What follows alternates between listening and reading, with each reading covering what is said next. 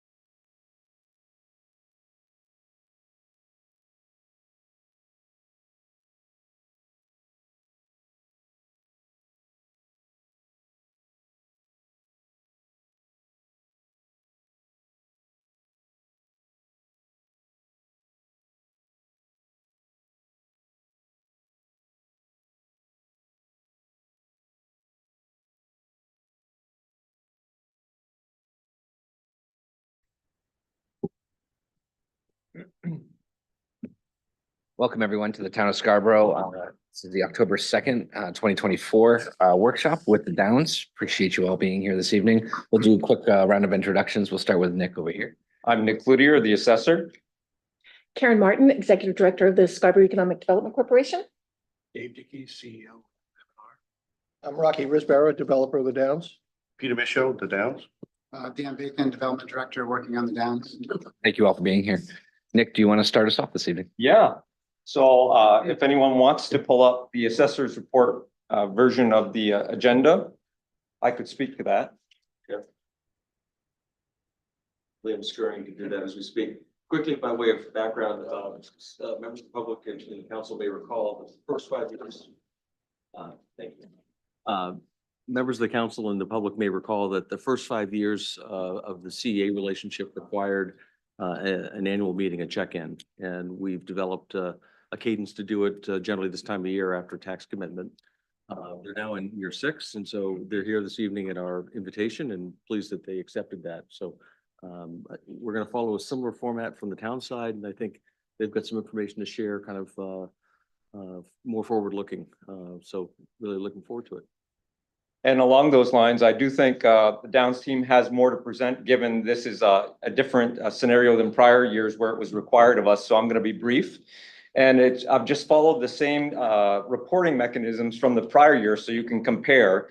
The only thing that's different this year from the prior ones is there was a townwide revaluation. So that's included in the new materials as well for valuation. So on this first page, it just shows the years 1 through 6 where we currently are of the valuation increase, and also the property tax revenues and the credit enhancement payments to the developer.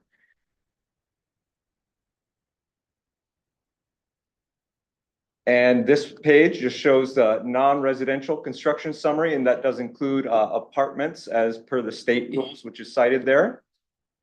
And it shows the square footage of those non-residential, so commercial elements. And you could see between what's already completed with a certificate of occupancy and what's was started on April 1st as well, the total non-residential square footage is over 1 million square feet. So I'm sure the Downs team can speak to quantifying what that means for them, but it is notable to say that I believe their 10-year goal was 500,000, so they've certainly exceeded that. And then this is just more line item detail of where those square feet come from for inquiring minds that want to know the names of the buildings that equates to that approximate 1 million square footage of non-residential square feet. And those bottom 3 are just ones that were in construction still on April 1st, 1 nearly complete and 2 that were just really started. And then this is the housing units per the assessing data. Depending what a point in time you look or which data source, it may be slightly different, but at least this is consistent year to year from assessing data. So it shows the new units each year and their sources, whether they be from single family or condos or apartments, for example. And this is, I believe, the last page of what I have to offer. It's a takeaway and reporting of the TIF and CEA accounting, if you will. The assessing office administers that, and it's just basically saying that all the new value in the Downs is taken into consideration and tracked as it is in the entire TIF district, which is larger than just the Downs. And then per the agreements, in the last 3 years, 40% has gone back to the developer of paid taxes, and 60% is retained in the town's TIF district, which is sheltered from the state revenue sharing calculations and whatnot, and state valuation, which is a benefit to the town for other reasons. And I'm happy to speak to any questions if they arise, but I want to remain brief because, like I said, I think the others have more to say.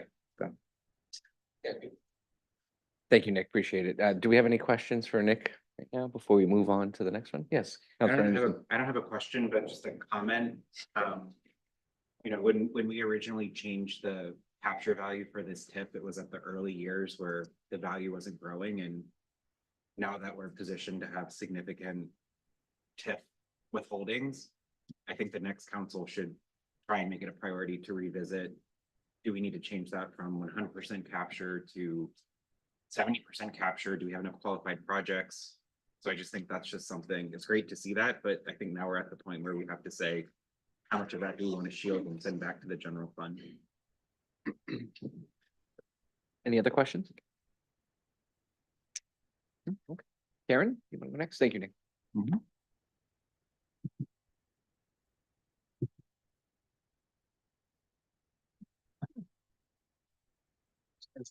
As Karen's pulling that up, Karen has appeared before the Finance Committee 2 or 3 occasions.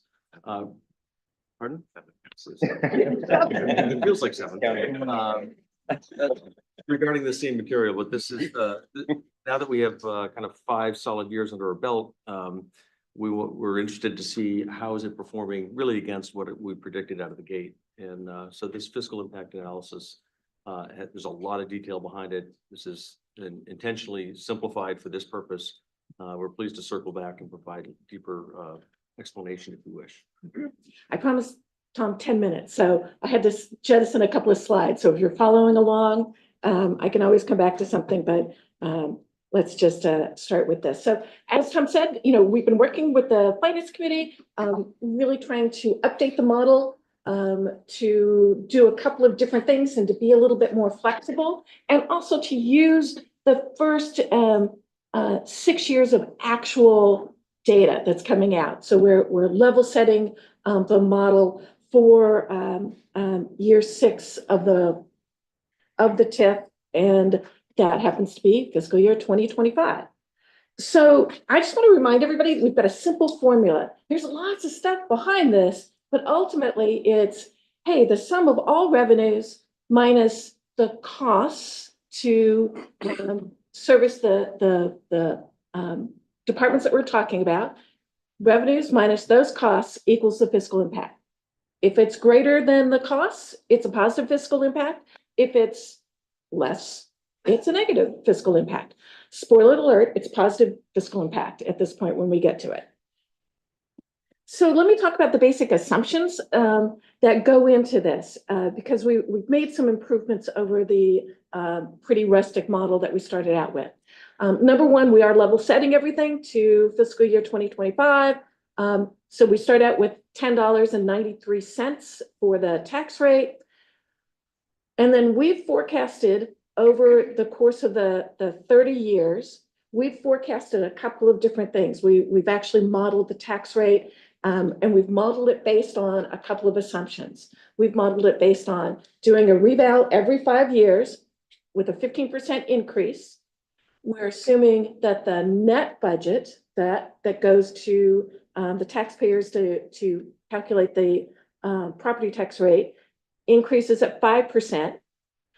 We did make it possible to do a different level of budget increase during a revaluation year. But for the purposes of this model, we decided to keep the 5%. So it's 5% every year. We also have included 1.5% increase in the total town's assessments. And that's really from new building. It's not from the reval. It's new building, improvements, those types of things. And that 1.5% does include whatever is happening at the downs as well. And then we have increased the department budgets by 4.5% every year. And we went back, we've looked at budgets since 2017 and really felt like 4.5% represented, a fair picture of what was going on with department budgets. And as you know, the school budget probably makes up the vast majority of the costs associated, with the costs. And so that school budget was pretty low increase for last year, but we didn't level set at that. We looked at a longer period of time for that increase. And so that's where the 4.5% came from. And so all of these basic assumptions went into really calculating that tax rate. And I believe that you have a spreadsheet in your memo that outlines every year what that tax rate is going to be. And remember, the tax rate stays, the valuation stays the same. In the interim years between the revaluations, and then when there's a reval, that tax rate drops a little bit. So that's why it goes up and comes back down a little bit. And so we end up in year 30 at 1410. And that's a significant improvement over what we were doing originally. So let me talk a little bit about costs. This is just an example. This is residential value per unit. And before Nick has a heart attack, the numbers in the column that say 2023, those are not the total averages. They were some selected numbers that I pulled when we were building the increases in 2023. Those numbers are not in the model right now. We only have year 6 in the model. And so that's why some of those increases don't look as robust as they actually are. And that's because I had overestimated the single family a little bit when we were running it before. But again, we've level set with year 6 on those values and on the different types of values. And you can see what happens, like over time, we go from 566,000 to just under $1 million for the different housing types that are for single family. So those things do increase over time, and that's what's built into the model. So in terms of revenue considerations, I just want to point out a couple of things. Number one, you have to forecast the tax rate. We've talked about that. We have to separate out the different buckets of revenues that are coming in. Some revenues are shareable, some revenues aren't. And so what I do is pull out those that are shareable, and then those that are part of the original assessed value or excise tax. Those are not included in the calculation of the CEA. Then we take what's left after the CEA, and we actually go back and we add the excise tax and the OAD back in, because they're paying those taxes and they're used for paying for the cost of services. So again, take them out because of the calculation of the credit enhancement agreement, put them back in to calculate the actual total revenues that are available for the cost of services. This next slide is talking really about where is it that we started with the different departments. So Public Works, the best mechanism for generating those costs are a per mile basis. And so right now in 2025, we're looking at 37,500, 37,600 per mile. Over the course of the 30 years, that rises to about 113,000. Same with all the other departments. Just for the record, we have often used both marginal costs and total costs for school. This model is only using total costs. So we're using $19,000 per $19,451 to be precise per student. And then community services and library are really calculated based on increases in population. So we've simply taken the population that is at the Downs to generate those costs. And again, it doesn't include all costs. It's some really line departments that are very sensitive to growth, and that's what we're working with. And then obviously the model is sensitive to students per household, since each student generates $19,000 in costs. So we have 5 years of data from the school department, and that's what this model currently uses. We don't have the 6-year available yet, but we should get that, and we'll update this again. So what I would say is the single family units really are generating pretty similar to the rest of the town. The multifamily units are generating a little bit less than the town as a whole. Town has some older, larger multifamily rentals.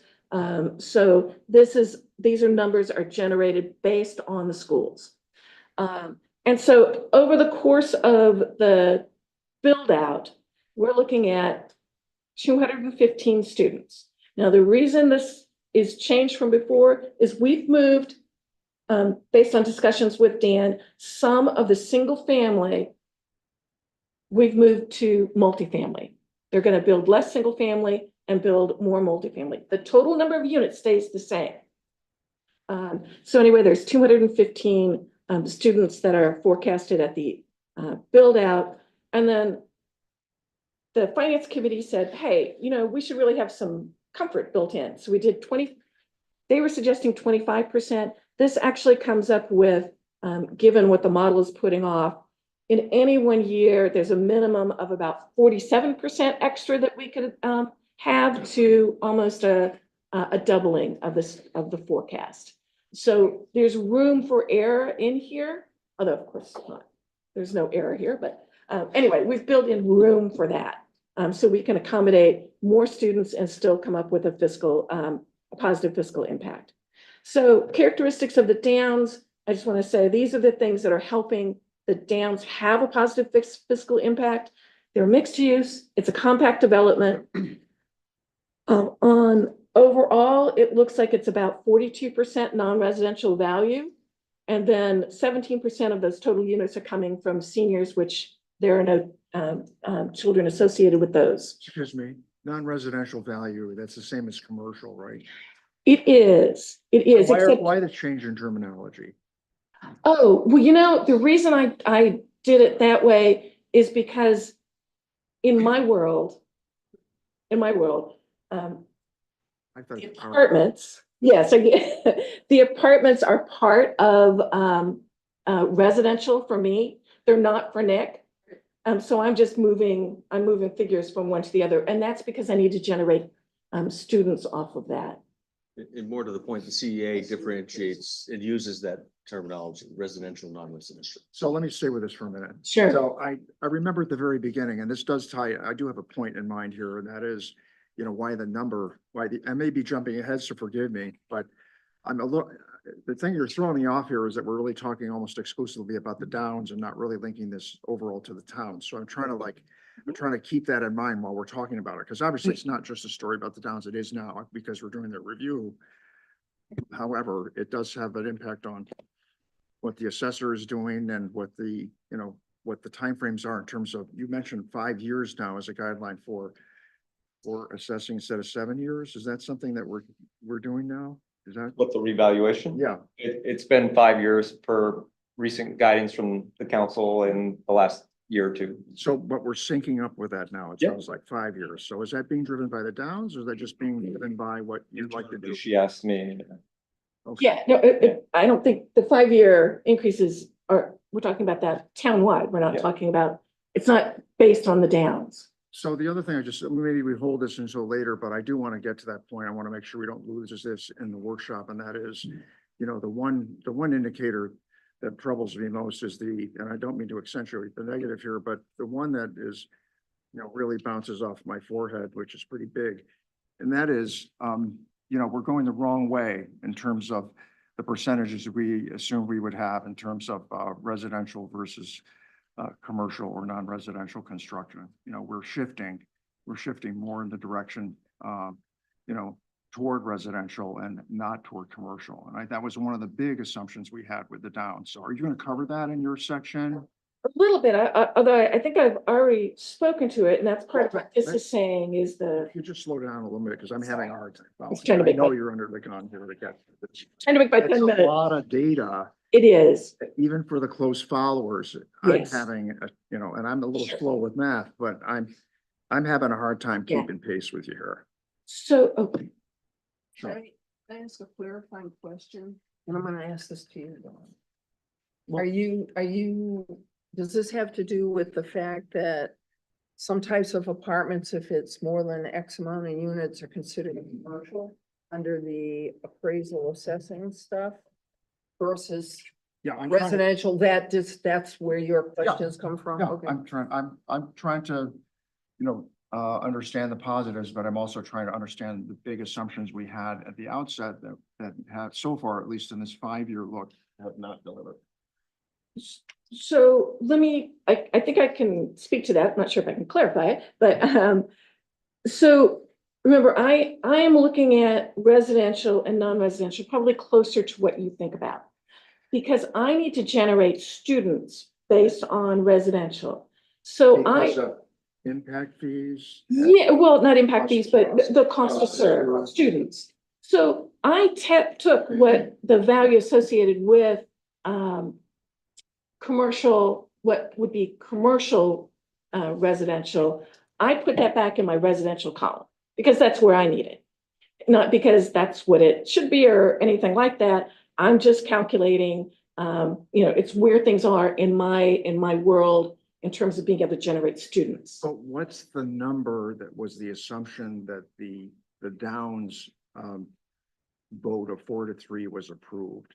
If we were promising a shift from Yeah. one to the other. So I'd like us to follow through on that and get to a single answer on that, not two different numbers. If that's possible. So I do want to clarify that the numbers, the ultimate numbers at build out are still the same. Like they said originally they were going to be doing 1,985 units. All those units are still here. And then the number of the square footage that they originally said, it's still in here as well. It may be a different year because we're smoothing it out based on reality. What I heard Nick say at the beginning was originally they had planned to do 500,000 by year 6 or 5, 10, and we're already at 1 million. So from my lens, they've exceeded the definition of the goal from the CEA, and I'm looking forward to hearing them talk a little bit more about the town center, because I think that's just going to add in, to your point, additional true commercial, as I think we're all trying to think about it, that's going to continue to grow that commercial base. So I'm assuming some of that's built into this as well, based on the best Yeah, assumptions. and we do have. recall this, we're looking over a 20-year period. Right. We have 6 years of experience, and what Karen's reporting is that so far, what's been created is about 42% non-residential. There's a lot, there's 3/4 of the time still to occur. And so this is something that we're going to continue to monitor as we move forward. And 42, that's over a longer period of time, that 42%, but they do have, what I will say is they have a higher percentage of non-residential to residential than we have townwide. So And you're talking units versus valuation, okay? That's. right. Yeah. Okay, so, and I'd like I want to make sure we get an answer on both of those. Because when I remember this, I remember that our valuation, the value of the property of our, whatever it was, 5 billion, now it's 7 billion, whatever the figure is, that was the percentage of that was going to be commercial was going to be the majority. It was going to shift, away from residential and thereby lower the property tax burden on residential property owners, which is the thing we continue to struggle with. so, Karen, can I jump in? yeah, Dawn, what might help here is we've already met and exceeded the requirements for the 10-year hurdle. So the mix today is better than what the CEA called for. So you can check that box. Now, in the future, based on what you'll see tonight, you'll see our mix is leaning commercial. But it could change in the future. It's possible, highly unlikely, but possible. But as we sit today, we can represent on the record that we have exceeded those targets. In terms of the mix of units that were. Commercial or residential. Right. We've exceeded that. Just so that I can confirm wholeheartedly. The other thing, the only other comment I might be able to help here. What I believe, correct me if I'm wrong, Karen, the lens that you're looking through here is around school functionality and the impacts of the schools. Right. So it's not, it's really the lens through the school system and how it's impacting schools versus bumping it back and looking at the overall project and the percent of the different asset classes. We look at them as asset classes, residential, non-residential. Hopefully that helps you. and so Don, I'll go back to the CEA and look at what that was, and we'll match it, we'll Thanks. align it out. Thanks. We can do that. All right, I'm gonna go. All right, it is hard to see this, isn't it? That's a good thing I wrote it down at the bottom in gold. So overall, at the accumulation of the 30 years, we're looking at about 124, 125 million over the 30 years positive in terms of the fiscal impact. And this shows what the development pattern is, what's the project summary, and it shows what the tax rates are, and it shows the CEA obligation. And that's one of the other things I want to point out is when you take into account the fact that their reimbursement starts to drop once they hit, there's a couple of different types of triggers. When they hit that reimbursement, it drops to 10%. And then if that 10% goes over 2 million, it caps at 2 million. So over the life of the credit enhancement agreement, by these calculations, we're reimbursing a total of 18% of the revenues that the property generates. So it's 40% in the early years, over 30 years, it's 18%.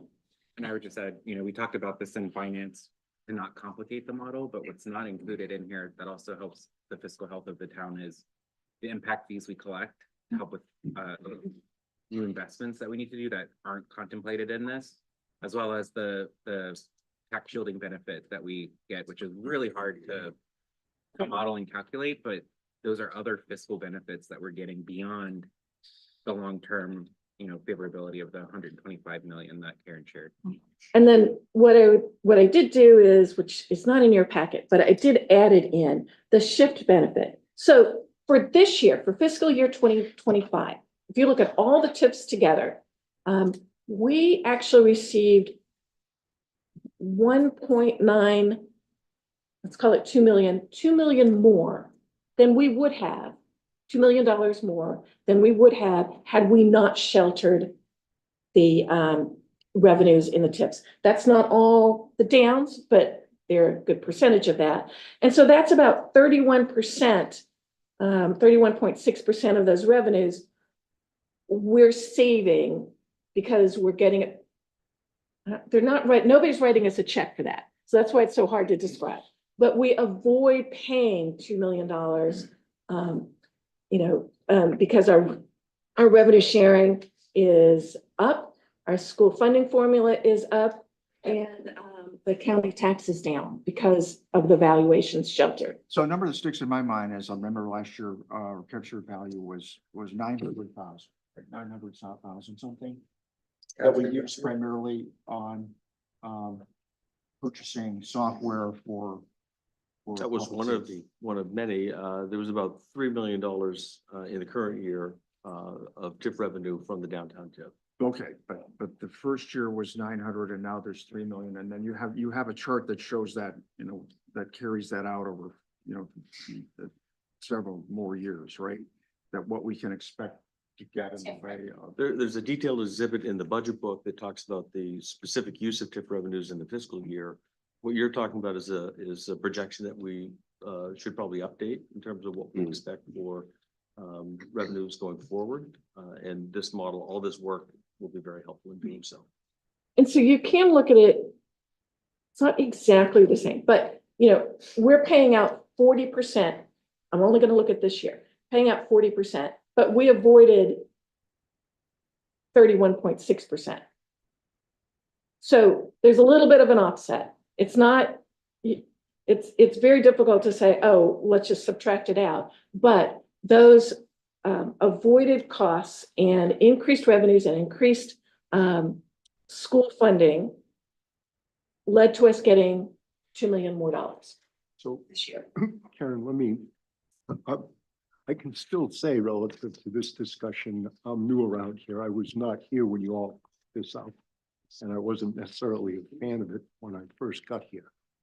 But I can do math, and Nick's math says that this has been net positive, an average of about $1 million a year for the first 5. And your math says it's going to be an average of $4.1 million per year net positive for the foreseeable future. And the only thing we have to worry about is too many babies. And you sounds like you've included that. You've put some buffer for that in your calculation. I did. So if you are net for me, as I look at this, you say it's high density housing, which has addressed our growth goal. It is fiscally responsible because it covers its cost and returns money to the taxpayer. Based on my little trip out there the other day, it's environmentally responsible. You guys are doing some very cool things with what to me looked like a swamp, but apparently it's an ecosystem.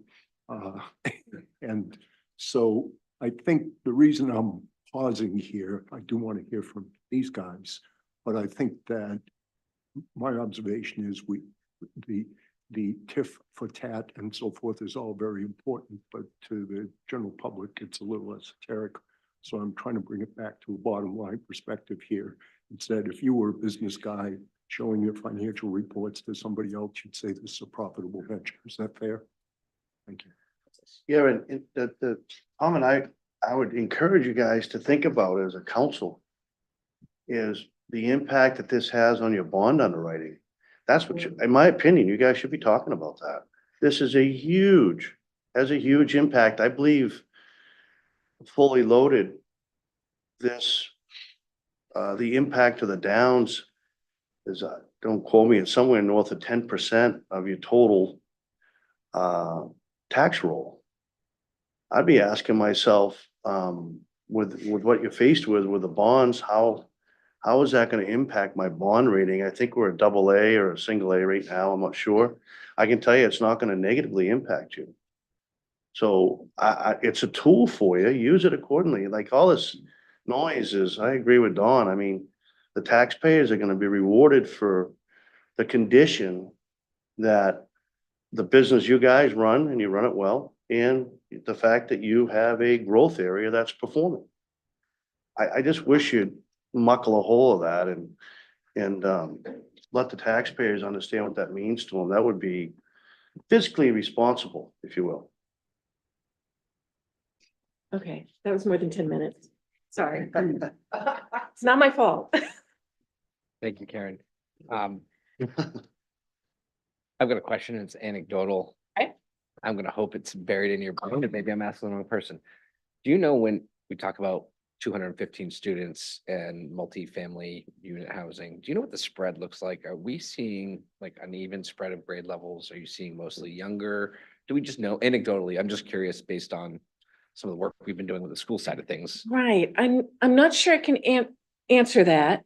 Because I haven't been looking at that. I think I've got 215 students. I don't care what grade they're in. It cost me $19,000. For good reason, the school's very protective Yeah. of that information. They'll tell the students, but anything more than that is protected by law. So I think we asked them, they could probably provide some detail in that regard, but we don't have access to it. I was just curious if you'd come Yeah. across some of that info. Right. Okay. Yeah, I mean, I think there's some movement around in terms of the different schools, but I haven't looked at that specifically.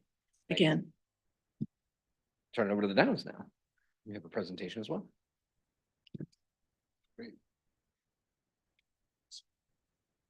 Yeah, you gonna start? Yeah, I'm just getting my PowerPoint. Feel okay?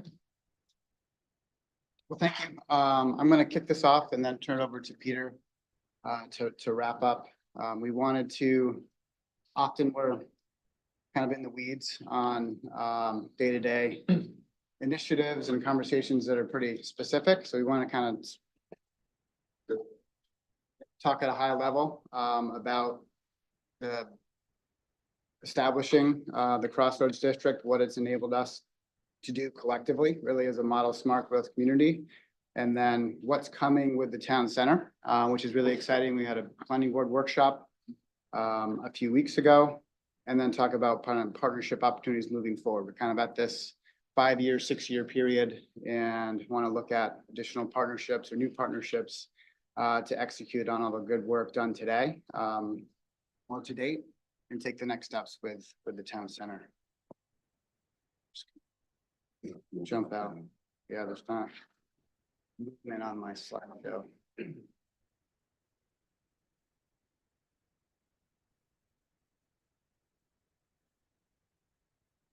Try again.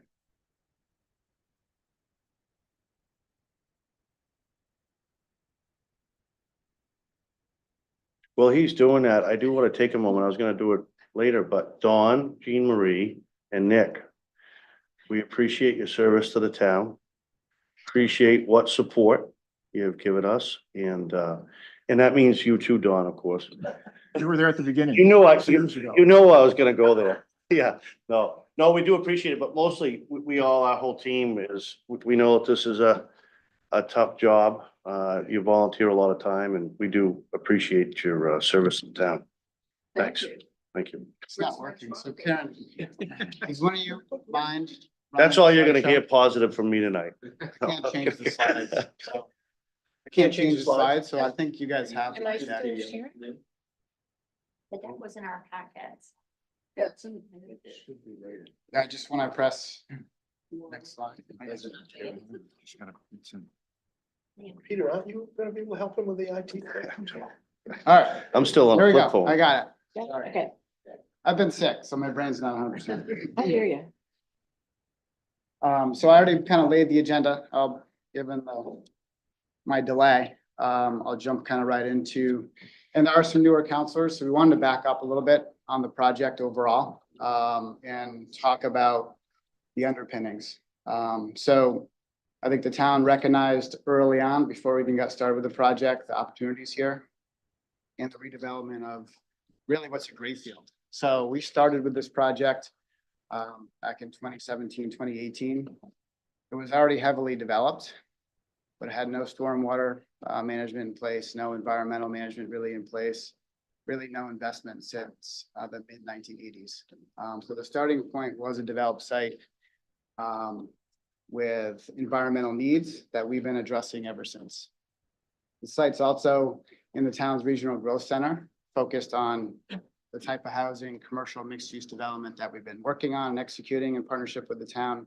But we want to just kind of highlight that as in terms of environmental standpoint, this is where you want growth to occur, and the town was smart in terms of establishing this regional growth center, really with model zoning that we've been excited to execute on with compact, walkable neighborhoods. We had a great tour 3 or 4 weeks ago. Got to show some counselors and planning board members who haven't been on site in quite a while, really what's developed over the past couple of years. And I think as some counselors are aware, we started with a site in a good location, but with zero infrastructure to serve this level of development. And the CEA and the TIF have played a small but critical role in kind of enabling us to proceed with the infrastructure necessary to execute what we've executed so far.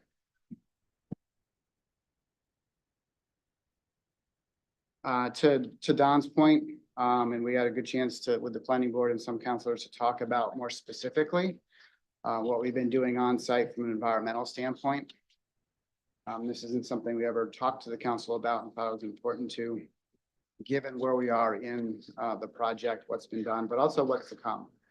So when we got started with the project really early on, we approached Maine DEP and Army Corps of Engineers, the state and federal environmental regulation community. And we approached the project really like the town's master plan, but for conservation and growth areas within the project. So that master planning and overall DEP approval kind of set the tone for the approach to environmental design and permitting within the project, and established where we would focus development and where we would conserve it.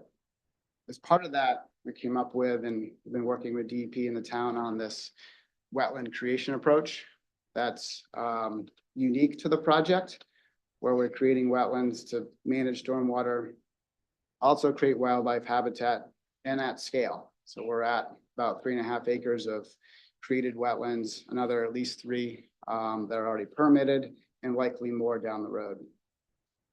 From an open space standpoint, in the project so far, we've executed about 100 acres, so 95 acres of open space that we've dedicated in the phases we proceeded with, which is 5 times the zoning requirement. So 20 is required, and 95 is what we've established to date in the areas of the project that we've gone through permitting.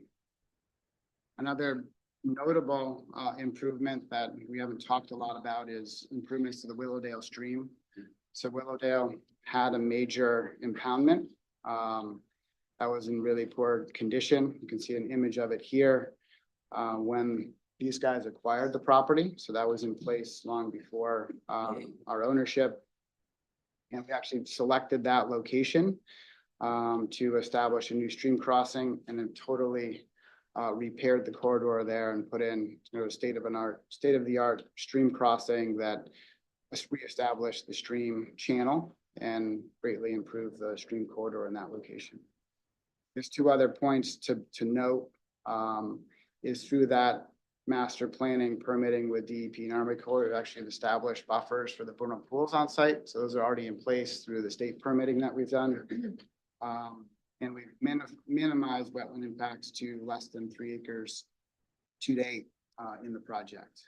And for a project this size, that's notable. It sounds like a lot, but in terms of a development area percentage, it's very minimal. And so as we proceed with future phases, you know, we anticipate continuing to have that kind of sensitive approach and minimize wetland impacts where we can.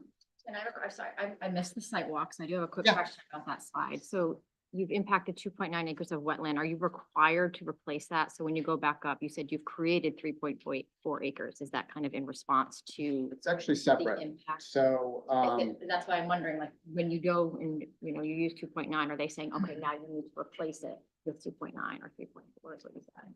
that they're not actually connected.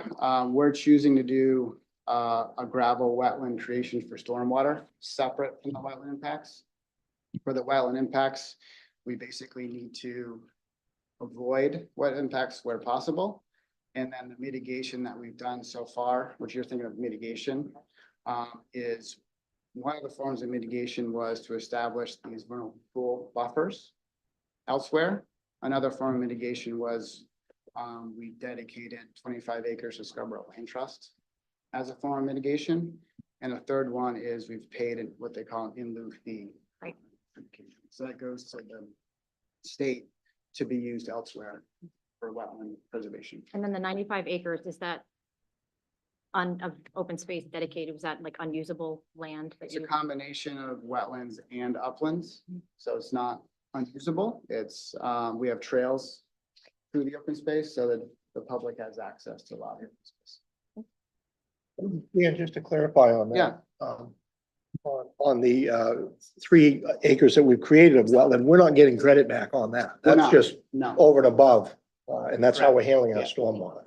Yeah. So. And we've located it in a location that has wildlife. value. So we've intentionally placed stormwater on edges to kind of build on the open space or the stream corridors that exist on site.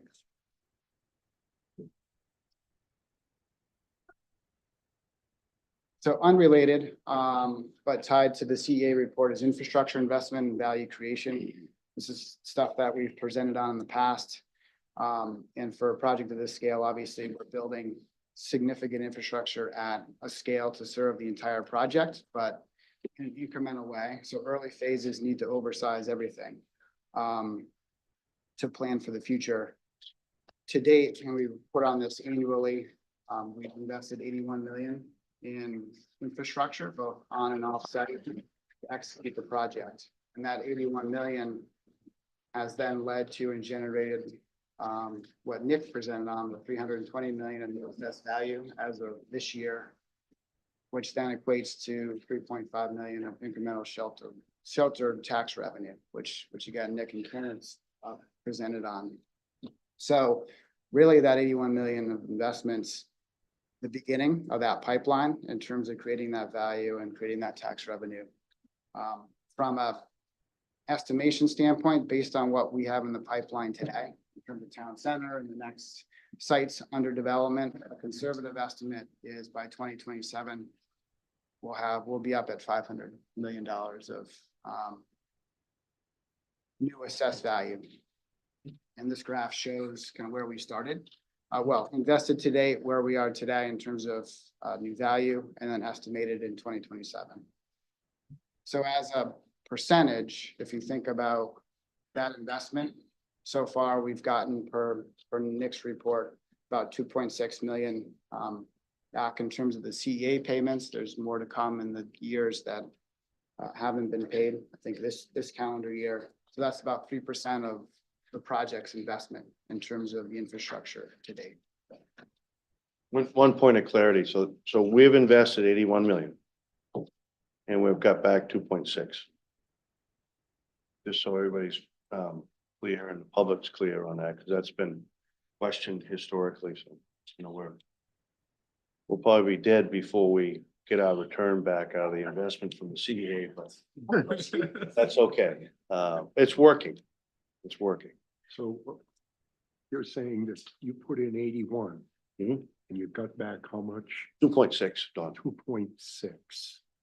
So 78 million in your pocket to put in all this infrastructure. Yeah, I mean, I think that that's something we ought to be banging the gong about here. It's that Karen told me when I first started in this role about how many attempts there were to develop this land, and the barrier was the infrastructure. And now we have, by all accounts, wouldn't be my favorite place to live, but it appears to be the favorite place to live of a whole bunch of other people. And that is a good thing. I find no math that tells me that's a bad investment for this town. Thank you. We agree. I mean, we're local residents ourselves, plowing in, a lot of our own capital, we're definitely committed into. There's two kinds of developers, folks. There's the short ball guys and the long ball guys, and I don't mean guys as like it sounds, but there's two platforms. And, the short ball players are not better or smarter than long ball and vice versa, but we are playing long ball. We said we were gonna, and we're gonna. And this is evident. This is clear evidence of that, numeric evidence.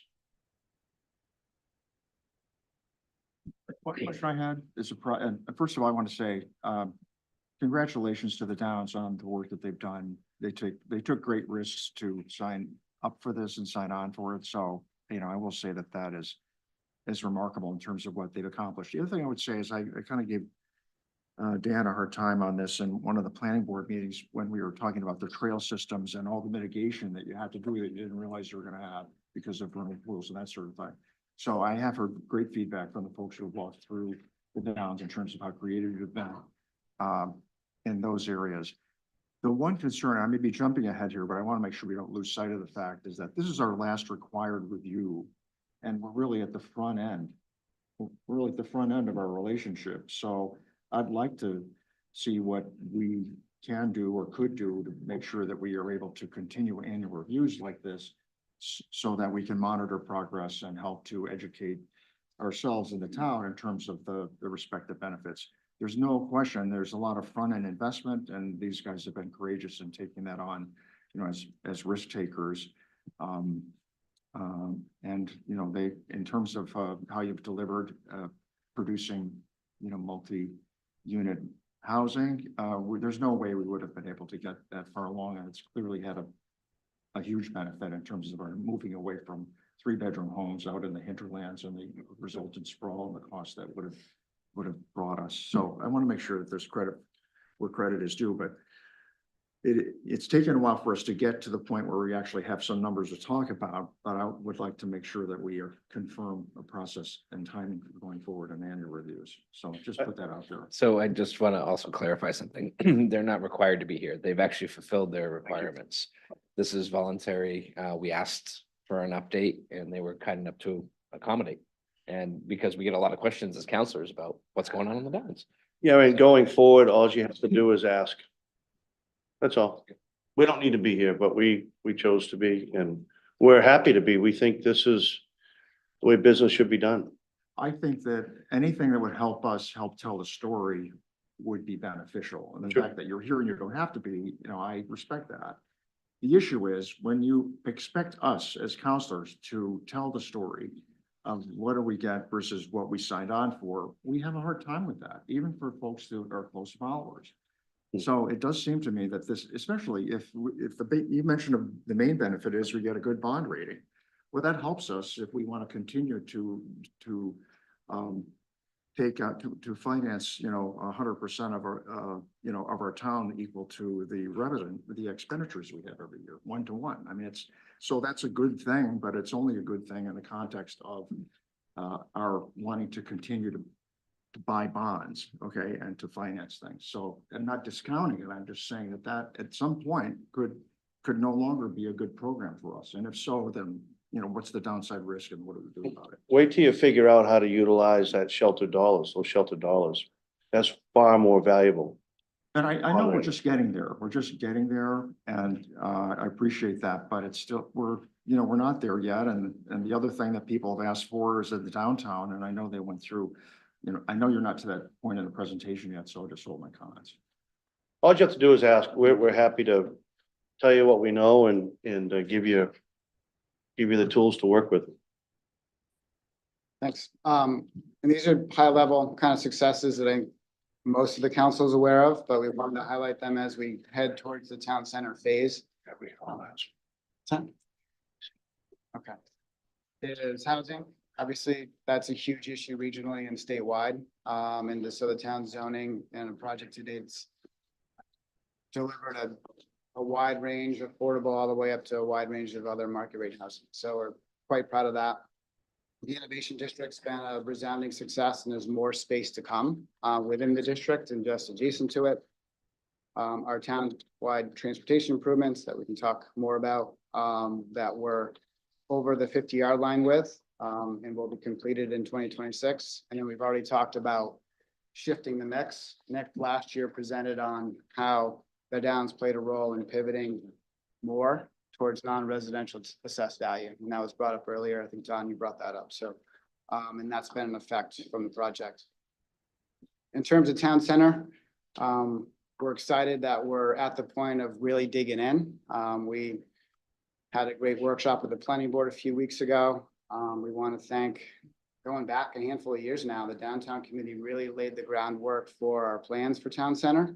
John Anderson was on the committee. Karen and Tom played a key role. And we're now in the point where we're starting to execute the vision for the town center that was established by the committee. So I'm not going to go too deep on the details, but this plan shows you our overall layout for town center. And it's going to be phased. We've already installed Downs Road and Market Street, and from a utility standpoint, paving. And we're focusing on the area actually up in red. So some retail development, our first mixed-use building right across from Intermed to jumpstart the town center, get some momentum, to have a combination of regional retailer, likely a grocery, some retailers that want to be adjacent to a grocery, and then smaller, more local retail end users, restaurants, really to build momentum, drive traffic to the town center and to lead to the future phases. So to kind of give you a sense of overall yield, there's questions about non-residential kind of build out. If you tally up the numbers at town center build out based on this plan, we're looking at about 350,000 square feet of non-residential space. There are 3 buildings planned that would be mixed use. So there's going to be a key residential component of that to create a 24/7 place, not just be a shopping center. And we're kind of jumping right in with the first phases with Intramed, which is starting early next year. We already have some condominiums underway. 3i Home will start next year. And then following that will be that first phase, likely in red, that'll really activate the town center. Dan, I think, oh, sorry.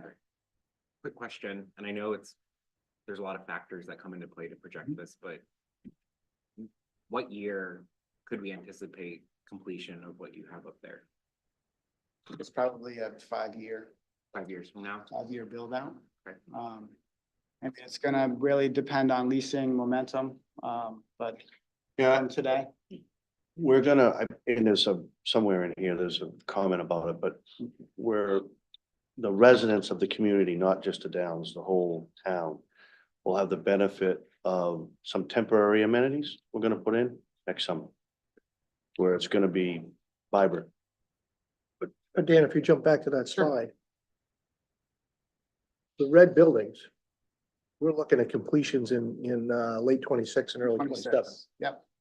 So a good piece of this is, 120,000 square feet is gonna be stood up and occupied, and there'll be businesses doing business. And we're likely we'll be working, well, I was gonna say, left to right, but you have Intermed, condominiums, 3i Home, those will all be early 26 completion. So starting next year, early 26 completion. The red area, as Rocky indicated, is a late 26 completion. And then we're gonna be following those right after. So you'll have another 12 months, we'll have another phase, so. To the point, probably 5 years for everything you see on the screen, vast majority is gonna be more in the 3 to 4 range. And can I just ask a quick follow-up? So how does that timeline compare to what was originally discussed when the CEA took place? Because my understanding is that's on par with what was committed to, where you intended to start with residential eventually to get to something like this. So I think sometimes the public perception was this would come first immediately, but it was never really. Never planned that way. Yeah. So can you clarify that for the public? Yeah, I think we're ahead of schedule in terms of starting town center by a few years, for sure. Mhm. And completion will be commensurately a few years ahead of schedule. Just building on that question, I remember there were 3 phases and you planned and executed the first phase, which was residential, and there were 2 other phases, innovation, and then the downtown phase. And I don't remember which order they came in, but I remember it seems like the innovation phase was really became more commercial. And that was a nice pivot because that's where the business was. So, hats off to you for doing that. And then the third one was the downtown. So is that basically that same sequence that you're following?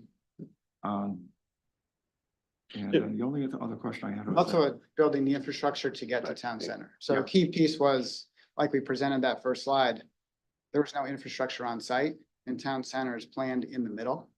So we needed, besides building momentum and investing in residential and light industrial, was to invest those phases, get that infrastructure from the ground to be able to activate the center of the project. A short ball developer would have put that town center where Costco is, because the infrastructure is right on Payne Road.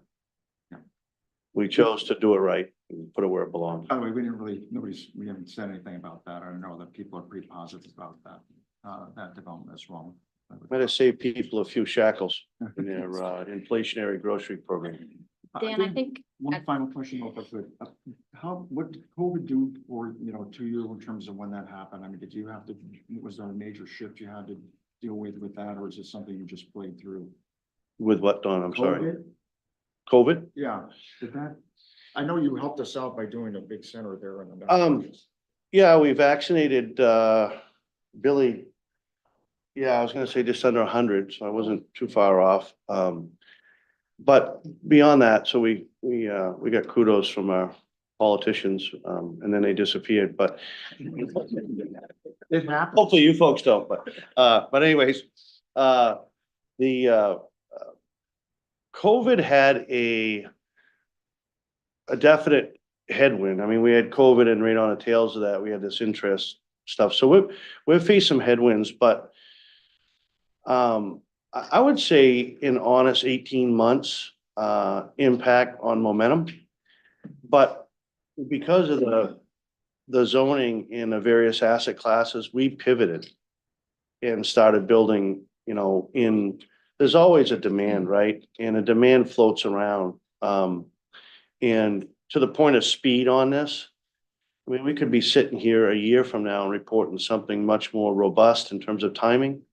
We do have requirements. I won't share those, quite frankly, but we know when we can hit the go button on one of these buildings. We know what our committed lease up rates need to be mathematically, and then we hit the go button on building the building. So, this could go quicker, it could go slower. It's really demand related. And again, we'd like to have this done tomorrow, but in the essence of really our strategy about long ball, if it takes longer, it takes longer. And as a result of that, as a result of the COVID, Dawn, to your point, that's what that temporary amenity stuff begins to do. It begins to scratch the itch of the residents saying, okay, when are you guys gonna stop talking about, when are you gonna put up? Rather, and show us what you have. So we're gonna do that right off. And there'll be nothing like it in the community. And it will be temporary in nature. So I think we can continue to pivot. Who knows what's ahead of us, Thank you, thanks. Yes, sir. Karen, I think you've been waiting patiently. are we sure? I felt like at the planning board workshop, you had indicated that you were in conversations with a supermarket and you were close to being able to reveal which supermarket that was. Is that possible?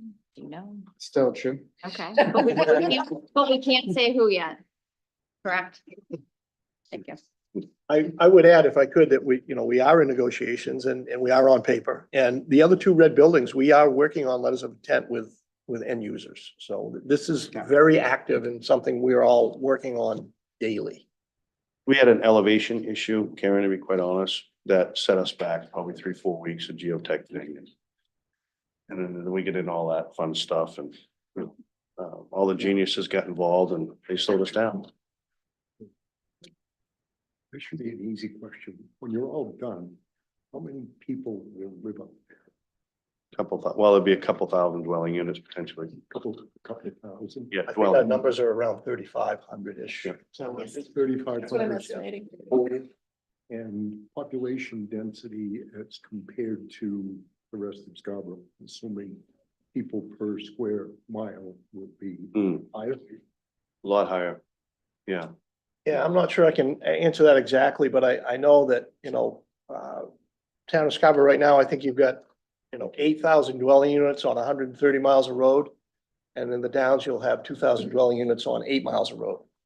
So a real economy of scale and, on roads and taking care of things. So, and this was at the planning board meeting, but we were excited to present to them our images and plans for really the core of the town center. So what you're looking at here is Downs Road goes kind of left to right, up and down on the screen. Market Street's the road that goes out to Higas Parkway. That's on the left there, and in the core is what we talked about with the downtown committee. So green, we're looking to incorporate a Wooner, which is a street that doesn't have curbs, that can be open and closed depending on whether there's events or something happening in the green. They're super interesting kind of people places that we want to work with the town on, all lined with restaurants, breweries, entertainment, really kind of creating a school gathering place and hub for the entire community. And around it, the multi-story buildings are the ones that we anticipate being mixed use. So having residential upstairs, and you can see in this image in the background is more the grocery and more conventional retail anchors. And Intermed is upper right. So a couple of quick images. This is a view of the green and our aspirations for a building that's indicative of the grandstand, actually, as a focal point and a landmark for the project, and also to pay homage to the history of the site, a raised location where you can have movies or concerts and other gatherings. And then this is an image looking out from that building across the green and the Wooner to the left. Lastly, this is more of a plaza look if you're in the heart of that green space on the edge, and what that experience would be like. To Peter's point, we're actively working on temporary amenities because we need to phase our way into this green, and we need to kind of get that first phase executed, leased up, generate momentum. Right, we are actually talking to end users that want to be around the green, but they're willing to wait. But in the meantime, we want to deliver on amenities for not only our residents, but the entire community. So we've been working with Autumn and the Long Range Planning Committee on an ordinance amendment that would allow a food truck court. And John, who likes the idea, I believe, so that we can activate this space in the short term. We can have events and have regularly scheduled gatherings in anticipation and prior to the permanent installation of the town square.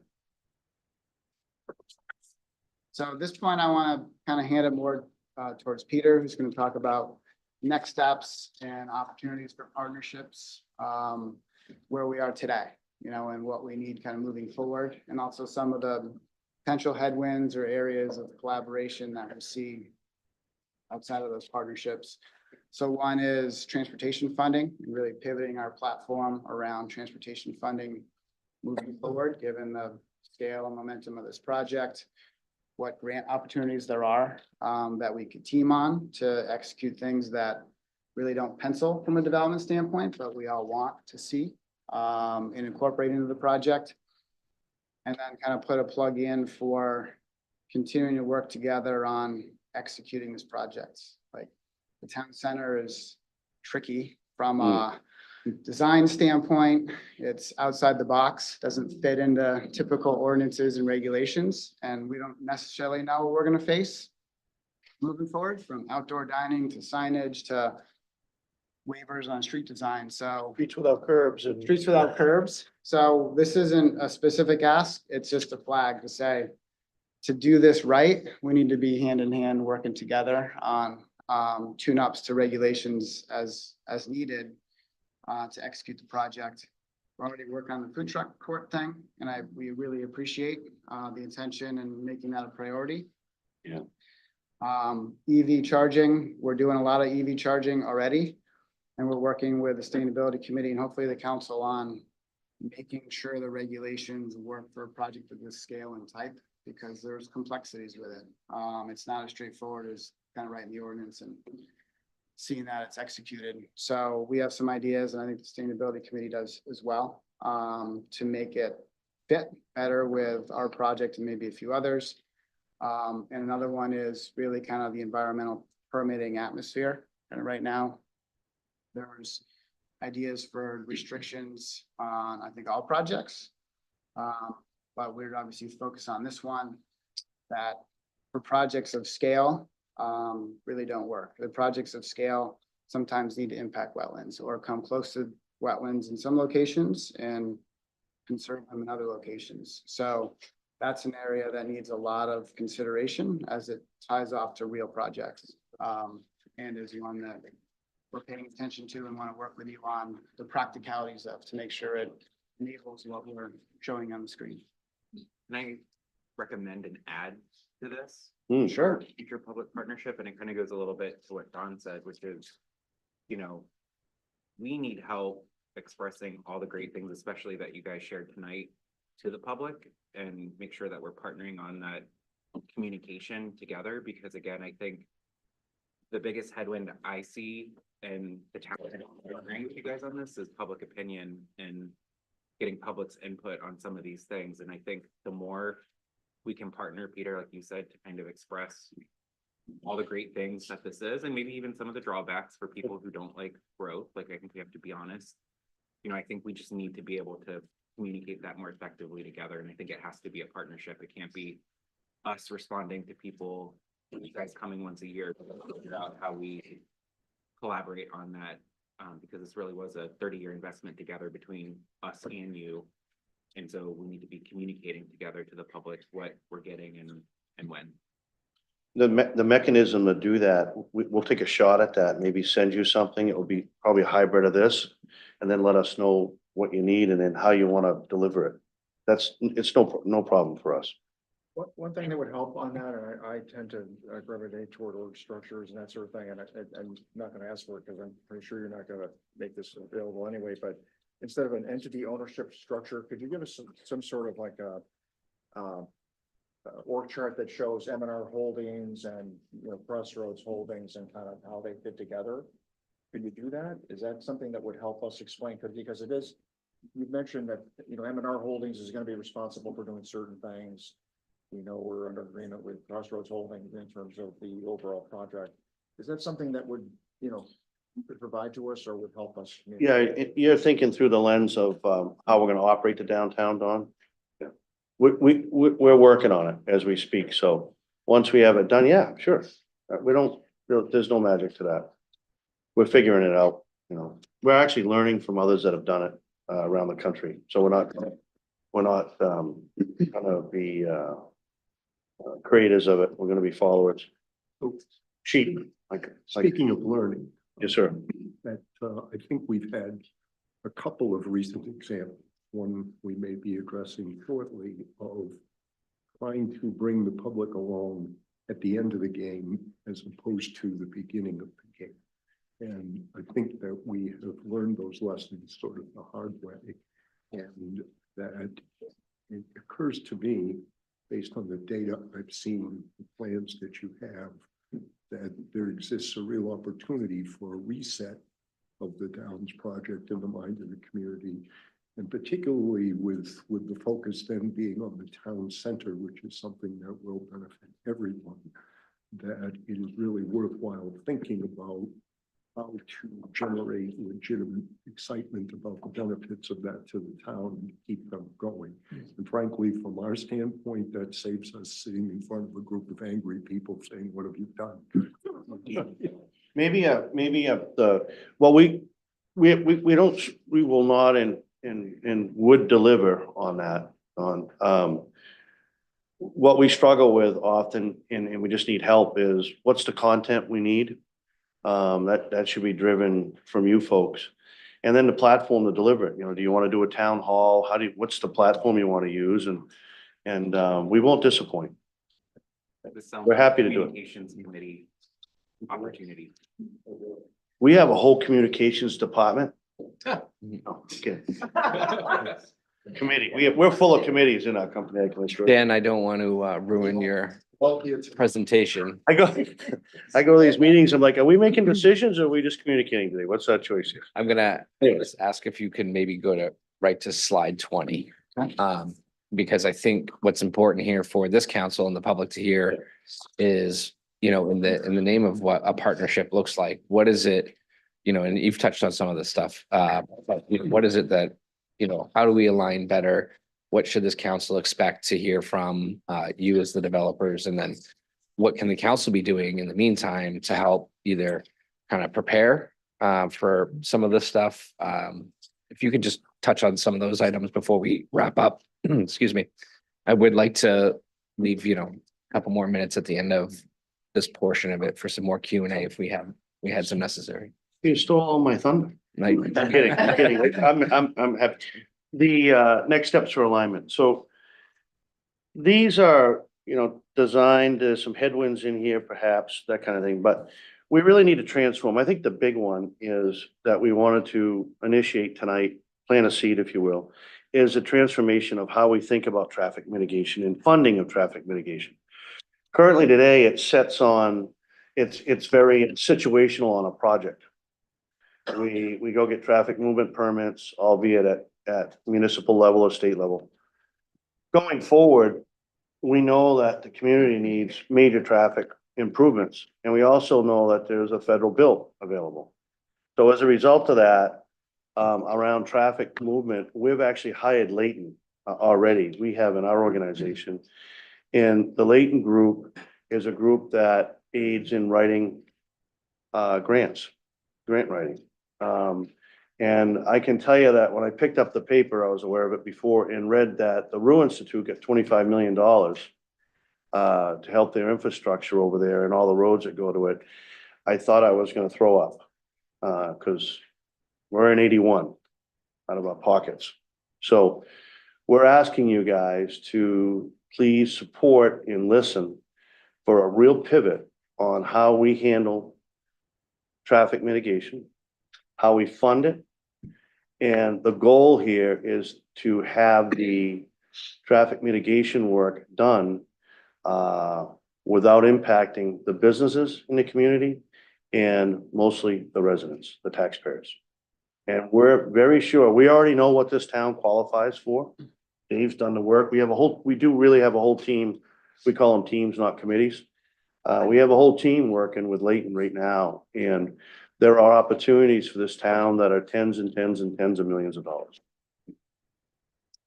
And I'm sure of it. We got to go through the process. So the opportunity to do the downtown, the opportunity to fix all this traffic stuff that has some fixes, but really prepare the town and redesign, take Oak Hill as an example, and what currently is in place for that. There are ways to do that. So that is something that is a whole nother topic, but that is something that could be a game changer for the residents in this community and the experience they have in the community, and mostly having a positive impact on their wallets. So we think about transportation as transformative in terms of how we fund. We partner on grants. We know we qualify for a bunch already. By the way, this is the largest project in the state of Maine times 2. Rue's at $500 million. We'll be there in 27 on to $1 billion. Arguably the largest project in New England. And you can fact check that all day long if you'd like. Enable local regulatory environmental activity that promotes this placemaking. You know, the ordinances that are written today, some of it is designed for your growth area, some of it's not even close. They just need to be relooked. We understand, we're not stomping our feet over it. We just have to work together and work through the fact that we're building a downtown for this community. And whatever that means, it means. But that exercise has to take place. It's already underway, in a lot of ways. I don't know where that, involvement, comes to the council, but I'd say that topic's coming to a place near you folks sooner than later. Is that fair? Yeah. Yeah. We need the food truck scenario. We explained why. I won't elaborate on that. Collaboration on EV updates. I'm not gonna do a great job in this detail, but we know that, like, the way the EV thing is written today, the power system doesn't even support it. So, you know, there's obvious things here, and I'm giving you the cliff notes. There's obvious things we just gotta work through. Stabilize our environmental permitting. Said a different way, you saw all the environmental work we're doing, all the open space we're providing. And really what we're saying to you is, hey, we don't need the goalpost moved on us in the middle of this. That doesn't, in this growth area, that would be a very hard thing for us to absorb. And when you think about these various impacts, when we're already doing great environmental work, you think about the impact on the housing, the more impact fees and land things that you do to us, the higher the cost for the residents. We're in a housing crisis. It's not a good look.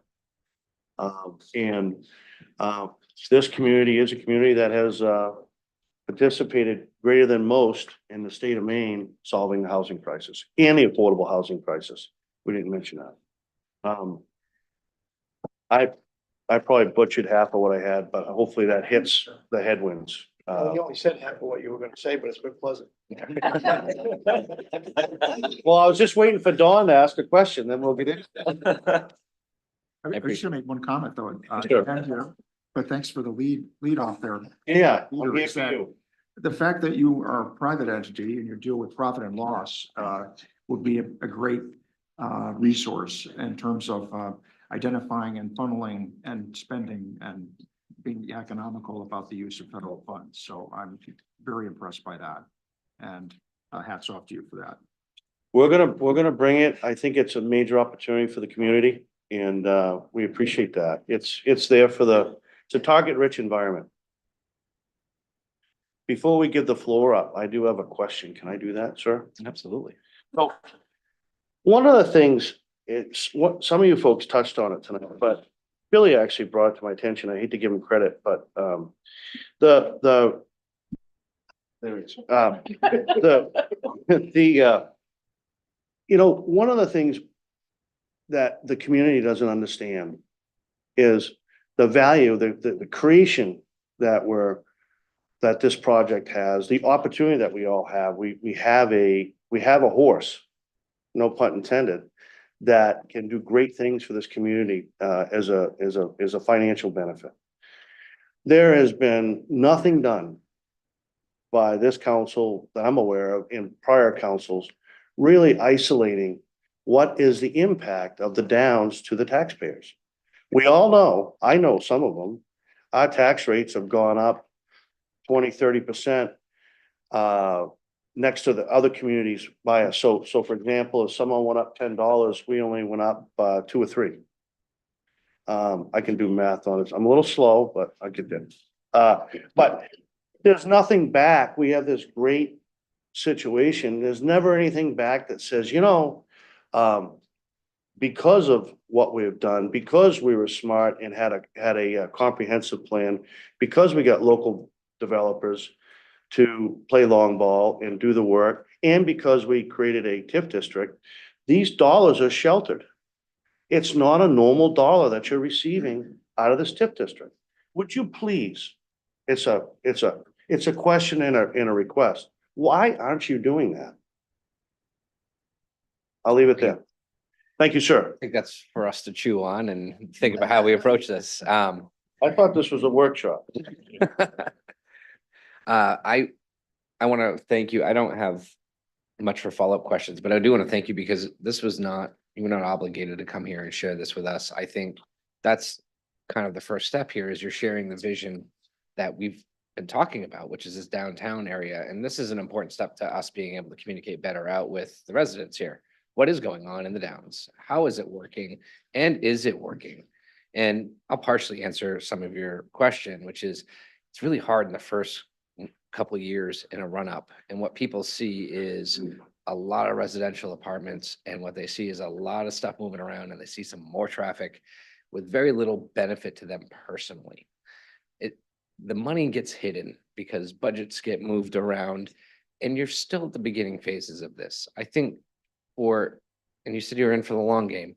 I think the effusive comments and praise may come in a couple more years as more and more people have the opportunity to take advantage of some of the amenities you will be bringing to the area. I haven't had that opportunity quite yet. That's just starting. That's good. It gets people excited for what will come. So I think if you wait out a little bit longer and people start visiting the area more and you have a little bit more for everyone in the rest of the community to do, I think you are going to see some of that praise head back your way in gratitude to some extent for some of the finances. I mean, I do understand the value of the TIF district and the money that's been sheltered and what it actually gives us the ability to do with some of that money and what we can bring. So I'll partially answer your question there. Good things come to those that wait, right?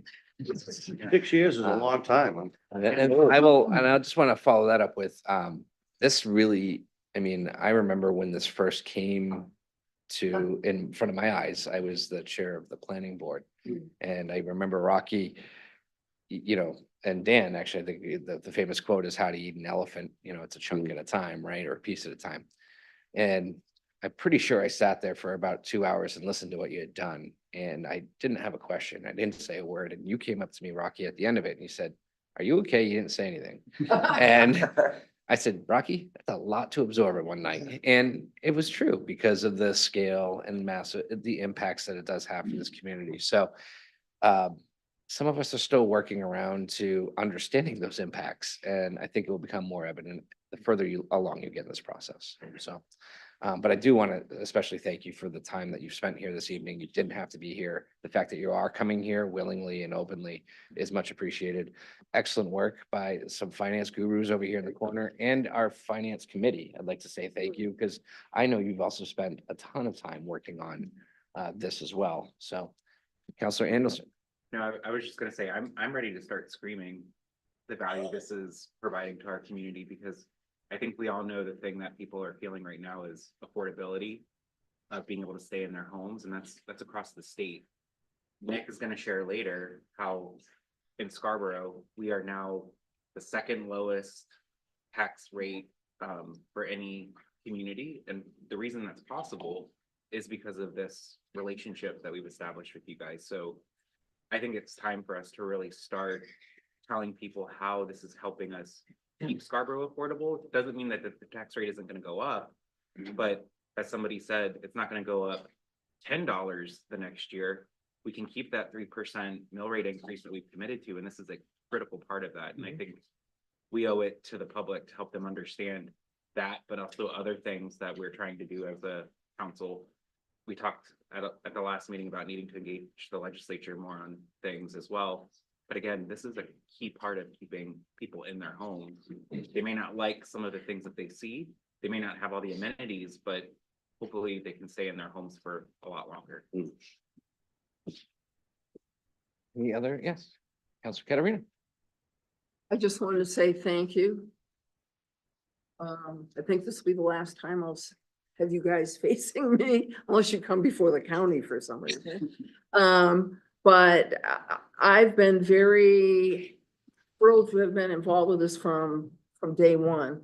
I very much believe in mixed use, dense communities, where they can be placed and if they can be done in an environmentally sustainable way. I know I've lived in Scarborough for, oh my God, 37 years, I guess it is. So I've seen lots of changes, but my husband's family, being Libby's, have seen even more changes from having come before the Pilgrims. But that, I just think what you've done in the Downs is really wonderful. And I look forward to seeing it completed. And so that I can come over and visit other than just going to Costco. So, thank you. Thank you, Kimberly. With that, I'll adjourn this workshop for now, for a regular scheduled meeting. I'm gonna start it at 7:05 this evening, just to give us 10 minutes to stretch our legs a little. But thank you again and stick around. See you in 10 minutes. Thank you.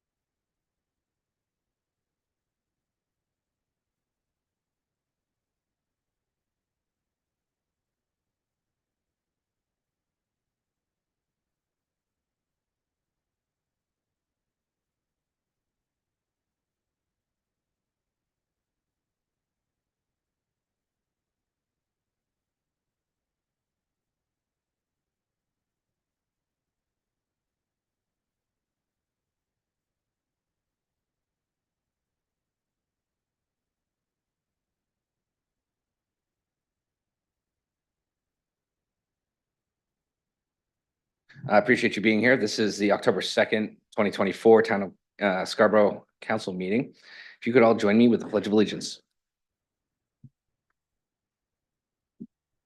Pledge allegiance to the flag of the United States of America and to the republic for which it stands, one nation, under God, indivisible, with liberty and justice for all.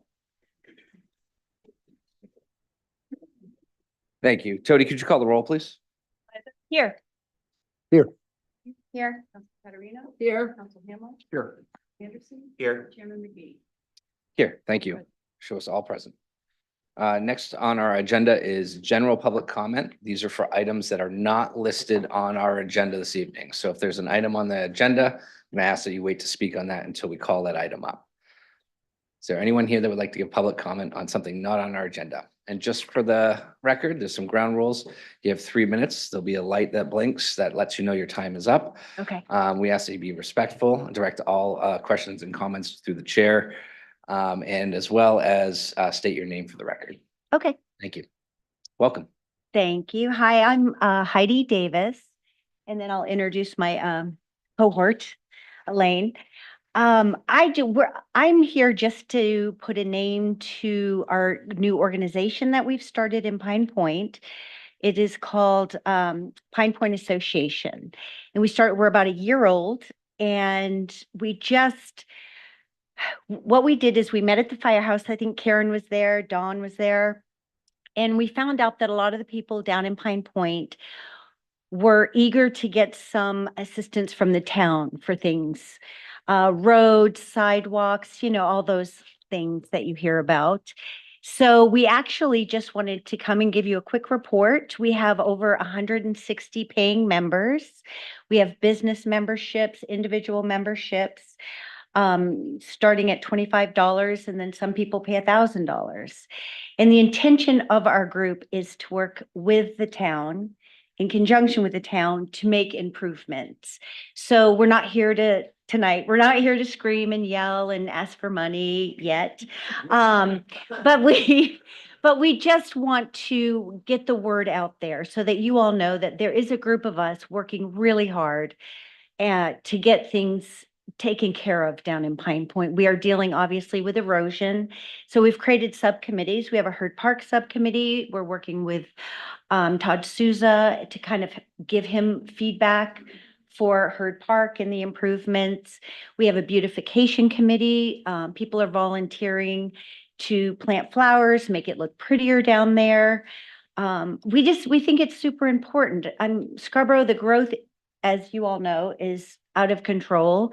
And on a hot sunny day, they all want to come to the beach. And we want that. I mean, Pine Point Beach is for everybody. And we want people to be able to come down there and enjoy it and to feel safe. That being said, we sort of have to keep up with what's going on, and the traffic is crazy, the parking, just the wear and tear of Herd Park. So basically, I just wanted to say, hi, this is my name, and this is the name of the group. And again, we're here to work with you guys. I think you get paid about as much as we get paid, so we're all on the same page. And that's it. We're really appreciative. We've had great support from Tom Hall, and we've already accomplished some wonderful things. Mark Holmquist got us set up with some rangers down there, and that was a game changer for this summer as far as for safety and keeping the dogs under control and all that. So that's all. I just am here to introduce myself. Thanks. Thank you, Ms. Davis. Yep, and this is Elaine. Hi, I'm Elaine Richer. I own property at 28 East Grand Avenue, and I'm also a member of the Pine Point Association. And Heidi and I thought you might want to know a little bit about one of the committees, what we're trying to do. And one of the committees I'm on is the Beautification Committee.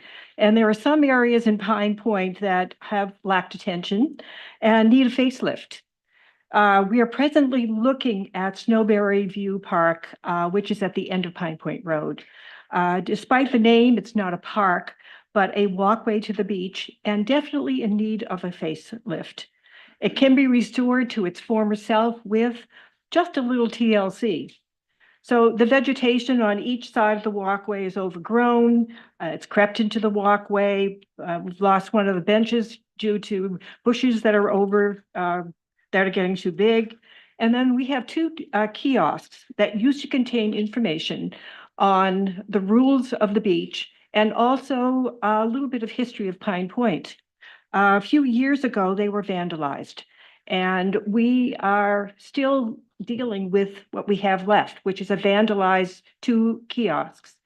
Scarborough Historical Society would like to partner with us to restore the kiosk. And so we're also checking with the town to see what projects we can do in that park.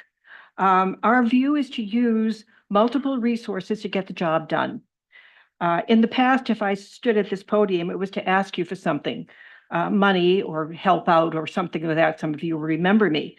But today, Heidi and I are here just to inform you of other things we hope to accomplish with Pine Point Association. It doesn't mean that we won't be asking for your help in the future, but not today. Thank you. Thank you. Welcome, Mr. Capron. Good evening. My name's Ken Capron and I know Nick from years ago doing weird things. You've said too much already, Mr. Capron. Hey, it's your last night, right? Not quite yet.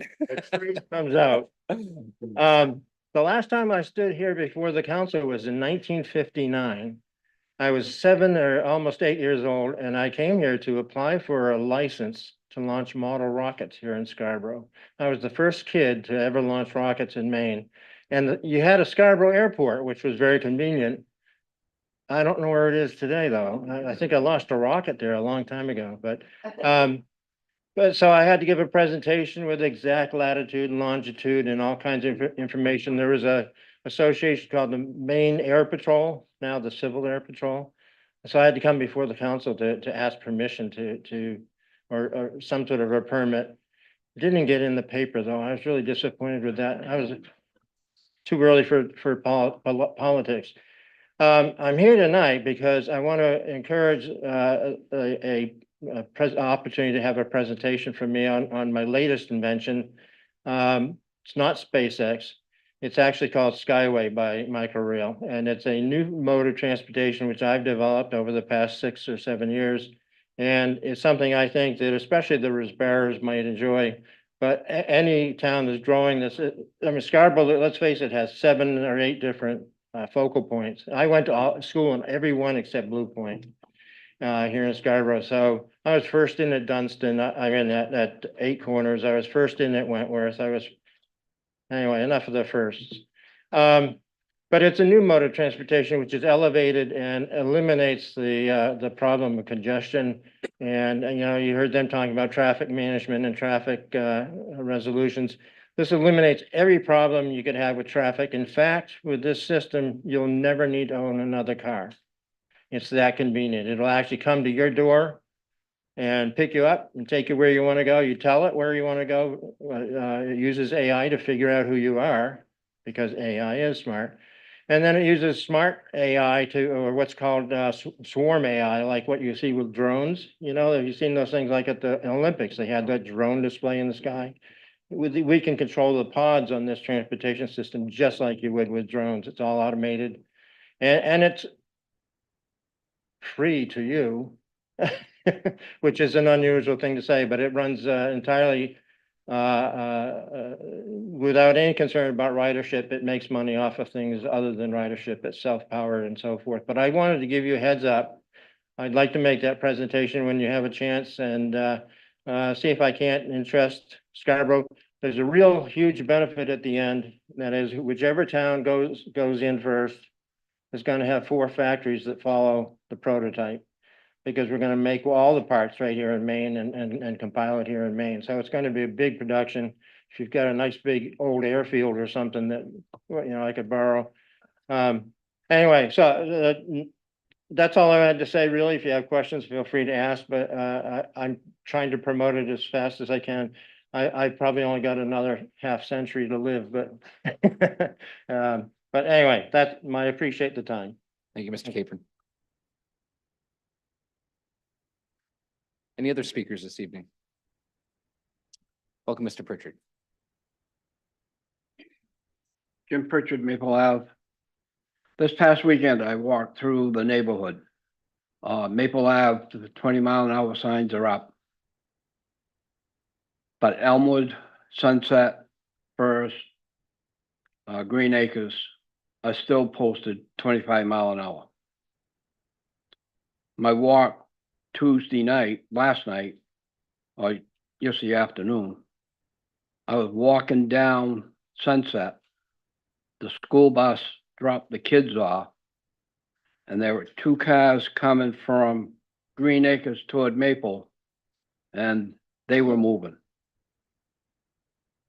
They did stop for the kids and their parents, but just traveling down there.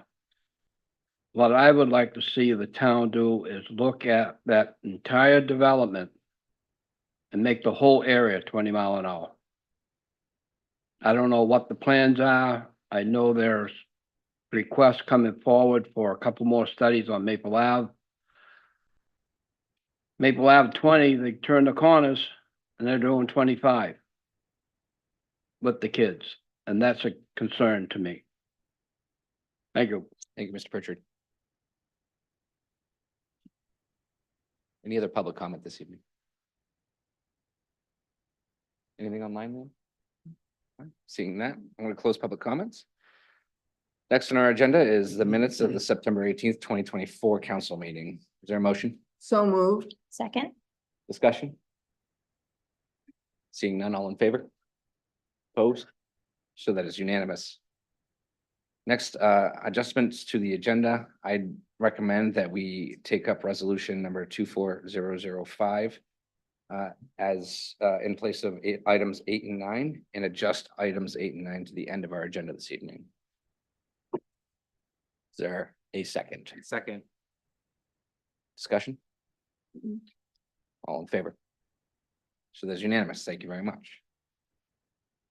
Item 7 is treasurer's warrants. I did sign those prior to the meeting this evening. And next up on our agenda is resolution number 24-005.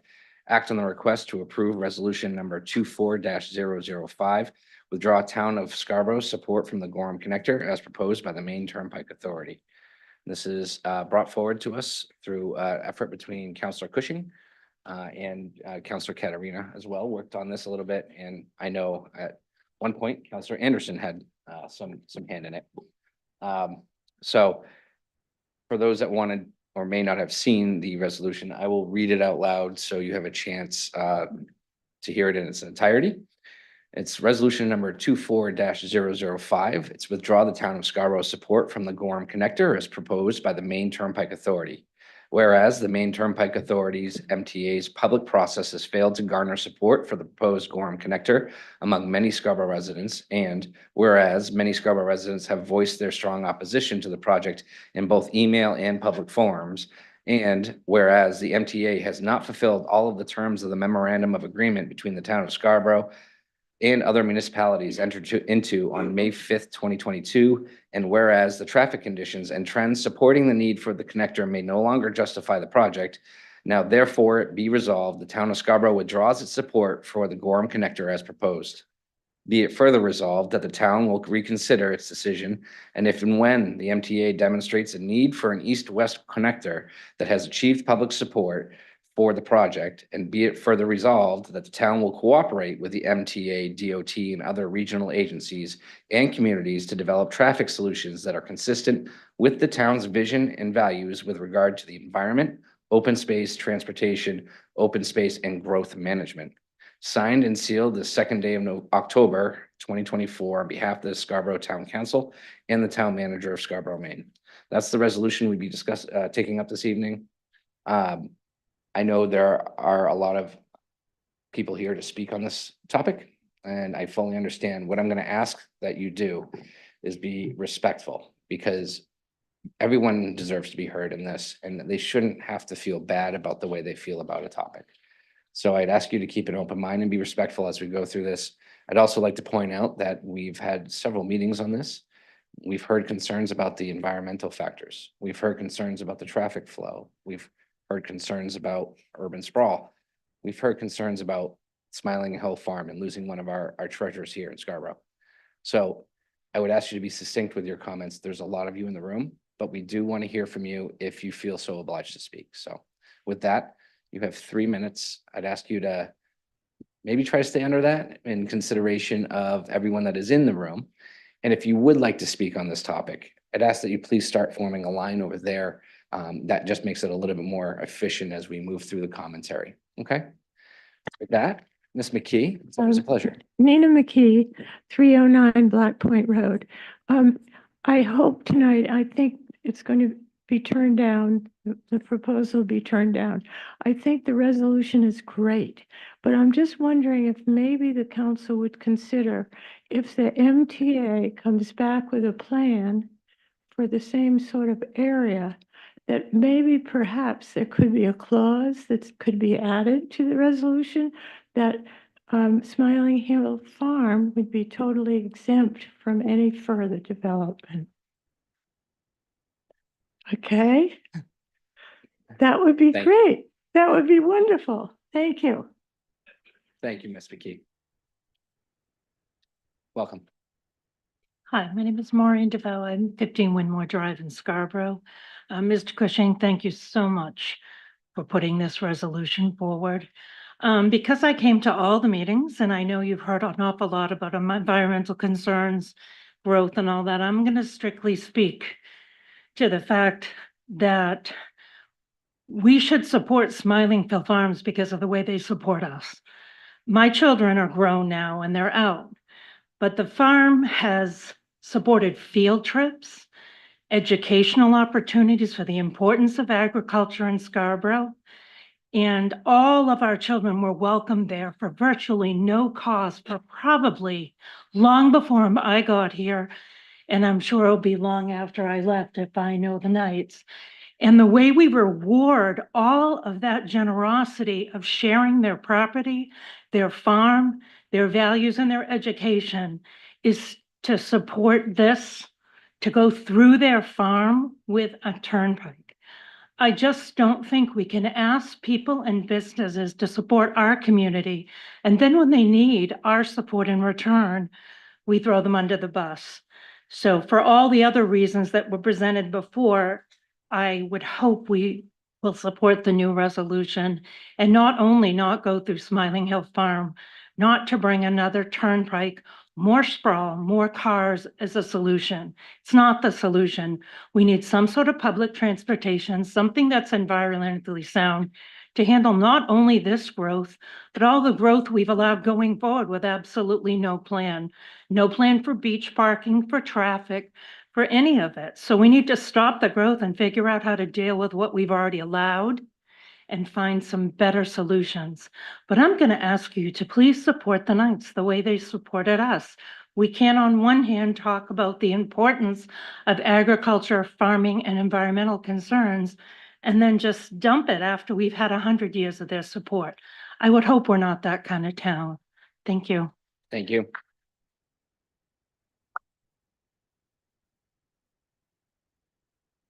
Welcome, Stanis. Hi, it's Stanis Moody Roberts from 38 County Road. Going to say quite a bit, try to hit every concern that we've had over the past several months. But I think you're right that that's a lot of that's already been said. So just want to say something a little more personal. A little over 6 months ago, I attended my first town council meeting and spoke about the destructive impact that the Gorham Connector Turnpike proposal would have on my home, neighbors, Smiling Hill Farm, Red Brook, and the stunningly beautiful part of North Scarborough where we live. You greeted me with empathy, appreciation, and a desire to listen and evaluate the issues at hand, and I'm profoundly grateful for that. Councillor McGee, when I finished speaking at that first meeting, you thanked me heartfeltly and told me to never be afraid to talk to this council, that we are all just neighbors. Since that time, I've been to many more council meetings and committee meetings, and I've been deeply impressed with the work that you and the so many engaged residents of our town put in week after week to try to make this town the best it can be, and the difficult issues that you grapple with that have no easy answers. The Gorham Connector is a complicated, thorny, and deeply emotional issue. This council could have taken the easy road and avoided revisiting it or taking any type of stand. You could have responded to our concerns by saying that there wasn't anything that you could do, that we would need to keep just directing our concerns to the MTA, or pass the buck and tell us that it had to be a state legislative decision. But you took the lead in advocating for us and holding the MTA accountable and studying this issue and asking hard questions, and now deliberating and taking a vote on the town's future position. Thank you from the bottom of my heart. Thank you.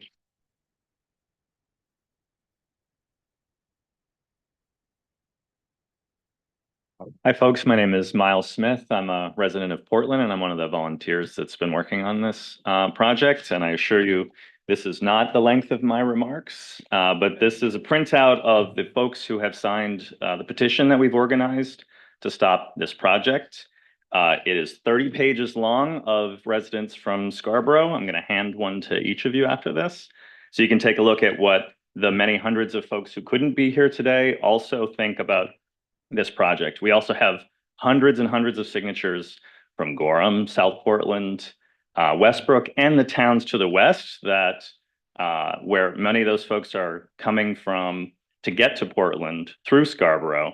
Folks from Buxton, Standish, hundreds of people from Hollis, Limerick, all these towns who would be supposedly the folks who would benefit most from the project. And they don't want it either, for a lot of the same reasons that you folks have voiced to us as well. I'm an economist by training. I've done some economic development work overseas, and I came early for the part of the discussion about Scarborough Downs. I want to credit you for doing the hard work of trying to figure out how to develop in a financially sustainable way, in a way that doesn't create a huge burden to your tax base and blow up your school budget. It looked promising, what I saw about Scarborough Downs, and I think it actually might be more fiscally beneficial than even the presentation that I saw. That the highest cost locations to serve with water, sewer, police, fire department, trash pickup, buses for schools, public transportation, the highest cost locations are single-use homes at the edge of town. That's exactly where this connector would be. And I think it would be a huge financial loser for Scarborough and for your taxpayers. So I commend you for doing the hard work of trying to get it right, even when it might be controversial. And I'm sure some of my own friends here may not even agree with that particular point. It is hard work, and you've done the hard work on that, and you're doing the hard work on the Gorham Connector. The easiest thing to do is to say, this isn't our problem. It's the Maine Turnpike Authority. It's our state government officials. It's out of our hands, but you have not done that. Other council members, I hope in other towns, will follow your lead and know that they can listen to their constituents and do the right thing for them too. Thank you very much. Thank you.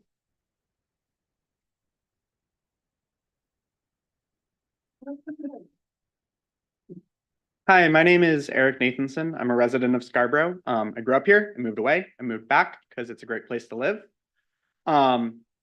I know you've already heard all the various arguments about the Gorham Connector, so I just wanted to say that I hope you support the resolution tonight, and that going forward, the town will actively work to encourage the MTA to pursue public transit options like rail and buses, and pedestrian and biking infrastructure. I actually got here tonight via my bike, which I felt safe doing because of our beautiful Eastern Trail we have. So I hope the town can support more projects like that in the future that increase the connectivity of our areas with a lower impact on the environment. Thank you. Thank you.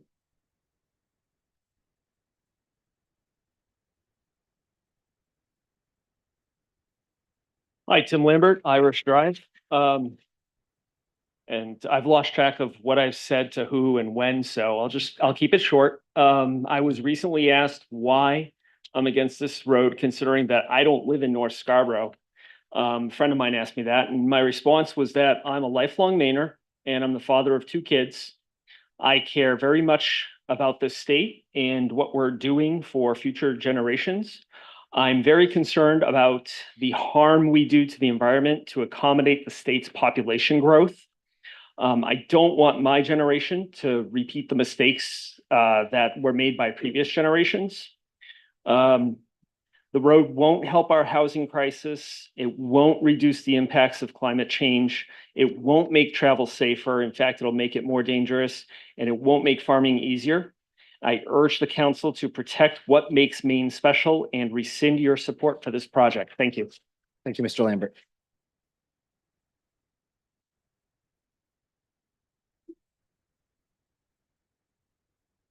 Welcome.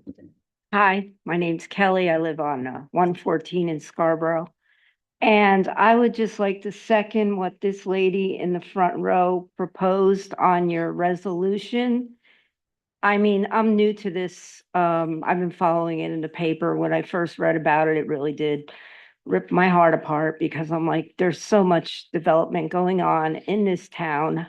Way too much. It's way out of control. I don't know if the town council really is listening to what the people are saying. But it sounded like in that resolution that there's still an open door to that resolution where you're saying right now that, yes, we are going to step away from the Turnpike Authority and all this stuff. But isn't there a way to make it a permanent resolution where if they come back with this same proposal that you're going to let them know that this is permanent? We are not going to revisit this proposal through Northern Scarborough. Is there a way to make that permanent so that you're not going to ever support it? I think is the thing. I mean, you're saying, it sounds like you're saying you're going to do it this time, but then it sounds like there's still an open door. So I just really kind of hope that you guys are really serious about protecting the farm. And it's one of the last gems of Scarborough. I mean, we have a lot of good property here in Scarborough. It's beautiful, but we really need to protect what we still have. And it just seems like housing is all over the place. And I don't know where all these people are coming from. It sounds like we're turning into a city. You know, it does sound like Scarborough is going to turn into a city, which is not going to be nice, but I really hope that the proposal is going to be permanent going forward because, you know, things change, councils change, you know, and, you know, we just want to protect what we have. And hopefully you guys are going to do that in a permanent way. I just really appreciate what she offered in the first comment. Kelly, could, just for the record, can I get your last name? I don't know if I missed it or. Kelly Kuznarak. Thank you. Thank you. Tony might ask for a spelling on that later. Oh, okay. All right. Thank you very much. And just quick response. I usually don't do this. We usually do a listening thing, but I do want you to know that we can't take any actions that bind future councils. They're yeah. their own minds, they're their own votes, and we can't bind them to something. So there's no way to yeah, make but it permanent. appreciate the thought. All right, thanks.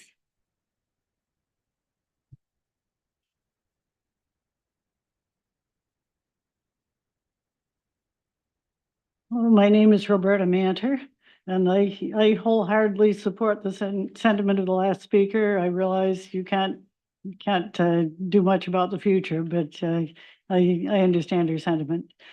My name is Roberta Manter. I'm from Fayette. I drove almost 2 hours to be here. And I have a little bit different perspective on it because I don't live right in this community. The MTA keeps talking about the silent majority that supposedly thinks this is a good idea. Well, presumably that would be people that live kind of locally that would be using these roads. So why aren't they here speaking up? Why are we only hearing from people that are against it? I think the real silent majority are the people who will drive for 2 hours or more to come skiing at Smiling Hill Farm or to bring their kids to the petting zoo, or who get milk products that were shipped a couple of hours away. I bought this in Winthrop. My grandkids enjoyed the blueberry milk. They live out in Bridgeton. We need our farms and we're losing them at a horrifying rate. The silent majority that I'm talking about can't afford to drive 2 hours to get here and 2 hours to drive home again and to sit for 2 hours at a meeting only to have the MTA get up and walk out before they've heard what they had to say. They feel like they have no voice. So I'm here to be a voice for those people. They don't want to see another farm go under because the MTA thinks that people who want to work in this area and don't want to live here can't wait 4 minutes in traffic. That's not a solution. Bringing in a bigger road that's going to bring more congestion in is not going to solve the problem. So I would ask you to vote for this resolution. I think it's great. The MTA has the job of building more roads, and you have the job of serving and protecting your people. And you have the power to stop this thing from going through. So I very much appreciate your listening. Thank you. Thank you for visiting the town of Scarborough.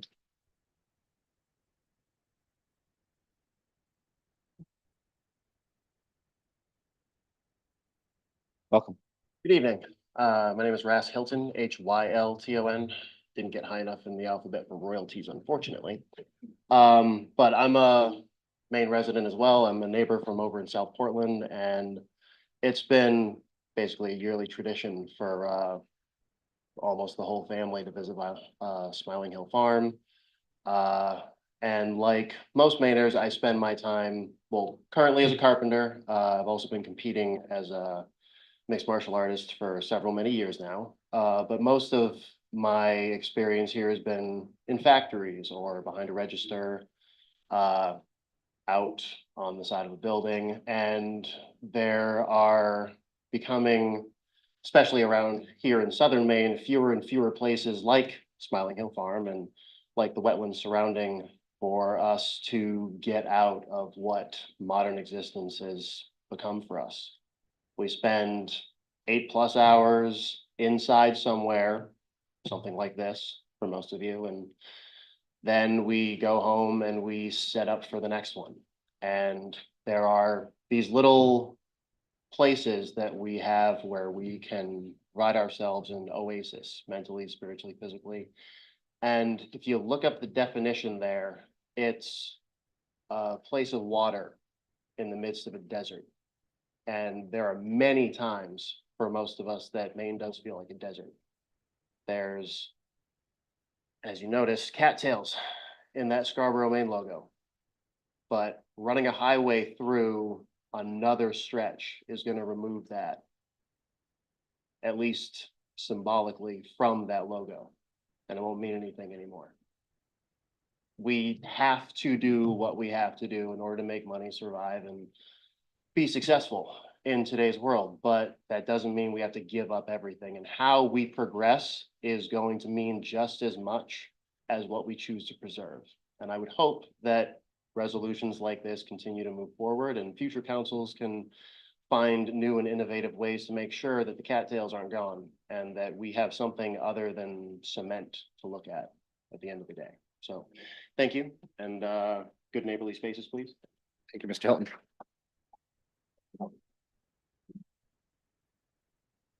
Hello, I'm Jennifer Watson. I'm from Gorham.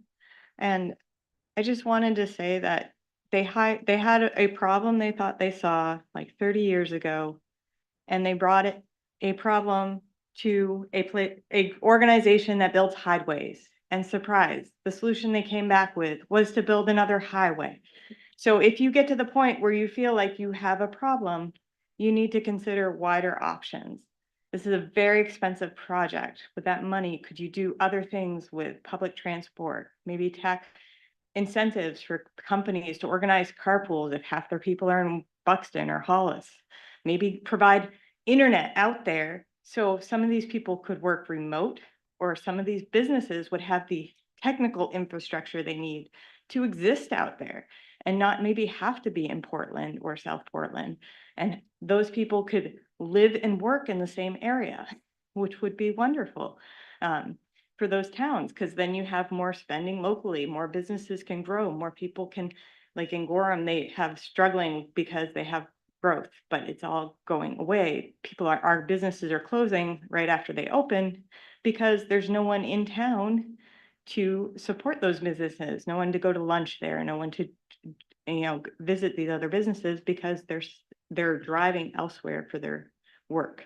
So if you actually look at other solutions that will get more of the people locally or provide more public transportation or creative transportation where they have to be on a certain site, then that's a much better approach, and you'll have a more effective and forward, longer lasting solution. You build another highway, then you're just going to get more development around it, and then you're going to more traffic again. Or maybe you just move that choke point from where it is now out a mile or so to where, like, the Buxton, where Standish Gorham line is. You just moved it, and then they're all stuck there now. So you really didn't solve the problem either. So I just hope that, they pass on the wisdom. If you want a solution to a problem, and don't just ask one group, because if you ask for a group that builds roads, they're going to tell you the solution's a road because that's what they're selling. So you got to look at other options as well. Thank you. Thank you.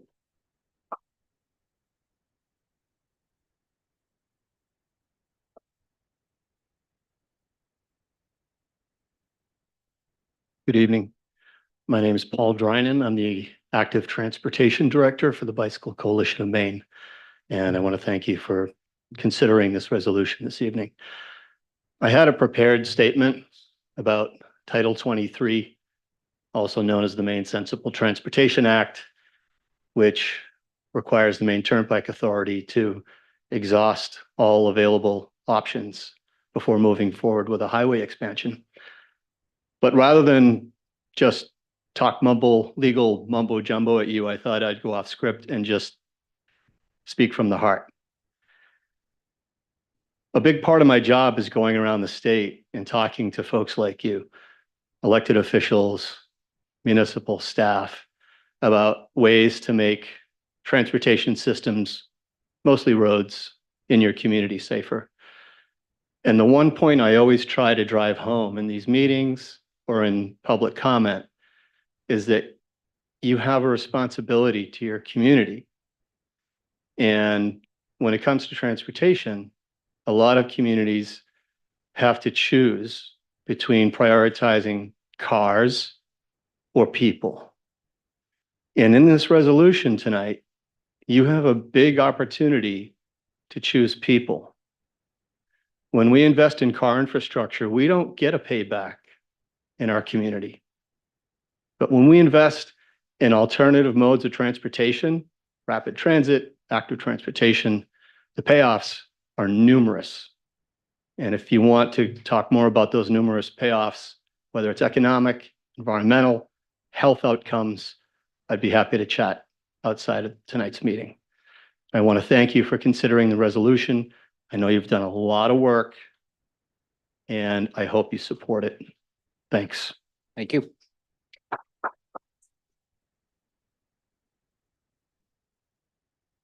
Back, Mr. Capron. Ken Capron again. I grew up on Honeywell Hill. I don't know how many people are familiar with that, but we had 71 acres of land.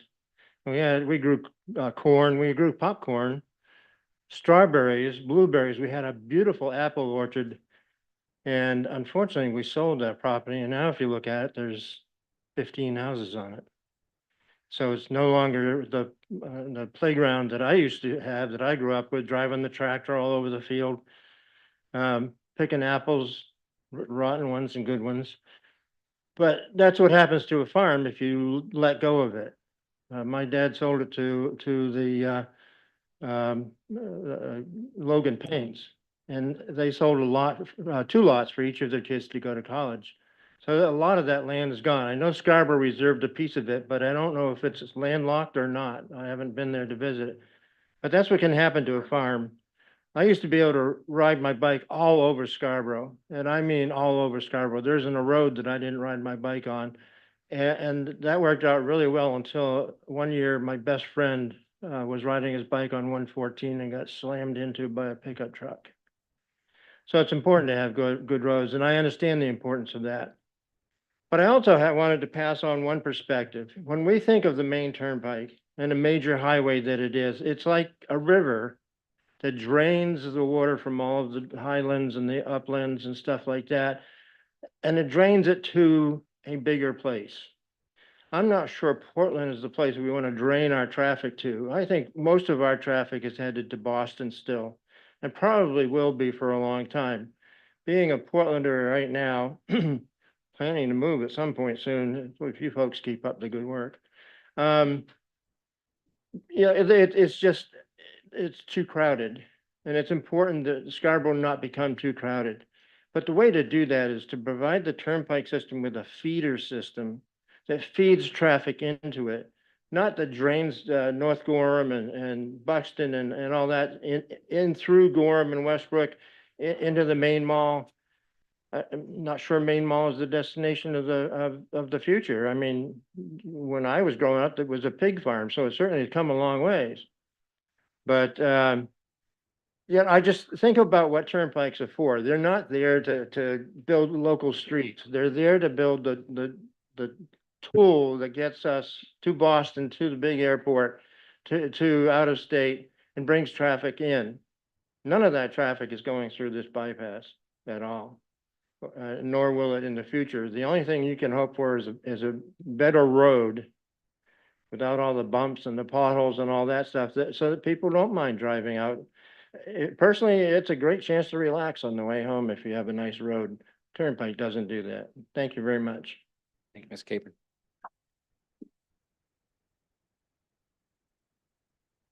Liam, do we have any online comments? No. Okay. Seeing no more public comment on this item, I'm going to close public comment. Is there a motion? So moved. I have a motion. Is there a second? Second. Thank you. Discussion. Counselor Katerina. Yeah, I might as well kick things off here. I want to thank Dawn Cushing for at least listening to some of my comments on the resolution he originally put forward to make the resolution, to me, a little less of a smashing the hammer on top of the MTA and others. And more of what I'd like to see is some cooperative working on how do we solve what's coming down the, I was gonna say coming down the pike, but that's kind of that's a dangerous thing to say, I guess. I do have a statement I'm gonna read here, so bear with me. I can't even read my own writing sometimes, but anyway. As you know, I worked with Counselor Cushing on this and have talked to other counselors. And in the past couple of weeks and this morning, I've heard from several of people in my neighborhood. And when I say my neighborhood, I'm talking about North Scarborough. For those of you who don't know, I live at 311 Gorham Road and have lived there for 37 years. And they're concerned that any setbacks to efforts to ameliorate the continuing deterioration of traffic conditions in the corridor is unacceptable. While the resolution as written does act as more of a reset than a termination by state agencies, it further delays a process that started in 1988 when GPCOG and PACS had the foresight to predict increased volumes and congestion along a corridor that is not designed for such negative impact. I have been personally involved, as you folks have heard. I started in 1988. I was asked to join the citizen group that worked with John Duncan and PACS at the time.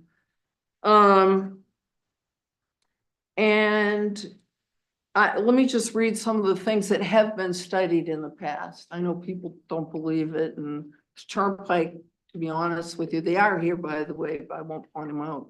But they are sitting here listening, which is good. One of their iterations the DOT was pushing was to make 114 a 4-lane highway. I heard someone go, oh, yeah. I mean, that was something that they were pushing, and they're pushing it hard. That would impact about 100 properties, more or less. and would require eminent domain. You guys love that term. To do that, needless to say, it was studied and it was put aside. There was a big plan to do a roundabout at 22 and 114. And I don't know if you guys have heard of that or seen it, but it was done, and I'm sorry, I still don't have the paperwork. I wish I had kept everything. But it would have negatively impacted O'Donnell's Nursery, Ottawa Woods, the road called Ottawa Woods, the back side of it would have been taken for the roundabout. Lady Slipper Lane, which is right across from where 114 was into 22, and I feel badly for them because they have a hard time getting in and out of there for sure. And multiple other homeowners, again, with eminent domain issues and, you know, impact on a business and so on. There was also a plan to construct a 2-lane spur bypass similar to what's been built as the Rhines bypass that would have extended from the terminus of Running Hill Road in 114, where the light is now, the yellow light, through the woods over Beech Ridge and Burnham Road to the intersection of 22 and 114 at Cumberland what's currently Cumberland Farms. And nothing, nada came out of that as relief for North Scarborough, and there were very, you know, varied reasons for that. And quite frankly, when the Rhines bypass was built, there were crowds just like there are tonight of people who were opposed to that. And that has seemed to work fine. Although I will tell you, as someone who will be going to work for the county here shortly, so I won't be on the council after the next meeting. It's led to some issues in Standish and whatever. So there are issues further down the line, just so you know, in case you weren't familiar with that. So, you know, here we are. Volumes of traffic are increasing.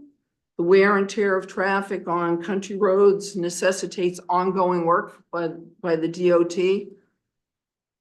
Folks who think we can stop westward migration by those who want to live and work in Maine are, please don't take this wrong, but I'm going to use the term delusional, because people are moving west. They are, and I deal with it every day as a real estate agent. I have read the literature and studies coming out of Portland's Recode impetus, which in many ways is good. There are a lot of things in the Portland's Recode that'll be similar to what we're doing in Scarborough Downs. If you paid any attention to our workshop before, there was a lot of pushback on Scarborough Downs. There still is. People don't like it. Too much growth, too much whatever, but it's called smart growth. But I have concerns, this is just Jean Marie speaking here, with their thoughts on increasing density of housing and decreasing parking. And wonder if the thought of living what I call cheek to jowl, if people who find that anathema, where are they going to want to live? Well, you know where they're going to want to live because they're already moving there. I see it because where I'm selling houses now is west of Gorham and York County. People want rural areas. I want rural areas. I own 8 acres.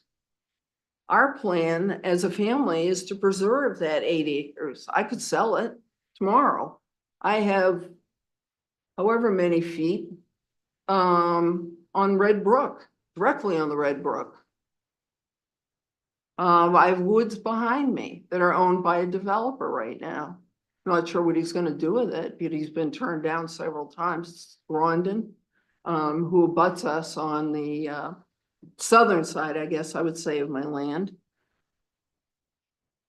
But in my opinion, the only expansion for this area will be westward.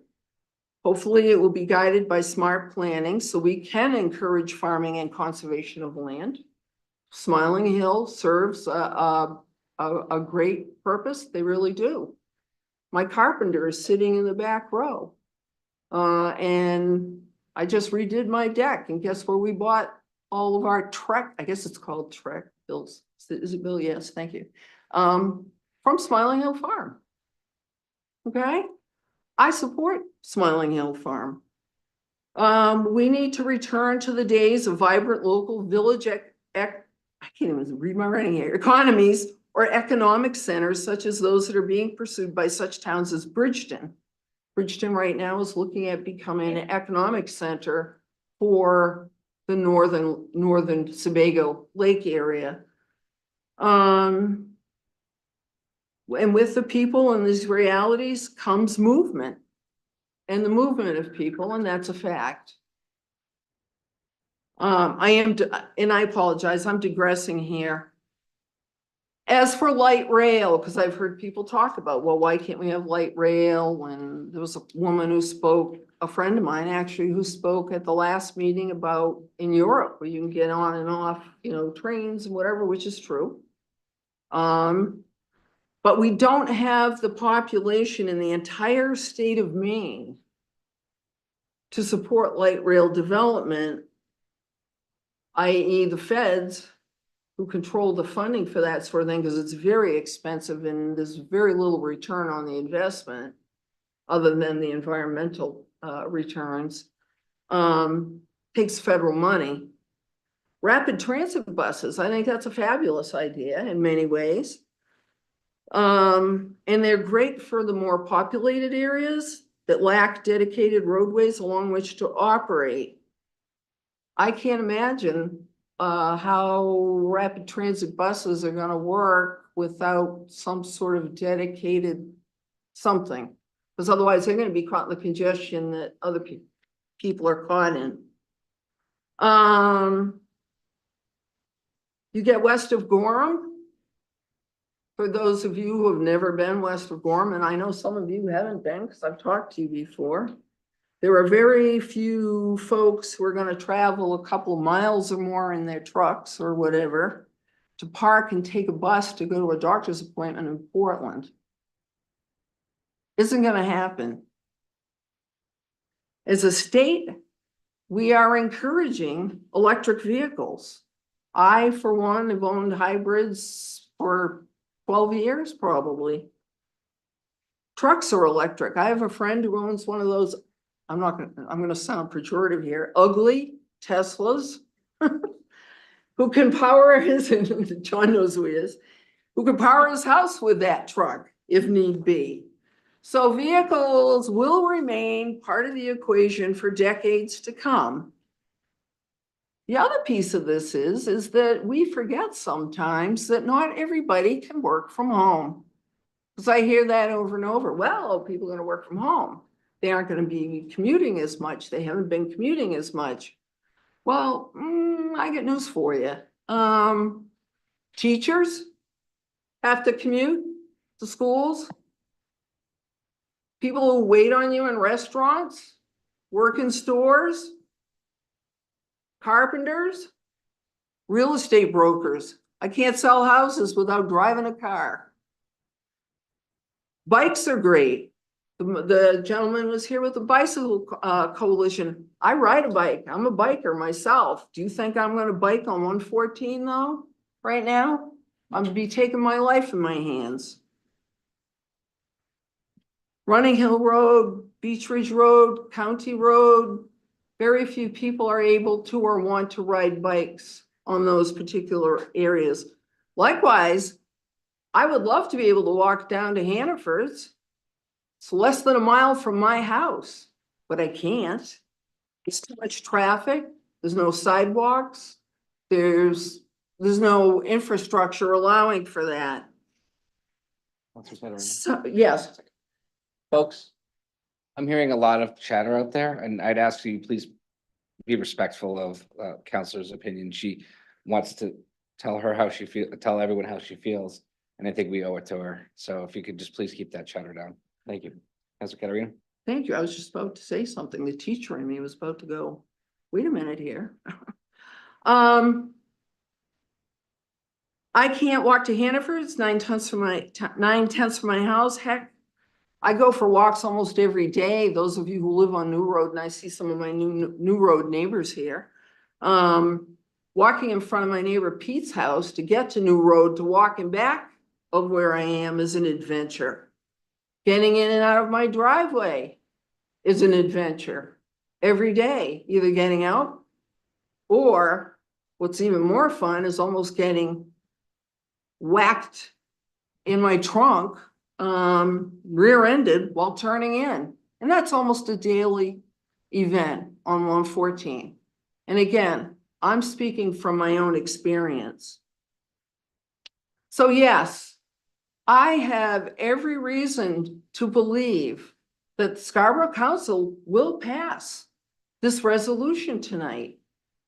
I had every intention of voting yes when I woke up this morning, until I thought more and thought about all the years I've put in, thought about the neighbors whom I know who are not organized, who have an opinion, who put up with the issue of traffic day in and day out and have for a number of years. So here's where I'm going with this, folks. As a matter of principle and in support of my neighbors, I am going to vote no on the resolution tonight.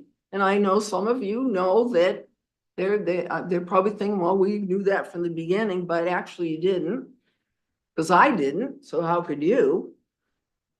But and there's a couple things on what I'm thinking about. First of all, I don't want us to throw out all of the work that's been done by GPCOG, by PACS, by others, DOT, MTA. I want us to return our country roads, which is what 114 always was, and 22, and Beach Ridge, and Holmes Road, and Broad Turn Road. I want to return those to walkable, bikeable ways. I want us to direct development in a smart manner to areas west of Greater Portland, areas that will hopefully be walkable, bikeable, and connected to Portland, yet independent and self-sustaining in their own ways. I do not advise us to throw out the baby with the bathwater. There's been too much time, analysis, and work. As the resolution states, we need to continue to find answers to what's been going on in North Scarborough. And I just hope we can all work together on something. And, you know, hopefully Smiling Hill will be taken out of the equation. We don't know. But I've heard from the MTA. I've heard from the DOT. They're doing a whole reset. Nothing was going to happen in the next 5 years anyway. But that being said, I wanted to make sure that I laid out for you all of my thoughts and feelings, because you guys have been laying it out to me for a long time by email and calls and being here in front of the town council and whatever. So again, I will be voting no as a matter of supporting my neighborhood and my neighbors in North Scarborough and Coal Kiln Corner. I don't know how many of you know where that is. Oh, someone's raising their hand. Good. That means you've been here for a while. So thank you for listening to me. And thank you for your time, my fellow counselors, because I know you're probably ready to kill me about now, but sorry, I had to, you know me, I had to tell you what I'm thinking. Thank you. Thank you, Councilor Katarina. Any other counselor want to discuss?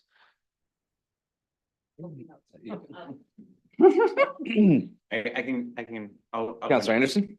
So, before I share my thoughts on the resolution, I just do want to apologize one more time to my fellow counselors for some of my behavior and some of the words I said at the last meeting.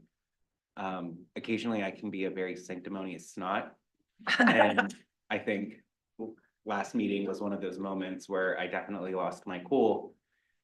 And in retrospect, it was partially because I just take my job at this seat so seriously, where I feel like it's our duty to protect the people that we represent. And I'm not going to be as wordy this time as I was last time, but to me, this is all about cost benefit, right? Like it's a cost benefit assessment of this solution as it relates to the values of our community. And I originally was one of the counselors that supported MTA moving forward because at the time, it was very clear that there's a traffic issue, and it was great that there was an outside agency willing to come in and essentially pay for all of it, so it didn't fall on the backs of taxpayers in Scarborough to address a need in the region. And so that alone, for me, was something we needed to explore, lean into, and really kind of run its paces. I think what happened after that was we started focusing on a school project, and I see a lot of parallelism between what happened with the school project and what I see with this solution, where there were a lot of people who worked really, really hard, really smart people who did their work, who put in the time, put in the hours. You know, on paper, it was the best solution. I still believe it was the right solution. Unfortunately, it wasn't the right solution for what was important to the values of our community for many reasons, very similar reasons that we're here tonight talking about this particular solution. So when I think of what's important to the community, I think I've learned my lesson to listen. And sometimes it's not just going with my brain, it's going with my heart. And my heart on this one just says, this is not right for Scarborough. It's not right for our residents. It's not right for conservation. It's not right for growth. It's not right for all the things that many people have mentioned. Though to Councillor Katarina's point, there is a need for a solution. We do have to figure something out. We do need to continue to cooperate. Personally, I think it's time for a different leader to step up and lead our communities through this solution. I appreciate all the work MTA has done over the past 36 years. I'm very fearful that we've gotten stuck in the sunk cost fallacy, that because we did all this work, this is the right thing and we got to keep it moving. I think when one of the people spoke last time and talked about sometimes you just got to kill the darling, I think this is the time to hit a really hard reset, bring in a different leader, work collaboratively with our communities, have a seat at the table for MTA, but there's so many other things we can explore. 36 years is a long time. Things change, our values change. We need a solution that's more aligned to those. And so because of that, I'm going to support this tonight. And I really hope an organization like GPCOG can hopefully partner with this council, the councils and other communities that are members. They are great at, looking not only at transportation, but economic development, and all the things that we need really smart planners to do to help us solve this. There may be a roadway aspect that we need. I don't know if I definitely don't think it's a 4-lane toll road, but we may need something different. And I think it's time to get some creative minds together. And I hope everybody out here continues to be involved in that process. And I hope you continue to leave here and go to Gorham, go to Westbrook, go to South Portland, and ask them as well to be creative, to really look to other alternatives and see what we can do to solve the problem that we have, but with things that align with what's important to us as community members. So I'm going to support the resolution, and I really do appreciate Councillor Katarina's perspective. I appreciate she's worked hard on this over many years, but here we are 36 years later and things have changed, and it's time to change. Thank you, Councillor Anderson. Councillor Seiler. Those that attend meetings regularly know a lot of times I yield to John if we both put our hands up at the same time, and I almost always regret it because he's a tough act to follow. So I will echo a lot of what John had to say. On a personal note, I just want to thank my fellow counselors and the community for showing me some grace after the last meeting. I know that we got bogged down in the procedural stuff, which was not your intent, and it certainly wasn't my intent. But for those counselors that reached out to me afterwards and for the people who emailed me afterwards, it really meant a lot to me. So thank you. I also want to say what a pleasure it has been to have a full house for the second meeting in a row. The speakers who have come to the podium, you all are articulate and compelling and engaging. And it's just been such a pleasure to have you come and be in our space and contribute to the work. This is why I do this. This is what builds community. Even if we don't agree on everything that every speaker has to say, there's so much respect and admiration happening in this room. And so I just want to thank everyone for making the time to be here, because this is what makes us better as a council. And then on the topic of the Gorham Connector, you won't find very many quotes from me on my position. One of the very first votes I took was to support the previous resolution when I think I had been on the council for like 3 weeks. And so to honor that vote, I have continued to support that resolution and the work that the MTA has done up until this point. It feels good for me personally to be able to have a fresh start and to have an action item in front of us tonight that I can finally put words to and throw my support behind. For everyone who spoke about the farm, I also grew up on a farm in Scarborough. Anyone who bought flowers from Lafano's Flower Shop on Route 77, that is my Grammy and Grampy. And so, oh, you guys, thank you. And so in my heart of hearts, it has been very, very difficult on a personal level to have so many people be so connected to Smiling Hill Farm and feel like the council wasn't listening, or that we were going to do something that was going to hurt you all so much. And so I know enough to know, like I said, that we can't do nothing. I know that we need to have a solution, and the easy thing to do would be to say we're against this resolution and therefore this is somebody else's problem.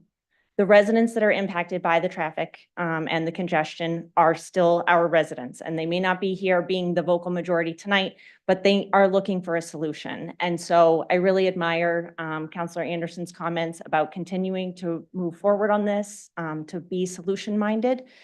And so with that, I will yield my time, and thank you. Thank you, Councillor Seiler. Councillor Hamel. Yeah, I wanted to apologize to the public. I know there was a lot of frustration on the last council meeting, not being able to get through this, but I think we have a bigger crowd this evening. And thanks in particular to Councillor Cushing and Anderson and others and Jean Marie as well, who have commented on this and have improved it, I think.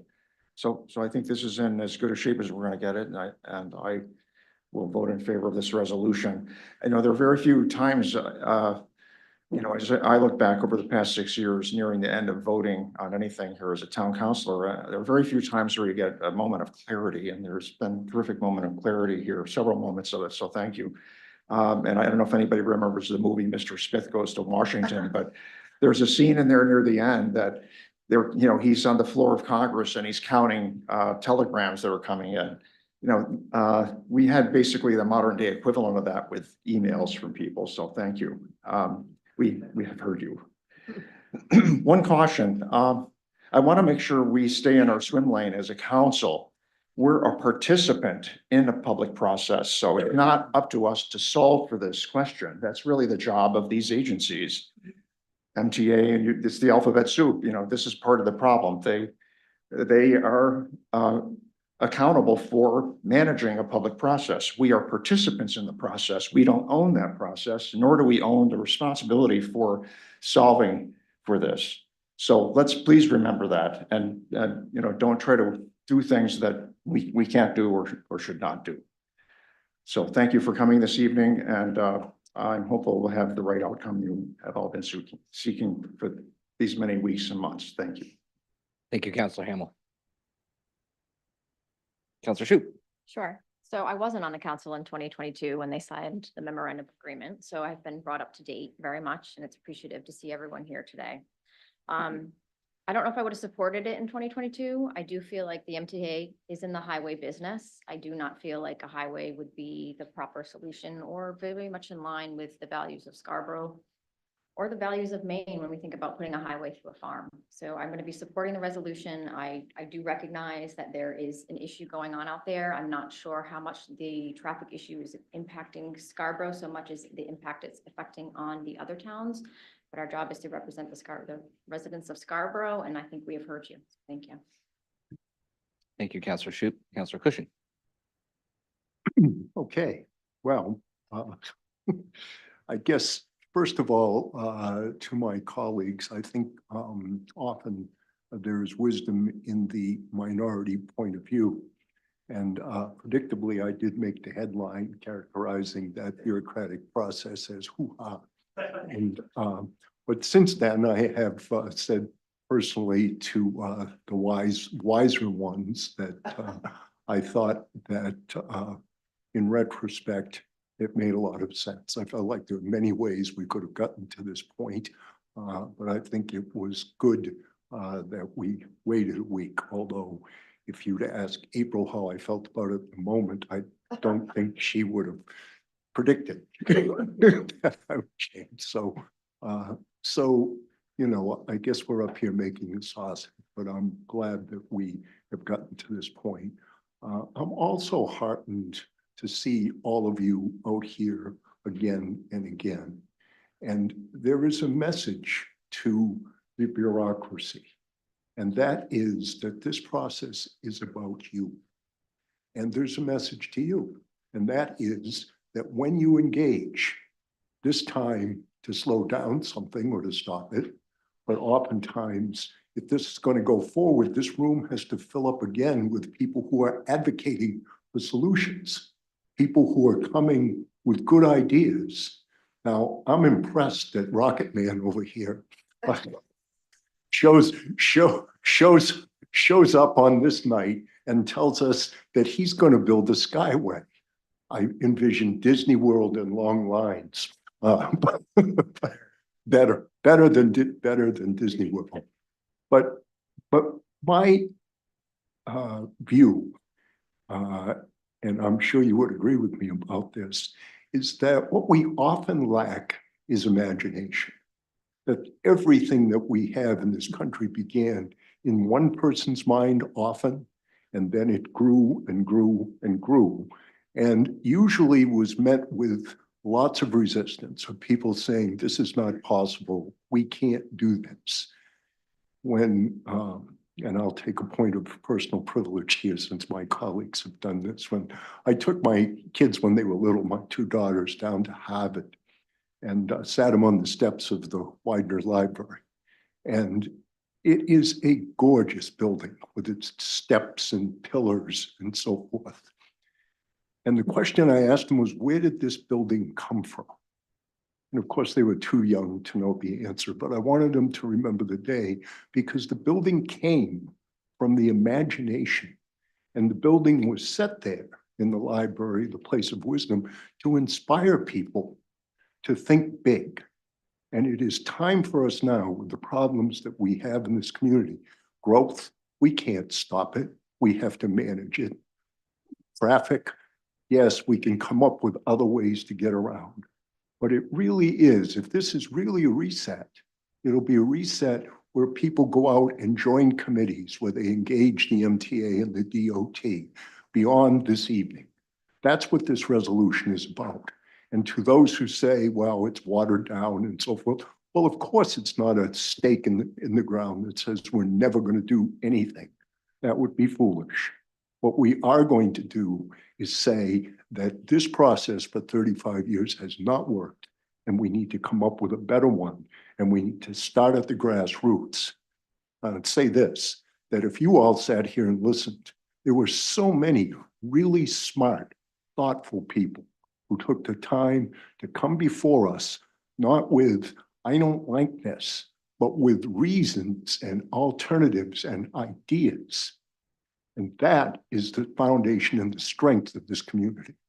So, you know, people have given me a little credit for this thing. I take none. I give it all to you.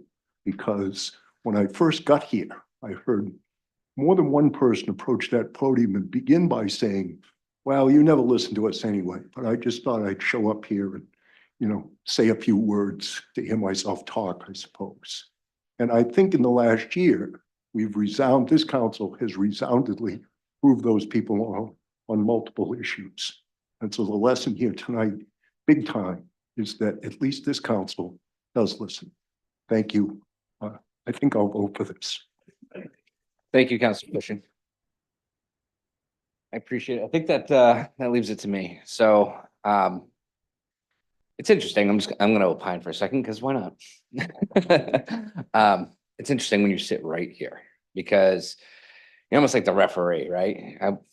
I actually want a flag for a meeting like the one we had last time because I would have been darting flags all over this place. There was a lot of penalties on the floor. So I would say that that's the difficult part about this because I can't always, I have to put aside sometimes my own personal thoughts and belief and for the better part of the process, the community, the dialogue that we're trying to engage here. So now I'm going to take this moment to opine. I want to thank Councilor Katarina for a second. It's not easy if you're going to take a minority position and face a crowd like this and know that you're going to be in the minority position. It was not easy for April and I last meeting to take a minority position and say, no, something like this needs to be socialized. It's not easy to apologize in public or own something that you may or may not have said about someone else. Those are not easy things. Our jobs aren't easy, and hell, we don't get paid nearly enough. And it's not easy for you to come here night after night and beg us to do something. We know it's not easy either. So there's a lot of things that people hear, the MTA coming here in front of a very hostile crowd and giving a presentation and saying, we own it, we can do better. So I don't want anyone to walk away from this meeting, think that anyone in this room had it easy. We've all seen some difficult times to the Warrens. I know this is a trying time for you and your farm. In the broader context, I commute 114 to 22 daily. I sit in that traffic and I mumble to myself about how bad it is. But the thought of losing what we have out there hurts more. That costs me more. So with that, I am going to support this resolution. But when it comes time to really be honest with each other, we need to be listening to each other because there is a true traffic problem out there. But we do need a solution out there. But are we all going to be willing to walk back to the table and listen to each other to achieve that solution? That's what really matters. That's what community does. And what we're going to ask now is that the MTA be part of that. This isn't to send them packing and tell them we never want to see them again. How do we incorporate them into this? How do we incorporate your thoughts into this? We can do this better. So with that, I think I've said enough. So all in favor of supporting this resolution? All opposed? I show that as passing 6-1.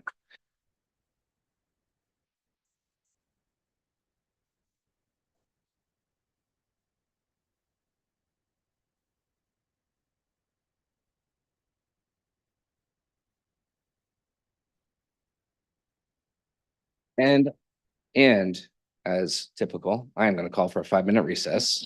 So some of you can return to your homes, or maybe some of you would like to discuss plovers a little later. Thank you again for participating. We'll see you in 5.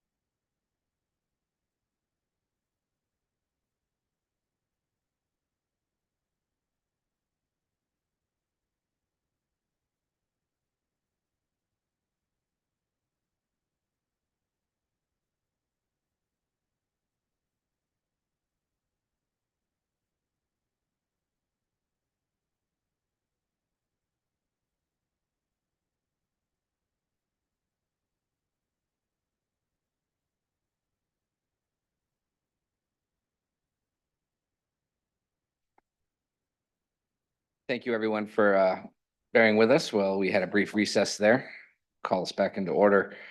Our next item on the agenda is order number 24081. It's a public hearing and second reading on the following new request for a cannabis establishment license for medical cannabis cultivation facilities. It's Hung Do DBA Platinum Smoke LLC located at 3 Commercial Road, number 201B, and Joseph Tran DBA Shark Tank Strategies located on 3 Commercial Road, 201-A. This was tabled from the September 18, 2024 meeting. Liam, do you have an introduction for us?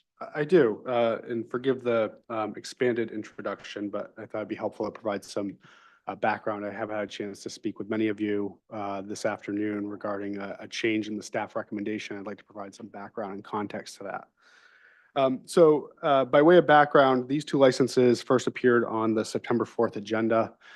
They are 2 licenses for cannabis cultivation facilities at 3 Commercial Road.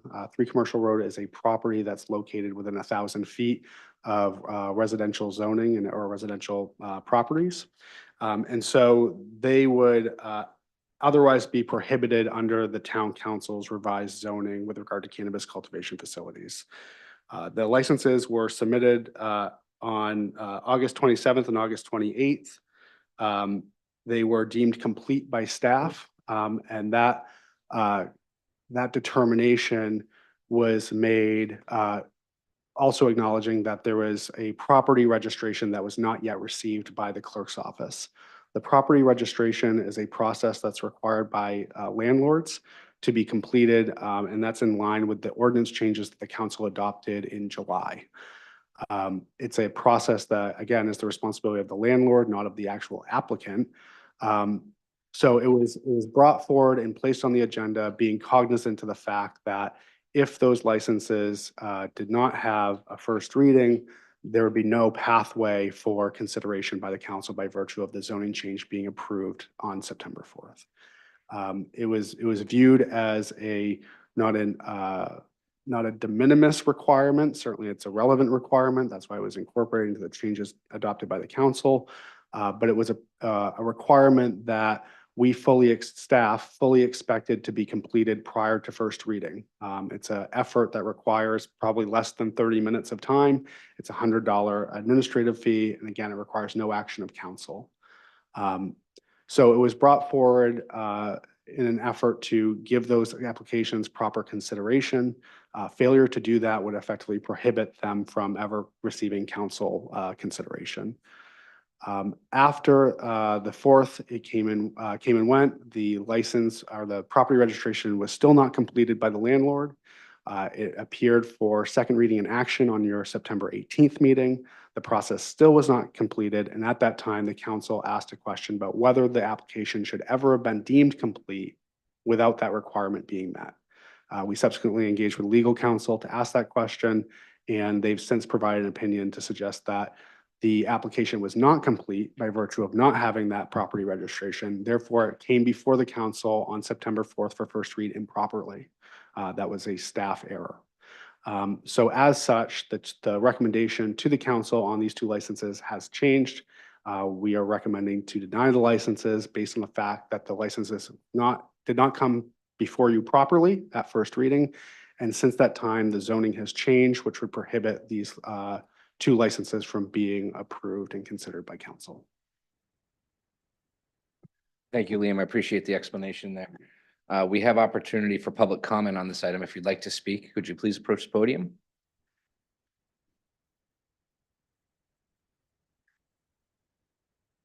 Ms. McKee, welcome back. Hi, Nina McKee, 309 Black Point Road. Well, I think you know how I stand about cannabis and weed. But I think we have over 40 cultivation and manufacturing cannabis things in the city, this town.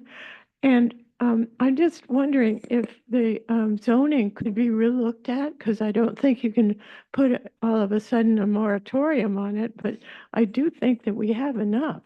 You know, enough is enough. So that's all I can say. And I hope somehow we can control it, so we're not a weed city. Thank you. Thank you, Ms. McKee.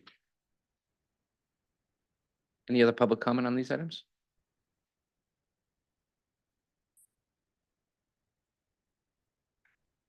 Welcome, Mr. McNeil. How you doing? Chris McNeil, 3 Commercial. I come to you tonight frustrated, confused, and feeling a little blindsided, right? I'm frustrated just as a business owner and the ups and downs that any business can have. And particularly this business and this industry with this town has been really up and down. Like my business has been hanging on a string based upon, not the whims, but the decisions of this council of whether I can operate my business or not. So like, that's been a really challenging year to work through. Just a little history, like, so just maybe make sure I have this, like Scarborough welcomed medical cannabis at one point in time. Scarborough welcomed adult use cannabis at one time, pretty recently. Subsequently, there was an odor ordinance introduced, right? Less than a year of that odor ordinance being in place, there was a moratorium put on adult use cultivation. Subsequently, directly after that, there's a moratorium put on medical cultivation, right? That moratorium affected these 2 licenses. My business model is based upon this, right? Like you guys I know you don't understand cannabis growing. Most people don't. I'm an open book. You can ask me questions. I give my phone number out. I've received 0 phone calls, right? 0 communication from anybody in this council, any neighbors, any community members, none of it, right? So like, you guys don't know what this is about or what it means. Like whether there's a grow room or 3 grow rooms in this facility is irrelevant. The smell is either going to be there or it's not going to be there, right? And the smell is going to come out of my area. The smell comes out of my area, there's going to be an odor complaint and a subsequent violation or not. That process is going to play. It's playing out right now. I'm not particularly agreeing on all of this, like what you guys have done, but I'll work with it. I didn't really care what the rules were. I just want to know what they were. So I'm working within the rules now. So continuing on. So then we have a moratorium that's lifted. We have a new ordinance that's put in place. We just mentioned that. I'm fine with it. I don't really like it, but again, at least I know where I stand and I can operate my business within those guidelines. Then we have this landlord ordinance, and then we have this 1,000-foot barrier ordinance. We have all these new ordinances that have not even been tried, really. Even the original one thrown out with less than a year. My landlord's a millionaire, right? I mean, do you really think that this guy? I mean, you got 2 certified letters to him, right? I could show you texts and texts and texts and calls and calls and calls, right? He's a millionaire. So is anybody surprised that he didn't send $100 in? I'm not. Do you know why he didn't send the $100 in? Because it's $100. He's a millionaire. What does he care? Do you know when he cared? When I said, hey, I'm losing this much money a week, and if you don't deal with this, we're going to have some legal action against you because you're affecting my business. Magically, here's the $100, right? So that's all. This whole thing is held up because of $100 from a millionaire. My business, my life, my investment, everything was held up because of that, right? So that's part of my frustration. Like, I'm going to go over just a second, right? I've come to this, and I've never been to a council meeting before I got involved with this. Like, I hated it. I couldn't even believe what I was seeing. It's frustrating at times, but you know what? I learned a lot. I have mad respect for you people because I come here every so often for a few hours and I miss that evening with my kids, and it's frustrating for me, but like you guys are doing it every day. So mad respect for that. So I've gained some like perspective on this, right? That said, I feel like I've been acting in good faith to you folks. Sorry, to the neighbors, to the community, trying to be honest, trying to say, here's who I am. I'm a normal human being, right? Like I'm a father, I'm a former teacher, I'm a community member, right? Come down to Kennebunkport, you'll play my Rams. Maybe I'm going to play you in U9 soccer, right? I'm the coach, right? So like, I'm a community member. I'm a dude. I'm a normal person, right? So like, I've been acting in good faith, being transparent, trying to do everything I can, answer every question, right? I'm in an order violation right now. I've taken some things to address it. Didn't work. This process was actually very helpful because I've been chasing that odor for quite some time. And I eliminated some processes in my facility that I thought were the odor. Guess what? They're not. I've taken additional steps. I'm pretty confident that it's going to be fine, right? And if it's not, guess what? I'll get fined and eventually I get shut down if I don't deal with it. So I'm blindsided because last week I was told these licenses will be issued. And then at 3 o'clock today, I'm told they're not going to be issued on a technicality. So I'm going to go back, and I'm wrapping up right now. I'm going to go back to what's the spirit of this ordinance, right? You guys have a tough task at hand of trying to balance Maine's #1 cash crop with business owners and with community members and neighbors, right? It's been challenging. I don't agree with the outcome per se, but you know what? I think it's a workable thing. So I would encourage you guys to give it time. These licenses should be granted. There's already a license granted in that 201B. My license is in 101, right? more or less licenses is not going to affect the smell. The smell is either going to be there or it's not going to be there. And I'm either going to take care of it and be successful, or I'm not going to take care of it and I'm going to fail, right? So like the spirit of this ordinance is good faith. We talk about the good neighbor ordinance. I have good neighbor who's called me. I've reached out. My number is public, right? 20 years. I'm on this thinking internet thing. I got people at my kids' cross country meet saying, "Hey, you live in Scarborough? Oh, I saw you last night." Like, I'm not interested in that. Right? I have no desire for that. And I'm here doing that. And that's a negative consequence for me. So like, I would just ask that you think about what the spirit of the ordinance is and what we're trying to accomplish, and ask whether we accomplish it by issuing these licenses, right? And I can tell you, my last statement is that if these licenses aren't granted, I will be taking my full resources to pursue this in every possible venue, right? So like, well, what's the cost benefit analysis? $100 issue my license, and if I fail, you kick me out, or we're gonna go spend some money in court. That's kind of what we're looking at right now. So thank you. Thank you, Mr. McNeil. Any other public comment? Welcome, Ms. O'Brien. Hello. Paula Corbo O'Brien, 20 Pondview Drive. Just a recap of some of what you already know. They operated 3 Commercial for many months. We didn't smell anything. Then all of a sudden we smelled for like all summer into the new year. It was awful. Then come to find out the supposed cause of that smell was probably because they expanded into an area they were not licensed for. Okay, that was shut down. Now, a month ago, there was 1 license granted in that area. Since then, we've been smelling it. And what wasn't mentioned tonight is there is at least 1, if not 2, verified complaints. And it's smelling again. So one question I have is, if there is an odor, is there an inspection going on by the town into the filtration unit that they may have that obviously isn't working? Another question I have is, how long is the year? Is it January to December? I know that 5 complaints. Is it January to December?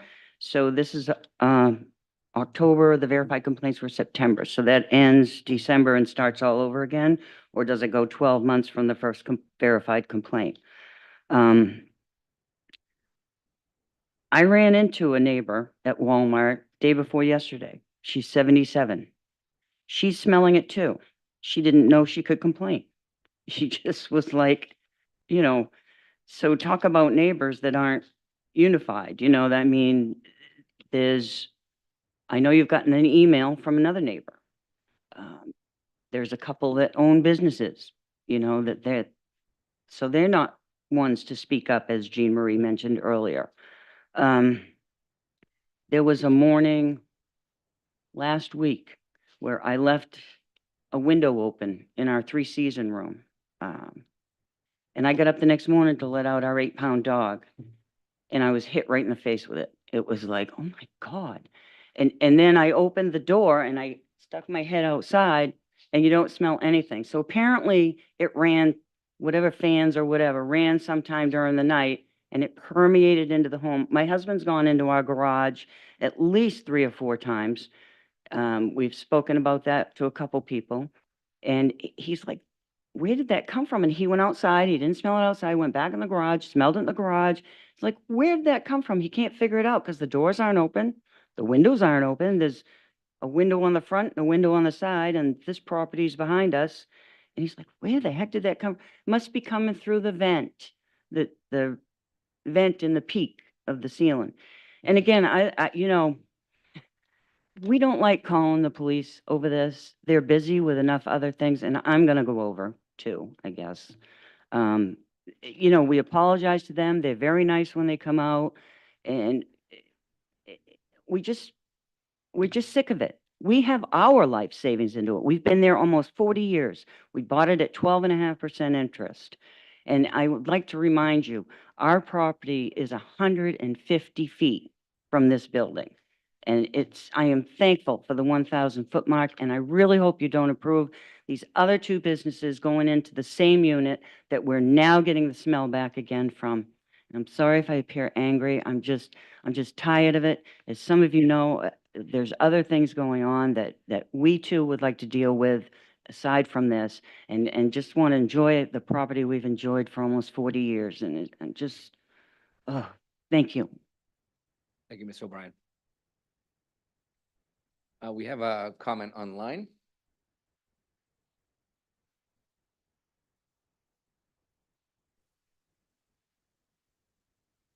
Can you hear me?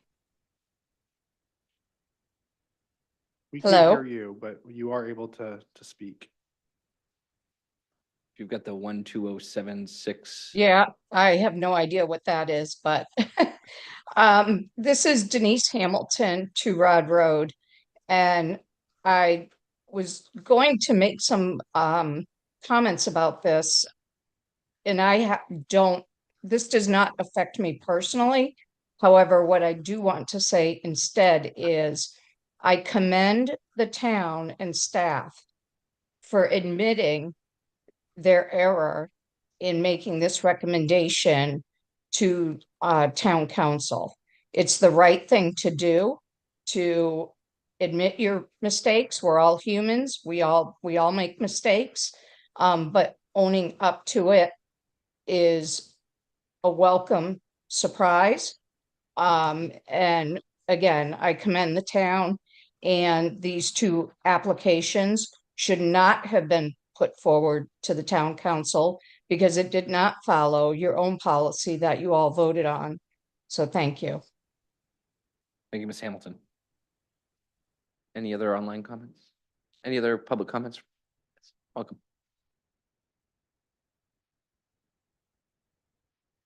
Good evening, Jill Cohen, 1 Portland Square. I'm an attorney with Beryl. I represent all of the entities at 3 Commercial Road. I also represented the entities that were at 3 Commercial Road prior to Chris McNeil taking control of that building. There's been cannabis growing at 3 Commercial Road since 2013. And we're not really here tonight on the odor issue, but I do feel compelled to address it because we had Chris has addressed it.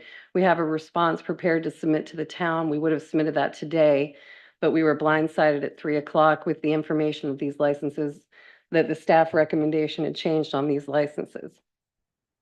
These licenses were first hung up in a moratorium. Once it was lifted, they came in and reapplied.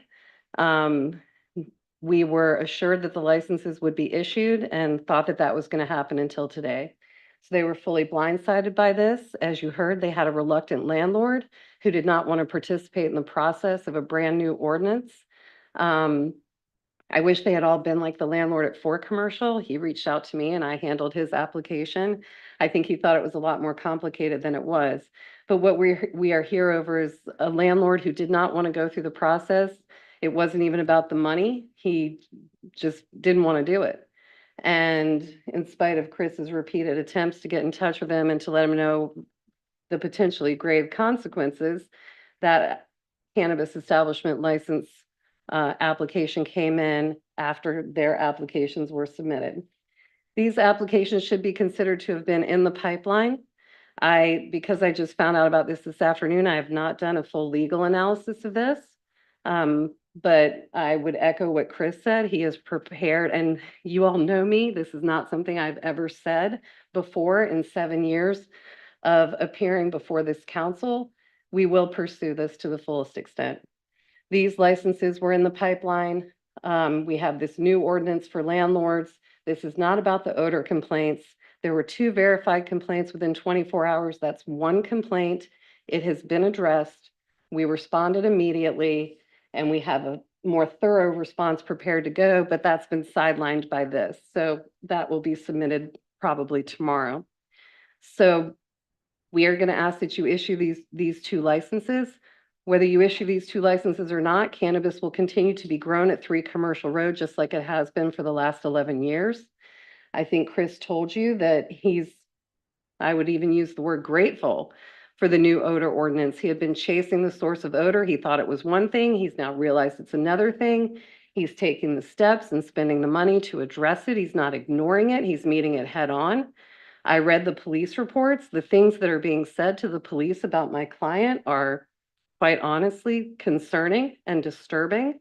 But in the face of all of this, Chris continues to show up here and be respectful and do every single thing that's been asked of him. And so we would ask that you issue these two licenses because they should be issued. They were already in the pipeline. We were told they were going to be issued. We thought until 3 o'clock today that there was not an issue, and now all of a sudden there's an issue. So I don't know what else I can say. You know, what happens at 3 Commercial Road is they cultivate cannabis, and that has been happening for 11 years. And it's not going to stop whether you issue these 2 licenses or not. Thank you. Thank you, Ms. Cohen.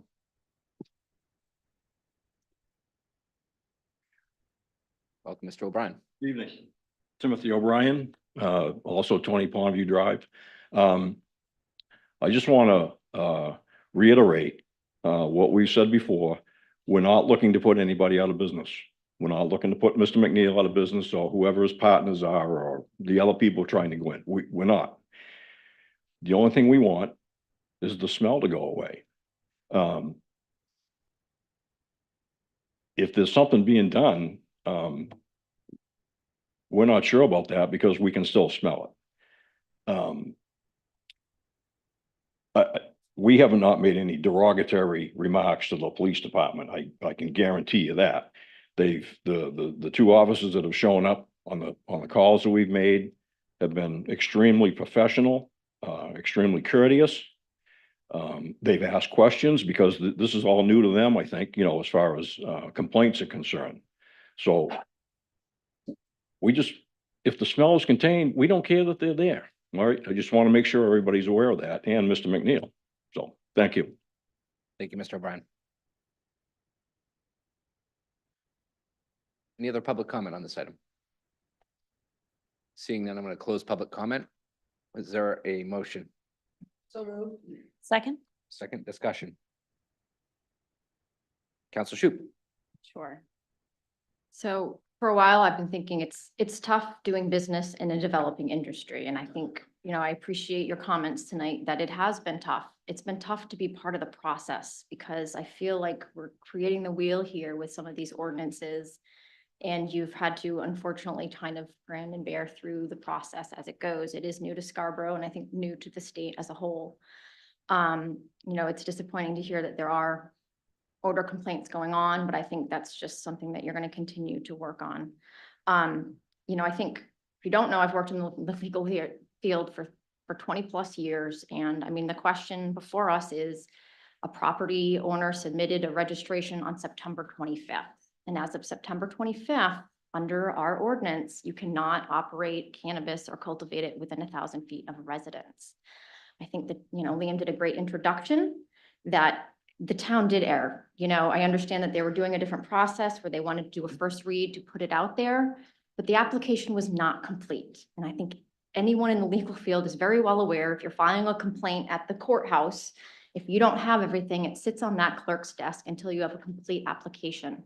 So I appreciate that he submitted his application after the moratorium was dropped, but it was not complete. He applied for an application on a property that was currently not registered to cultivate cannabis. That property only registered on September 25th. I personally have the opinion that this should have never even been on our agenda because under our current ordinance, this even isn't applicable. It's unfortunate. I don't like the process, but I will say it again, that the application was submitted originally. It was not complete. It was put in for consideration, but it did not have the registration fee, and that is required. It was an application for a property that was not licensed to do that. It was only licensed on September 25th. And as of September 25th, that is not allowed.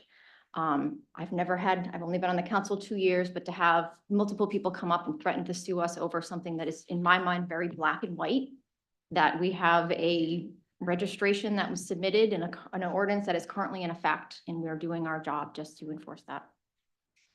Thank you, Councilor Shoup. Councilor Cushing. Thanks. So, number one, this is not about odor. We have an odor ordinance. We are now informed, I'm informed that we've had some complaints and that ordinance is now in process and being enforced, and the business owners are doing their level best to rectify the problem. Set that aside. So this is not about the odor. What this is about is the town process. And so my understanding of this is this came before us in the first reading. It was presented to us as a complete application. And we voted on it as a complete application, essentially deeming it complete. Then we find out last meeting, that the application was not complete. It still required an additional piece of information. At that time, I asked the question specifically, well, we're going to table this, but if we table it, does that mean that then we're going to come back and deny it because it doesn't comport with the 1,000-foot setback in the ordinance? And I was given to understand, no, that would not be the case. So in effect, and I'll say this for the public record, what we did was we basically implied an extension. We said, we're going to put this off, right? And what happened during that period of time? During that period of time, Mr. McNeil, by his testimony, prevailed upon Rich Landlord to get his $100 in and to complete the application. Meanwhile, we have a couple of small business people who are out here relying on our public process.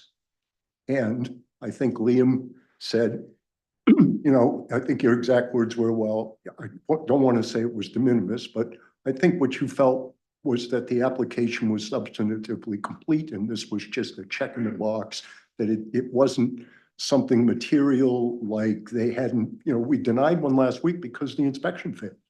Plain and simple, easy, okay? But this one is on us. And I'm going to say it again and again. If you ask me under oath, I will say it is on us. And that is not to say to place any blame with the town or the management. I mean, no criticism of them. People make mistakes. But in my world, when you make a mistake, you know, if you read Dale Carnegie's How to Win Friends and Influence People, one of the top principles is if you make a mistake, admit it quickly and emphatically and fix it. Okay. So that's a good thing. And I think that this council has made it very, very clear that we should be able to assume that when things come to us on this agenda, that they are ready for action. And by the very fact that we act on them, suggests that we have deemed them ready for action and we acted on it. I think that, please let me finish, Don. You know, and frankly, generally speaking, I point to these meetings to my family members who occasionally accuse me of going on and on, my kids saying I have documentaries, and I point to my colleagues and suggest that I may be the brave one here, okay? So last time I threatened 20 minutes, tonight I may take it. Don, please, I'll call on you when I'm done. I think Nick does that. But what I'm saying here is that this goes beyond the cannabis ordinance. This goes to how we function as a government. And I think, Karen, you are absolutely correct that the letter of the law has not been complied with here, that the application was incomplete and it never should have come before us. Granted, but I can tell you that I'm sure Jill will make a very strenuous argument and maybe even prevail. And so when we add it all up, it seems to me that we're not going to be reducing the cannabis odor in the world by denying these licenses. Basically, this will be seen as a political decision, and it will be seen as the machine functioning to the letter of the law and denying its spirit, to your point. So I will be voting for these licenses because in my view, they were complete, they are complete, they've complied with everything we've asked them to do. And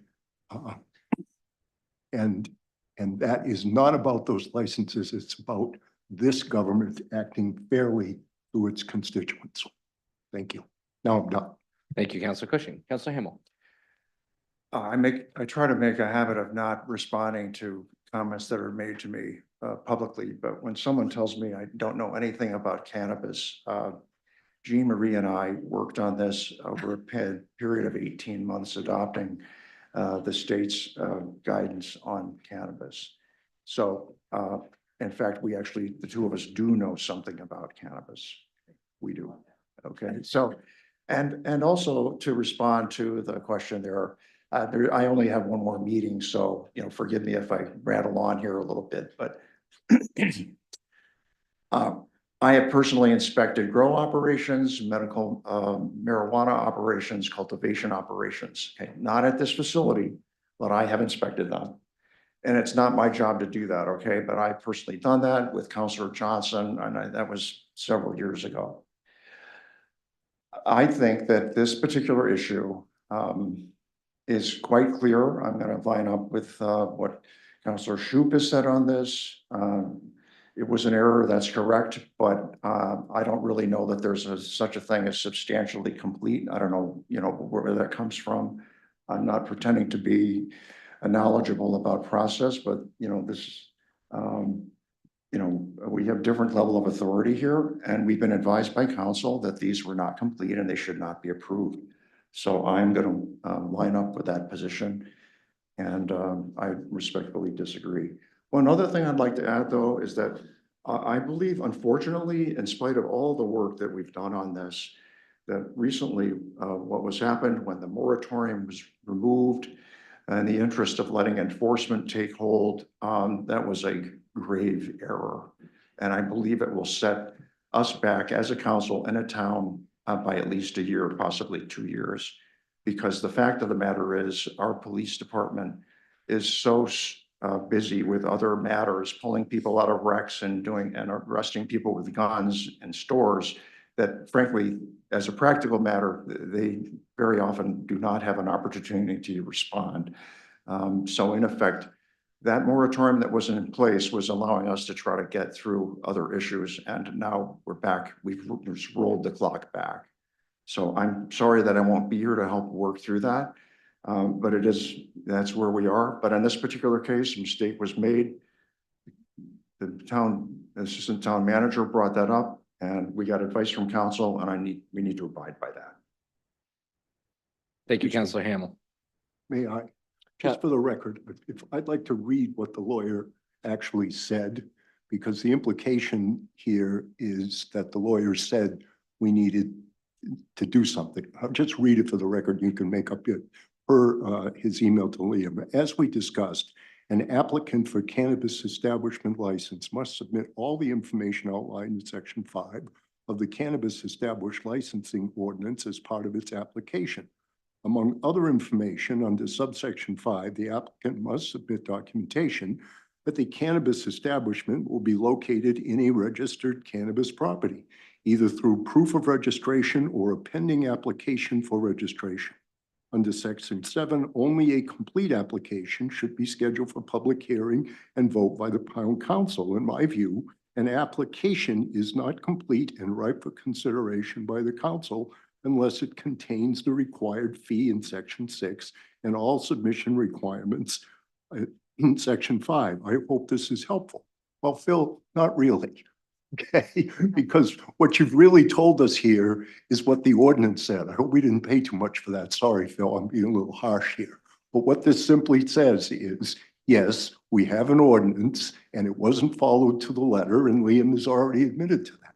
So there is no legal opinion that says that we have to do anything different or that obligates us to vote not to approve these. So we can, and we can very easily decide, I'm sure that there's a Roberts process for this, we could very easily decide that we're going to own our mistake and make an exception in this case so that we don't punish the business owner. And why would, and my question then is, why would we, it's not going to matter a hoot in terms of doing anything but depriving two people of the opportunity to pursue their business in this town under our ordinances, which are now being enforced. So, Councilor Cushing, I'm going Thank to ask Councilor Sadler to speak because she hasn't had a chance yet. Thank you. So Counselor Hamel, I'm not sure if this is happy news or sad news, but you actually have 2 meetings left. So please don't only come to one. No, I know they're really two, but that second one, I basically am accepting the results of the election. But I still need you, so Okay. please. Believe me, I've already written my counselor's corner, so thank you. So I haven't forgotten. Thank you. Okay, so joking aside, I have 2 fundamental principles on display with this issue. Number one, I am a firm believer in owning our mistakes and apologizing and saying when you've done wrong and moving on from it. And I believe that that is the best of us.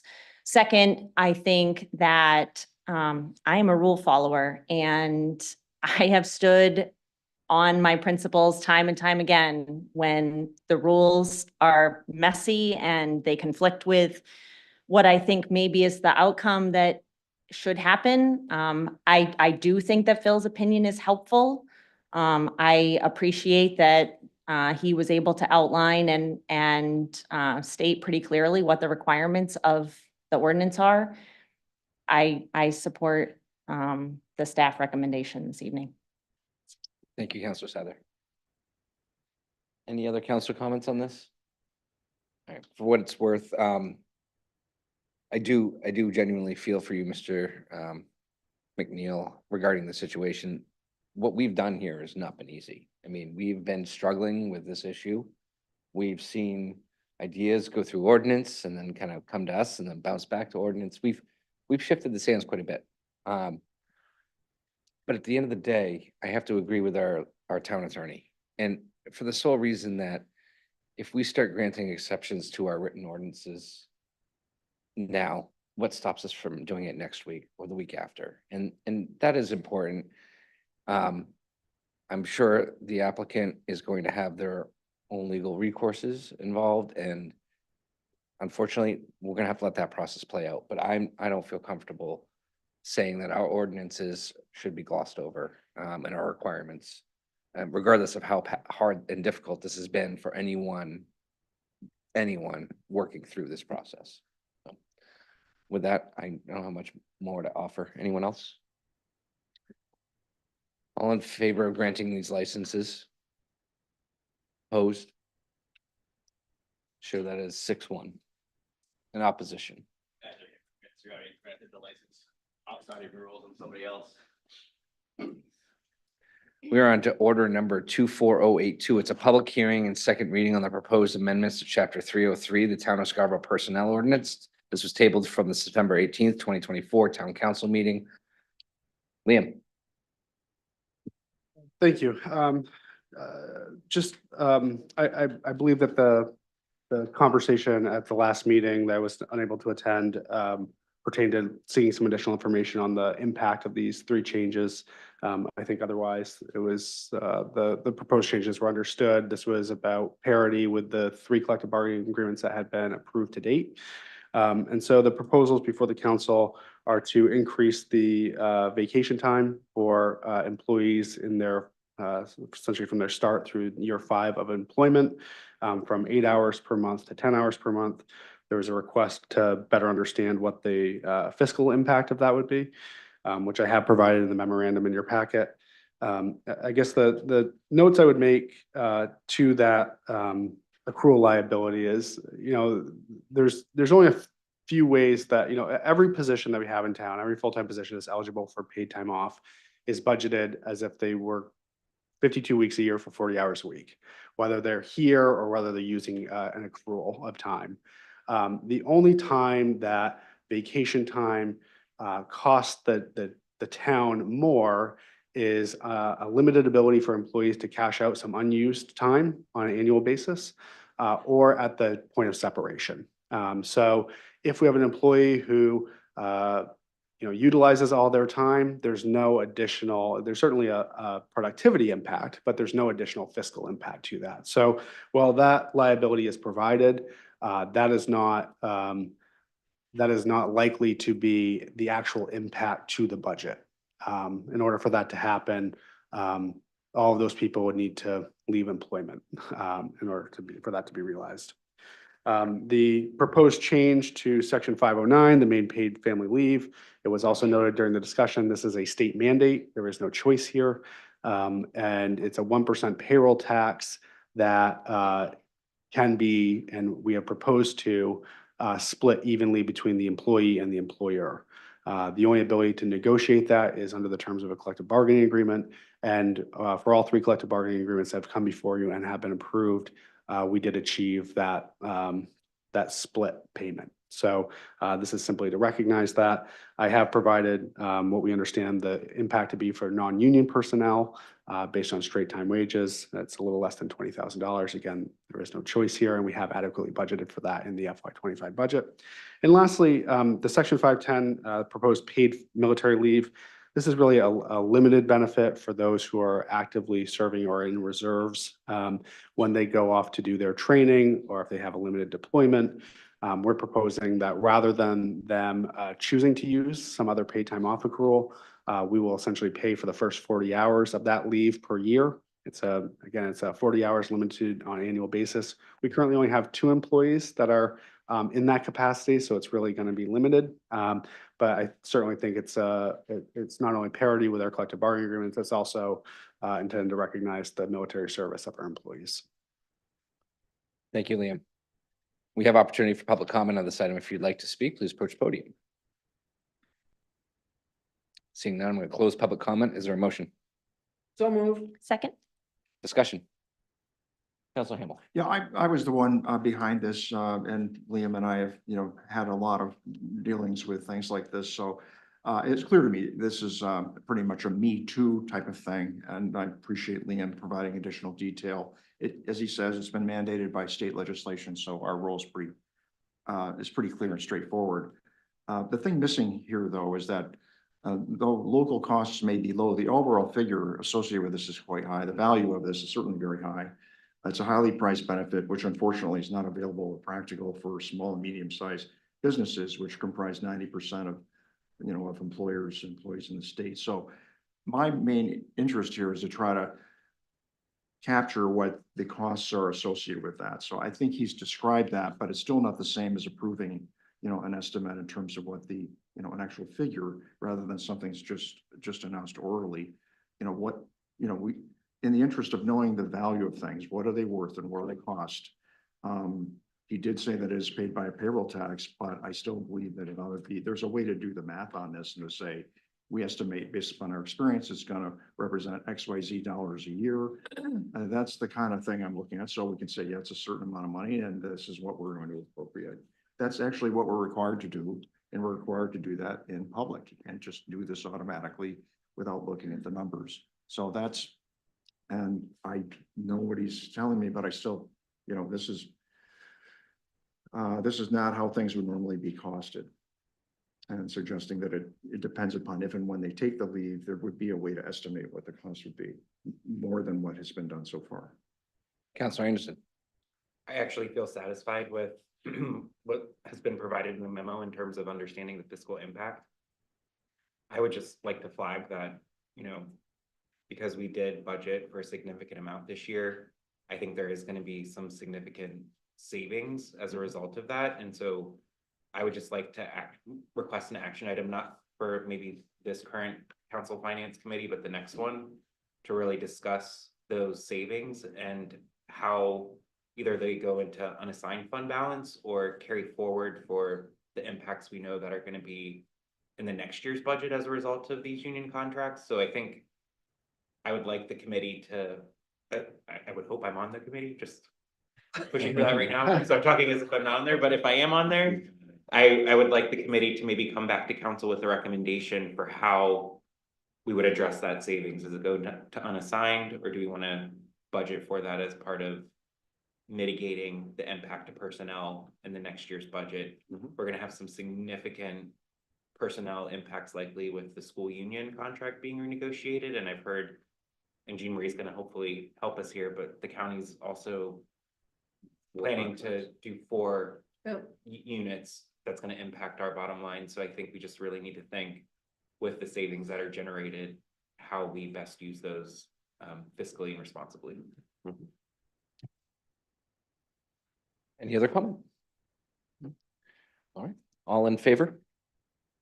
Opposed? Show that it's 6-1. Thank you. Order number 24088, it's a public hearing and action on the new request for a food handler's license from Mark Peterson, DBA Black Point Coffee, located at 238 Black Point Road. Tony, oh, did I miss one? I'm getting ahead of myself. My apologies.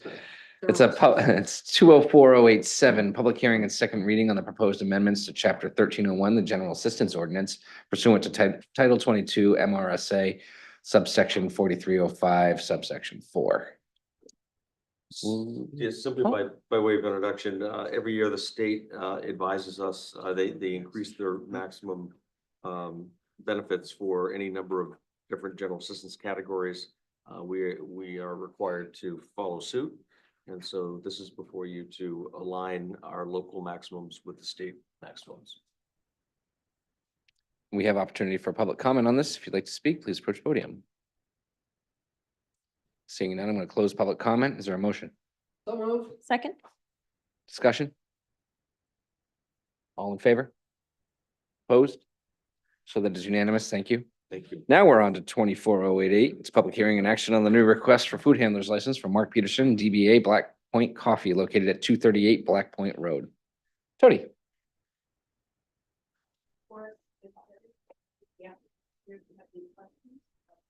I just want to know if you brought samples this evening.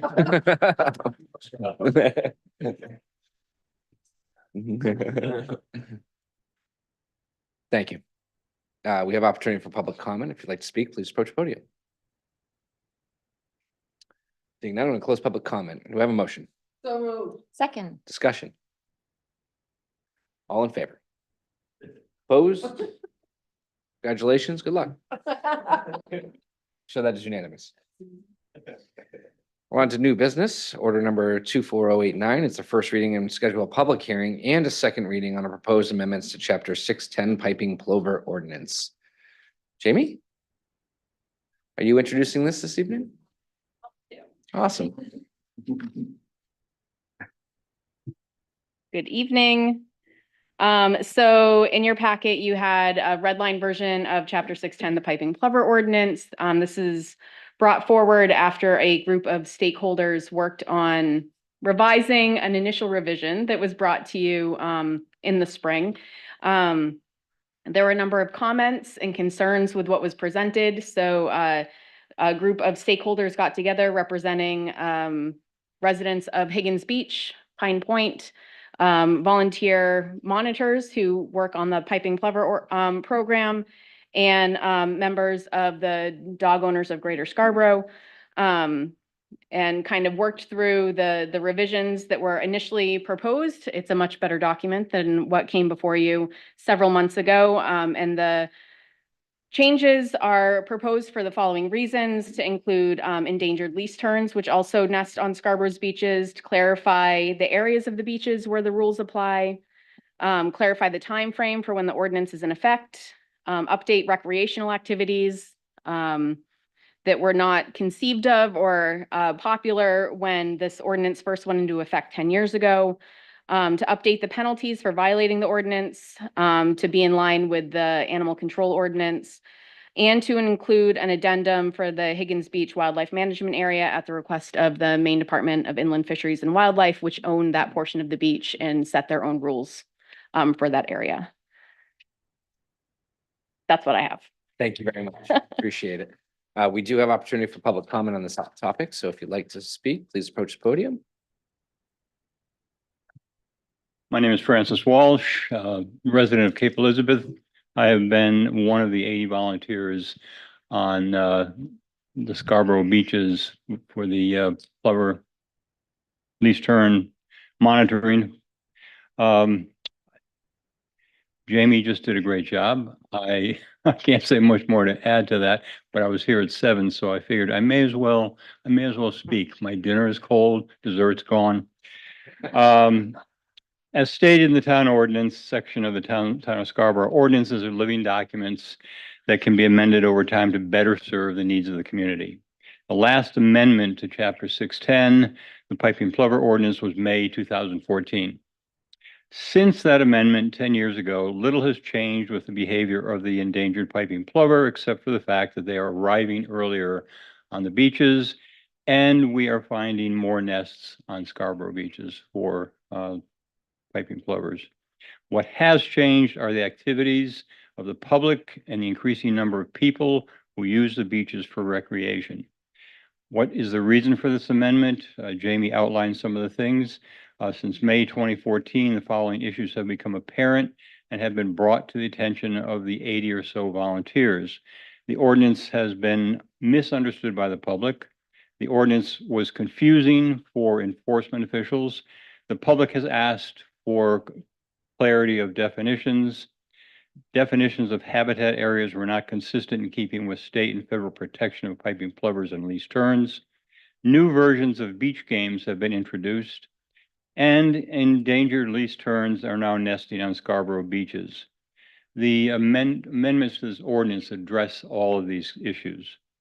And the several town volunteers that Jamie alluded to, Glenn Shabbat, Gretchen McKeska, Sue Naden, and myself worked on the ordinance revisions with Katie Foley, Sue Foley Ferguson, and Elaine Richer, and Jamie provided valuable feedback on and suggestions. So thank you after such a long night for hearing this ordinance amendment, and I truly thank you after sitting here tonight and hearing what you deal with. So thank you again. Thank you, and I'm sorry your dinner got cold. And dessert. Sorry. Ms. Foley, welcome. My ankle sometimes, that was, good evening, Katie Foley, 7 Acorn Lane in Scarborough. And I just have to start with, wow.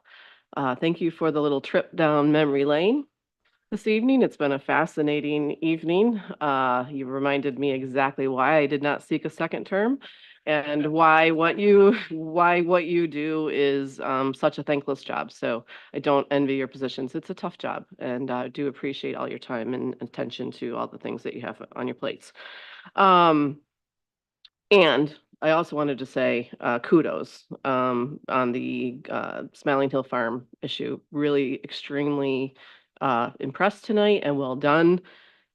Those who know me know I'm no stranger to highly charged emotional topics in town.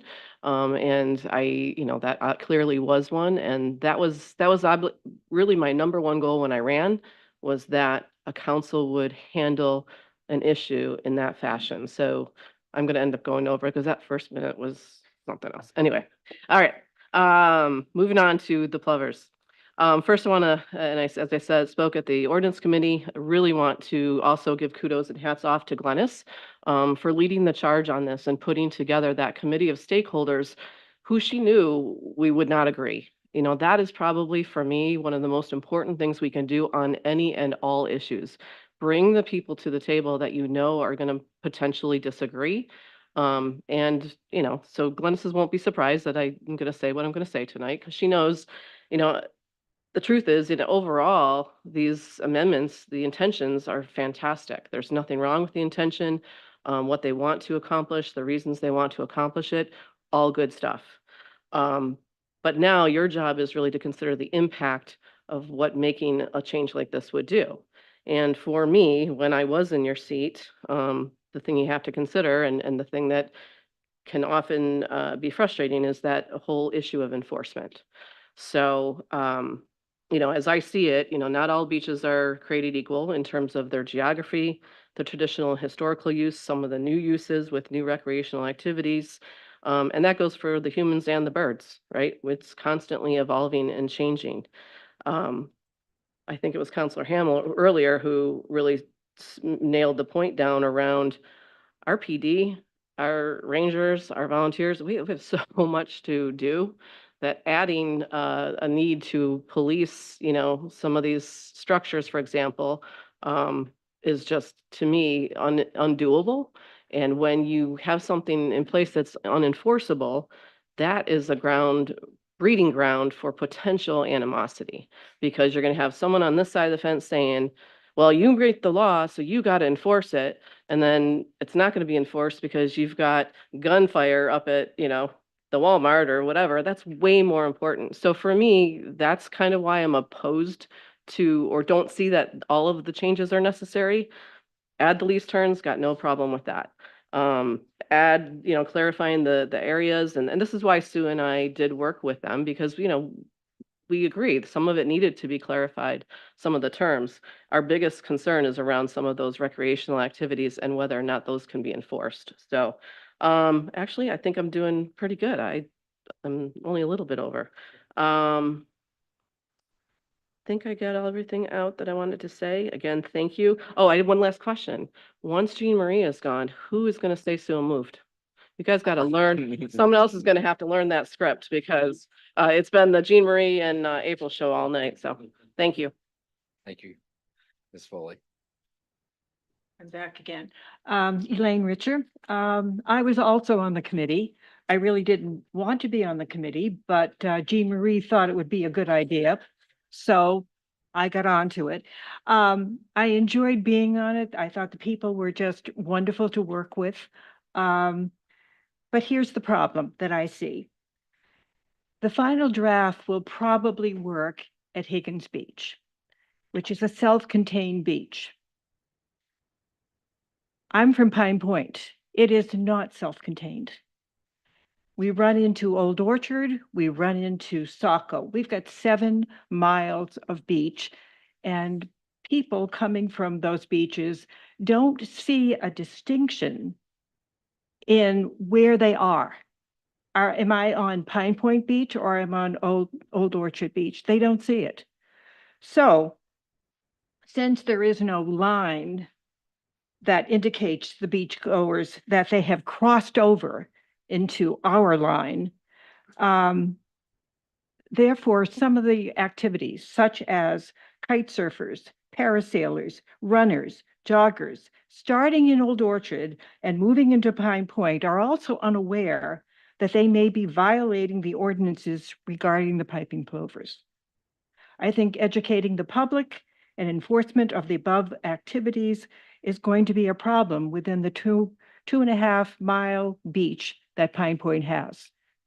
And there's a lack of manpower and the size of the beach that you're working in. Now, I don't have any suggestions for you. That's not my job. I just want to note that when you make rules and ordinances, they don't always follow the adage, one size fits all. And I think that's one of the things that you may have to consider. Thank you. Thank you. Welcome, Ms. Bristol. Good evening, Allison Bristol, Bayview Avenue at Higgins Beach. And first I have to thank you all for what you did about the Gorham Connector. Fantastic. And I'm not going to reiterate everything, the email that I sent to everybody today, but I just wanted to make a couple of points that, again, I think the beach management agreement with the state and U.S. Fish and Wildlife is very clear that the restrictions are in place April 1st through Labor Day while nesting activity is occurring. But when no nesting activity is occurring, as verified by Maine Fish and Wildlife, the beach management agreement guidelines are not in effect. So this is what the state and this is what the federal government requires.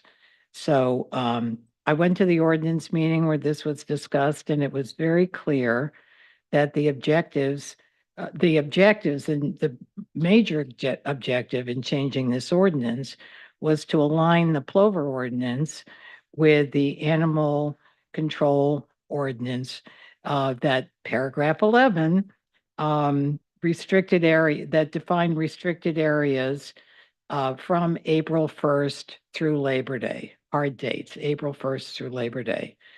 But that's not what the state and federal guidelines are. So we're making it more restrictive. And my comments are really more about the impact on beachgoers. So by making it April 1st through Labor Day, period, in the plover lease turn ordinance, you're also placing those restrictions on beachgoers. And just to use Higgins as an example, this summer, I watched the Conservation Commission meeting where Jamie mentioned that the least terns nested on Western Beach this year, not at Higgins. And that I watched the Community Affairs Advisory Committee where they discussed this. And it was mentioned that there were 11 chicks that were anticipated to fledge by the end of July. So that's a full month where people should have been able to recreate without restriction. So I'm hoping when you're considering the changes to the ordinance that you consider the beachgoers because the summer window is very short. And the other thing I just wanted to clarify, and I don't think Jamie meant this, but she said that the stakeholders who were involved in the conversation represented residents of Higgins Beach and Pine Point. They are residents of Higgins Beach and Pine Point, but they do not represent the Higgins Beach. I can't speak for Pine Point, but they do not represent the Higgins Beach community, and neither do I. So thank you very much. Thank you, Ms. Bristol.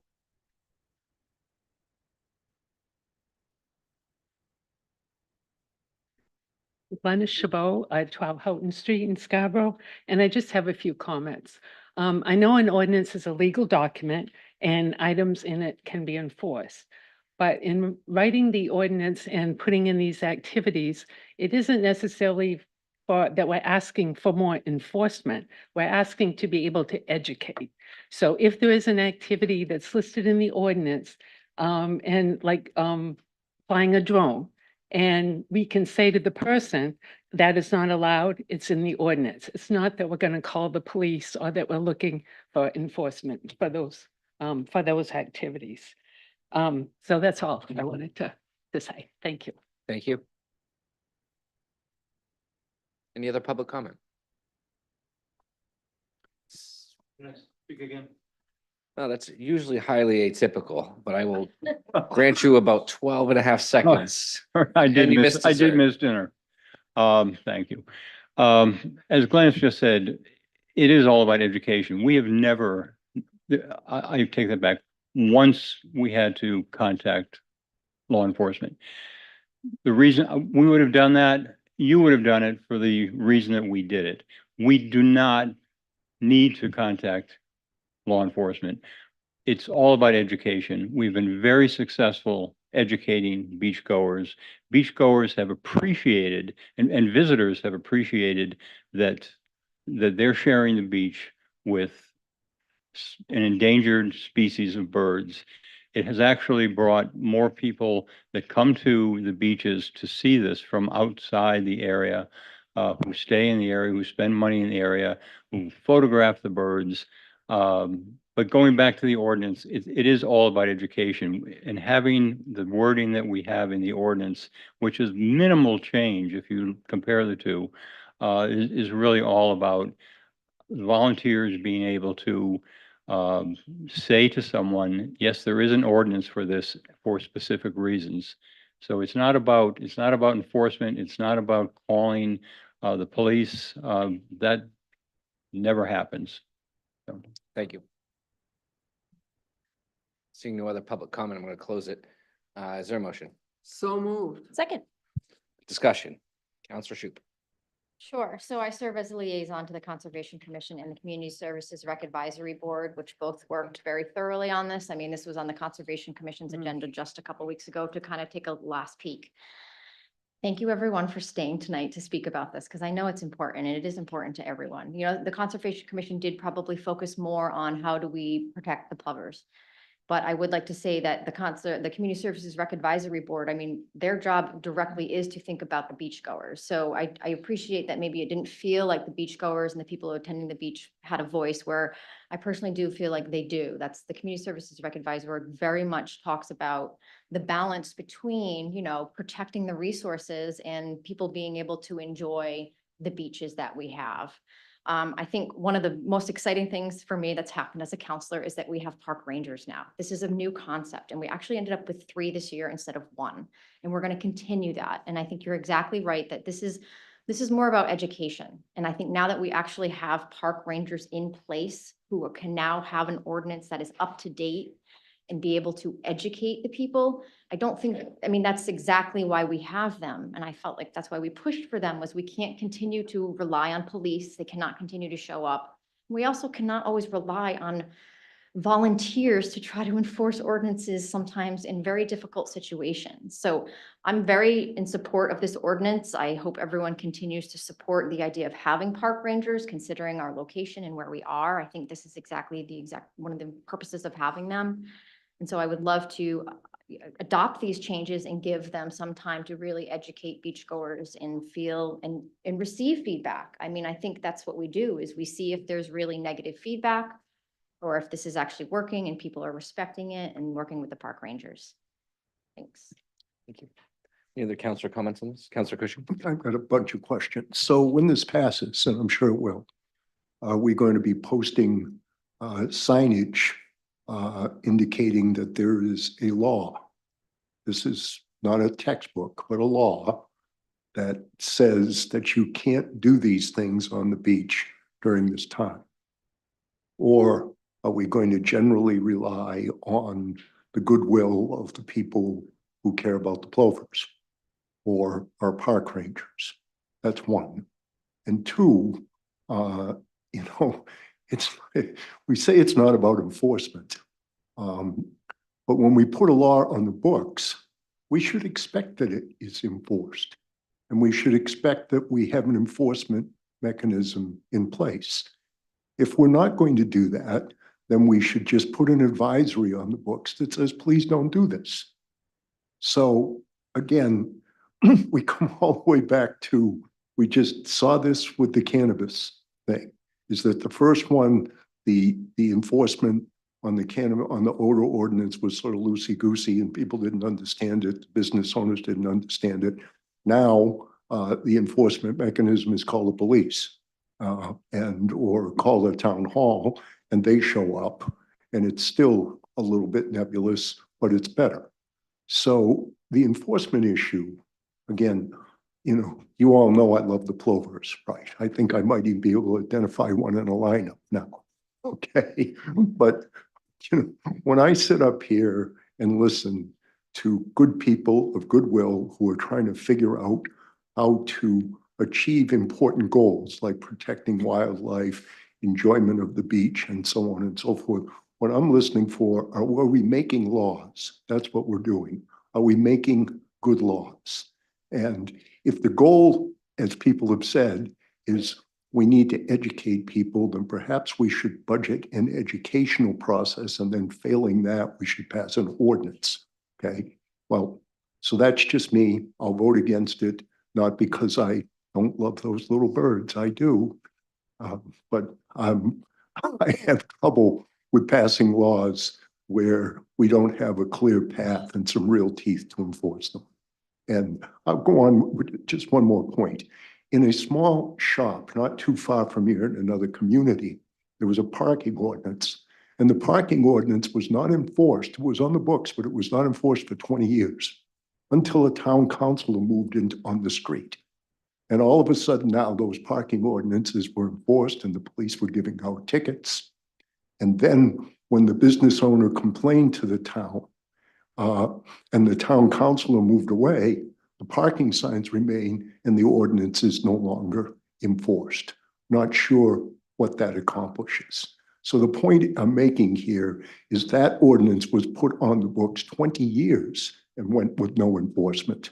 And then all of a sudden, somebody pulled it up out of the books and said, oh, we still have a law here, and now we're going to enforce it. I don't think that's good practice. Thank you. Councillor Katarina. Yeah, first of all, I would remind everyone that this is first reading and sending it to public hearing and second reading. We could send it just to public hearing and then have a second reading after a public hearing and encourage people to come forward if they have more input. Personally, I know this has been vetted 8 ways to Sunday by various committees. I certainly understand some of what Councilor Cushing is saying, but unless you have boundaries sometimes, having been a mother, I know this, the unique boundaries that, and it's very clear that the boundary is, from X date to X date, whether or not the birds are fledging, flying, nesting, I don't know. It makes it much easier to educate and say to people, hey, you can't be doing that here. And people get used to it and work with it, but it's there in case we need it. If someone is egregiously misbehaving and doing what they're not supposed to be doing, I see it as there.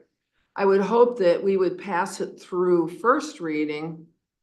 And maybe the discussion is, do we want to do the second reading and public hearing together or not? Does it need more time? So. Thank you, Counselor Katarina. Counselor Anderson. Yeah, I was actually thinking that as well, Counselor Katarina, because I think whenever you're talking about recreation on the beaches, I think people are gonna pay attention.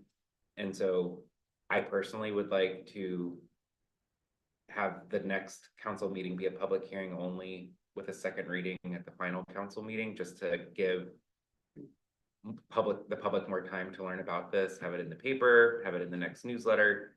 I think it's a good idea. I'm supportive of it, but I think that extra time, just knowing there's a recreation Clover component that people need to understand, I think it's important to give a little bit of time for the education of what we're trying to change. So with that, I would like to motion that we change the order to be first reading and schedule a public hearing only on the proposed amendments to chapter 610 piping clover ordinance. Can I just I second that. Discussion? Seeing none, all in favor? Opposed? Sure, that's 6-1. So back to the motion as amended.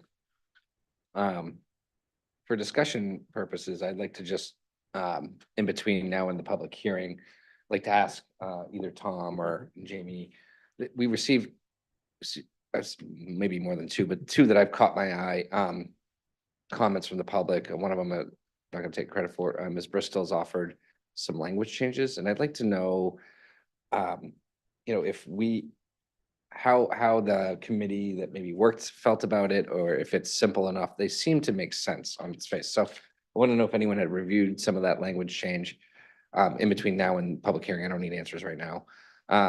And then also there was, again, probably to the point of the motion as we just amended, another public comment from Mr. Hanley about recreational impacts as far as being off beach. So I'd like to understand those two things better for the next time we meet. And I'm hoping that Jamie and Tom maybe can either help with guide some responses or get some feedback from the committee that was formed to help bring this forward. So that'd be my only request between now and the next public hearing.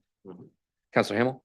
Yeah, I was actually going to suggest a third reading. That way I wouldn't have to deal with it. It'd be one less thing to do. Councilor Hamel, is that a It's not motion? Because possible. I think I could. But I am in favor of this being socialized further. That being said, and I know there's been a ton of work done on this, so good work. Given how busy the beaches are, the idea, and I go back to what Ms. Deegan said, having one more thing to do on Pine Point Beach, we were talking the other night about the vulnerability assessment issues there, and people are concerned about where to put spoils and where to get more sand. And people are worrying about flooding coming from the marsh. I mean, we're dealing with a lot of issues there. This year, the beach this summer was crazy busy. It was busier than I've ever seen it. It now is it seems to be the Surf City East, which and I like the surfers, but it's just having to do one more thing and manage one more thing on top of the dogs and the span of the beach that we have there. I have grave concerns about it being expanded, beyond Higgins Beach. And I'm not sure that it has the broad public support, even for the point that Don Cushing made about, if we're going to do something, got to make sure that there's enforcement to make sure that it is implemented. So I'm open for going for another step, but I think I know where I'm going to end up at the end. Thanks. Thank you. Seeing no further discussion, I will call a vote on the motion, amended motion to schedule a public hearing. All in favor? Opposed? I show is 6-1. Thank you. Next is order number 24090. It's act on the request to authorize the town manager to sign the Eco Maine BANS TAEFRA on behalf of the town of Scarborough. I'm sure I probably could have said that bands Turfa or something, Turfa. But I'll let you tell me what I missed there. I'll do my very best. Thanks. I would note that we have Greg Laura, the finance director for Eco Maine here, to the extent there are questions. There was material in your packet, in the cover sheet, as well as a memorandum provided by bond counsel for Eco Maine. I think, in my view, it did a pretty good job of providing background and context, but the long and short of it is, since Eco Maine, part of the landfill is in Scarborough, the vast majority, and they are in the process of doing a number of capital improvements that require bond financing. The IRS code requires that each community, and I believe similar asks have been made of South Portland and Portland as well, that the community acknowledge that the existence of these projects and the fact that capital financing is required. I do want to make an explicit point that we are not incurring any debt obligations whatsoever, nor are our existing interlocal agreements or waste handling agreements being changed or affected whatsoever. So this is authorizing me to sign a certificate to meet that IRS code requirement. Thanks, Tom. We have opportunity for public comment. Seeing none, I'm going to close public comment. Is there a motion? So moved. Second? Discussion? Counselor Cushing. Yeah, I spoke with Kevin or emailed Kevin on this Okay. briefly, and he basically said that he felt like this was probably belt and suspenders. They felt like they could probably just do this without the towns, but it seemed like good practice to get us to sign off on it. So. Yeah, I think it's, I suspect it's a requirement of the bond council. They can be quite particular sometimes. So they want to make sure there's no question remaining. All right. Seeing no other discussion, all in favor? Opposed? So that's unanimous. Thank you very much. Order number 24091, act on the request to set the date and time for the regular municipal elections for Tuesday, November 5th, 2024 at the Scarborough High School Alumni Gym.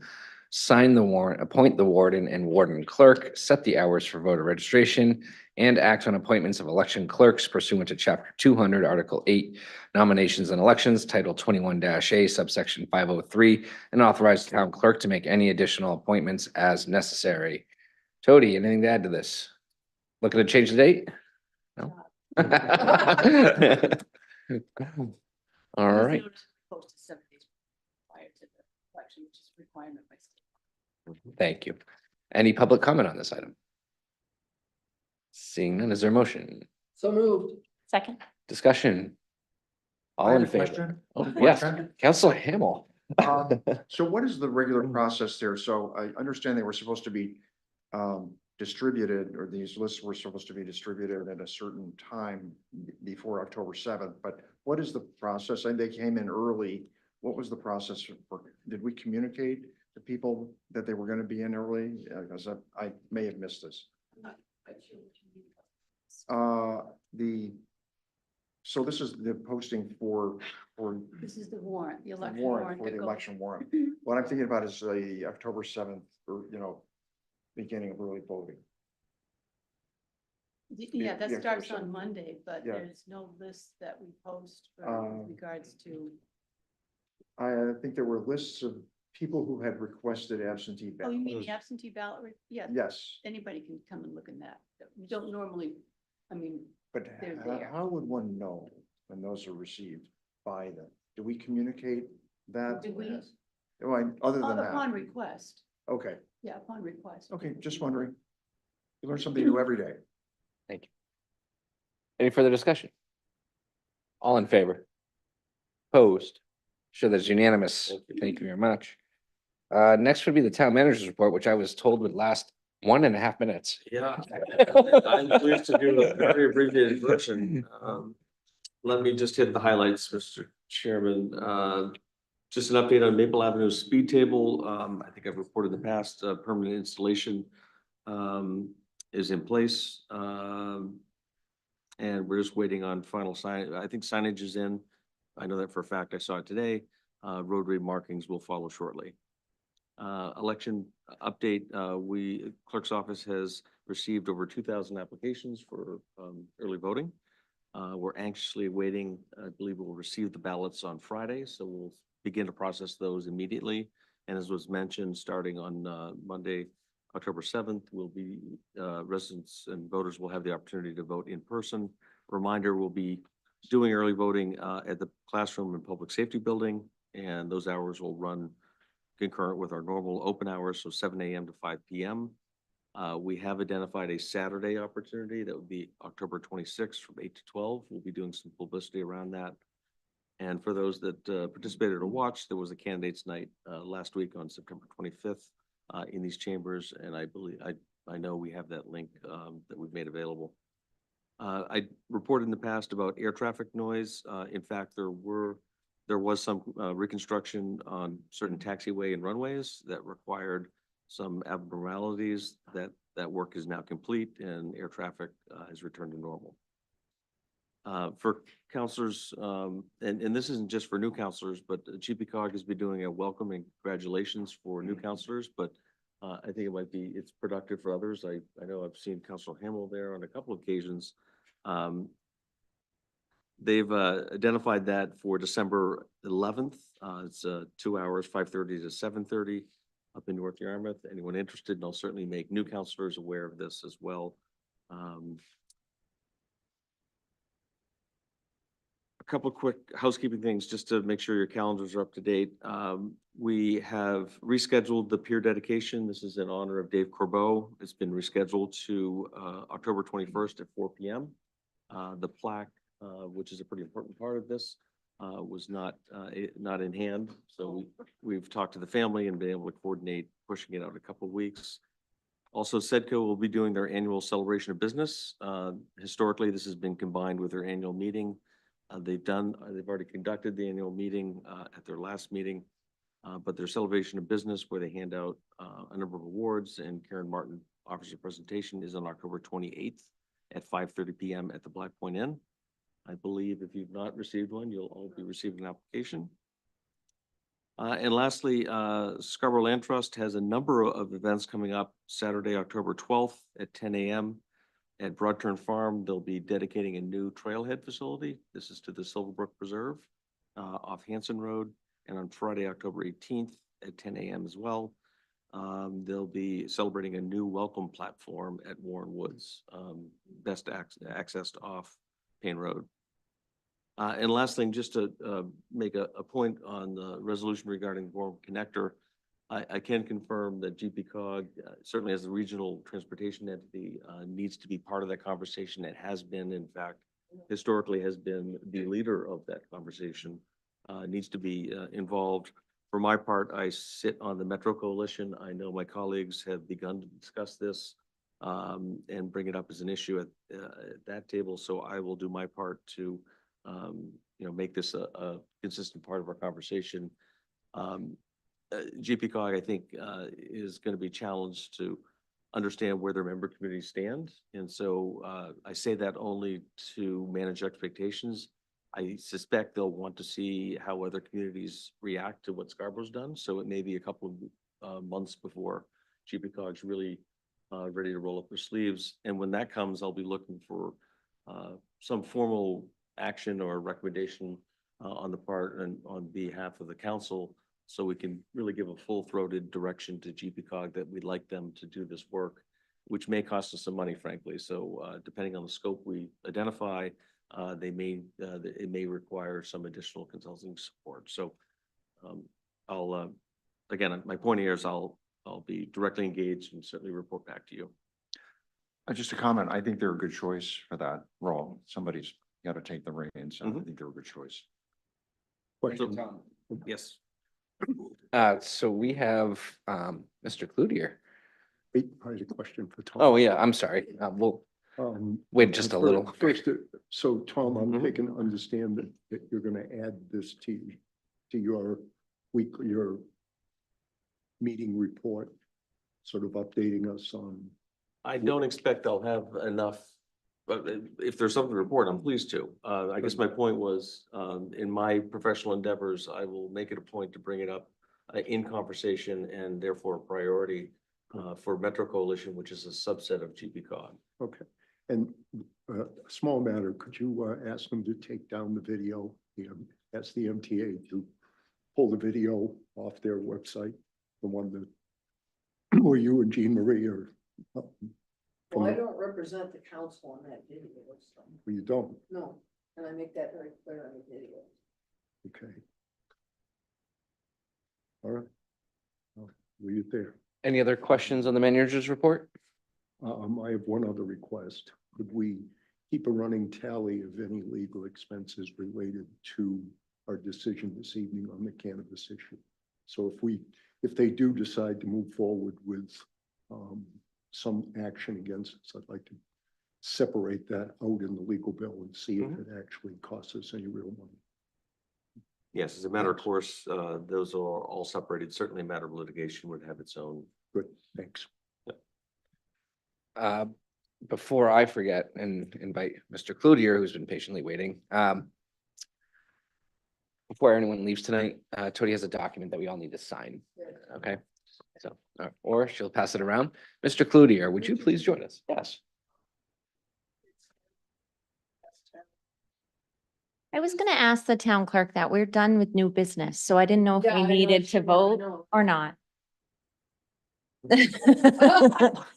It's kind of an extension of the manager's report is the way we had built it, right? By the same token, it never hurts if the council wishes to. I will make a motion to suspend the rules that we do not take up new business after 10 PM. I second that. We do not. To suspend the rules that we Oh, don't. fair enough. Thank you. Double negative. I was gonna yeah. say, All right. go home. All in favor? Opposed? Sure, that is unanimous. Thank you. All right. Thank you for bearing with us. I know you were probably hoping to have your dinner and dessert, and we may have ruined that, so. I had mine before the workshop. I knew what I was in for. As you might know about the revaluation, I like a challenge. So speaking to you all while you're perhaps yawning, I'm up for it, but I'll keep it brief. So the tax commitment report, I often, in fact, every year give some sort of report. Sometimes it's just in paper, and if you welcome me, I'm also here to talk about it. The entirety of the documentation and the agenda is, 44 pages, tax commitment report plus the slides. I'm not going to go into all that, but it's there for people's discernment and reading, and they can reach out to the assessing office if they want to discuss more. So just moving on to the next slide, going to talk pretty high level of just big picture takeaways. And as I said, the descriptors and details are in the agenda materials. And that's the front page of said report. Would you mind making the slides a little bit larger?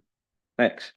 So the annual report always has like the high level overview of the takeaways from the year, including assessment stats, what you saw from compared to previous years. This year also had a separate section at the end about the revaluation. And I just put one example of a statistic there that I will briefly speak to. And it's the fact that after the revaluation, the average and median single family home non-waterfront assessed value has increased. And I'll pick on the median because that's something we use when we're doing different modeling. We've historically used $400,000 home when we're projecting different tax modeling for different purposes, like with the finance committee. And now that the new median is a little bit over 600,000, don't be surprised if that's the new, model that we would use as a starting point for tax impacts, and then below or above as well. Next, please.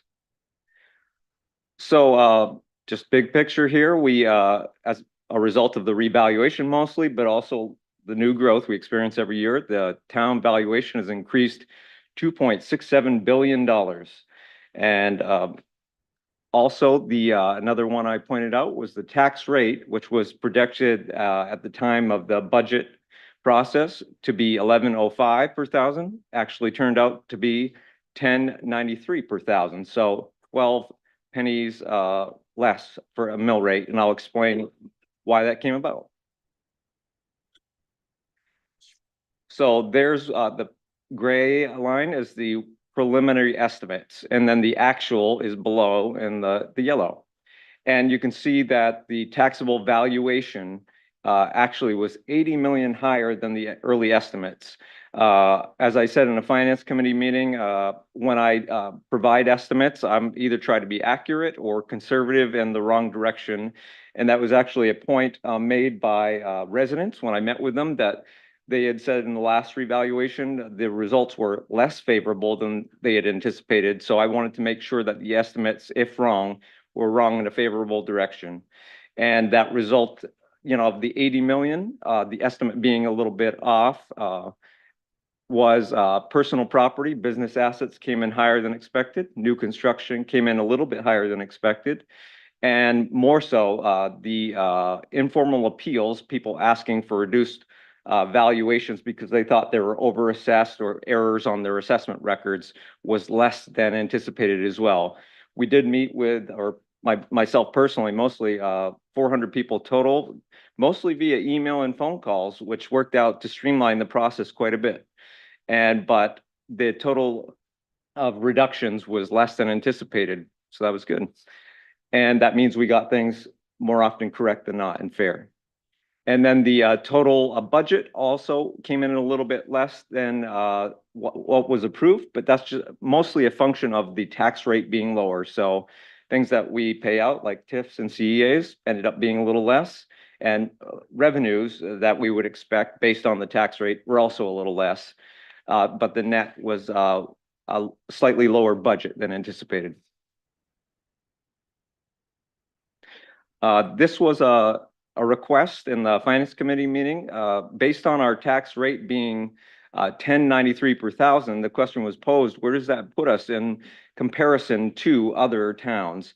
And I had initially thought, oh, well, I only want to compare apples to apples, so towns that are exactly similar in size and scope, but that would be quite limited. So instead I put every municipality in York and Cumberland County that has a population over 5,000. So I'm pretty aware that many of these will not be deemed comparables, but it did fit this metric. And nonetheless, you'd see not only are we among the lowest in both counties, but we're the second lowest tax rate in Cumberland County after Gray. And I ordered these also in who's done a reval in recent years, so the last year or two. And you'll notice that many towns have, and that just leaves further credence that we had to do one. All these towns have had to, because below the state requirement threshold, it would of the ratio of 70% assessment ratio. So the timing is happening statewide for that very reason, if it hasn't occurred. Quick question. Sure. So, I mean, we're like number 26 out of whatever it is, 32, so a low tax rate, but we've got a really high valuation. So what, what does it tell us really? I'll leave that to you to determine and judge. I just wanted to point it out because it was requested that I put it up there. Okay. Some people might see it as favorable, but I think if you were to ask me my opinion, I can say that residents' anecdotes, they were very pleased that the council realized there was multiple factors going on this year, including the state senior program going away, and also the revaluation shift from commercial to residential, and that they were very grateful that the council tried to minimize the budget impact when they could. Okay.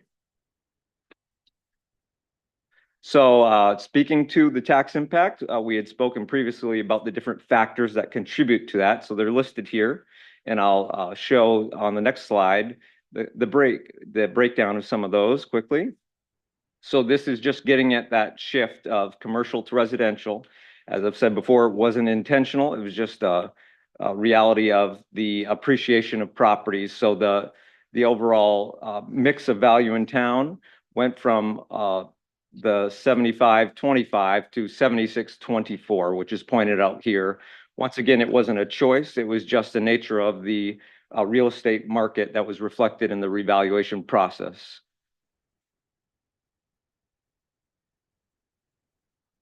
And if you scroll, yep. So this is just showing how we came up with via council policy, actually, the impact of the budget had there not be a revaluation. And that number below in pink and an outline of 1.35%. It outlines that the council policy says if there was not a revaluation, the estimate of new growth, because it's hard to estimate or actualize growth in a revaluation year, we use 90% of the prior year's growth as the estimate. And with the actual budget, 1.35% is what the taxes would have gone up had there not been a revaluation per this policy. And that is more favorable than the initial 1.47 that was projected earlier on. And this is just the wrap up of those factors in a summary. You've seen this before at different presentations about the revaluation, so I won't go into great depth. And it's explained more in the entire packet with the detail. But that just shows that a homestead property, so a resident that has the homestead exemption for their primary residence, if they were not in the stabilization program that the state had and rescinded after only 1 year, the average increase was a 5.5% increase in their taxes. And that's the breakdown of 1.35% from the budget impact, and then the revaluation shift from commercial to residential. And then the stabilization program participants had that additional factor at the bottom. And I wanted to call out the reasons why, because many people would say, wouldn't it be just the 3.77% from the prior year? But when I dug deeper, I was able to find not only was it that, but also the exemptions that were reduced for everyone else, but not for them because they were frozen. And then furthermore, it's averages, as so it's may not affect everybody, but if you built a shed or a garage or something in that year, it was also frozen. So the state paid the taxes on that shed or garage, and the senior in that program did not, and that caught up with them this year. So if you weren't one of those people, but were in the program, perhaps that would only be 4, not 4.4%. We giveth and the state taketh away. It's true. I'll speak more about that as one of my last points. The revaluation cost. This is, you know, perhaps a small thing, but I think it's something I'm quite proud of, that we budgeted for the cost to do it in-house at $44,000. And that was already thought to be pretty cool and pretty good because we had paid as a town KRT Appraisal, an outside company, nearly $400,000 to do a similar type of work that wasn't as favorable for residents for various reasons at the time in 2019. Instead of $44,000, it actually only cost a little less than $20,000. And that was mostly, thank you, saving money where we can. And that was mostly a result of, once again, conservative estimates, but perhaps things that we thought we were going to need outside help, they backed out, so I had to do it instead of getting help. And it worked out. It worked out. Two more points of reference. You might say that on that number, the 400,000, well, KRT went to every house. So maybe it's not apples to apples. So 2 towns that are doing revaluations in future years, I called up. The city of Auburn is doing, just partnered with KRT to do a revaluation like we did Measure and List. They're charging $800,000 now. So that's what it would be if you went to every house, because they're a comparably sized community, even though they're different. They have the same amount of parcels.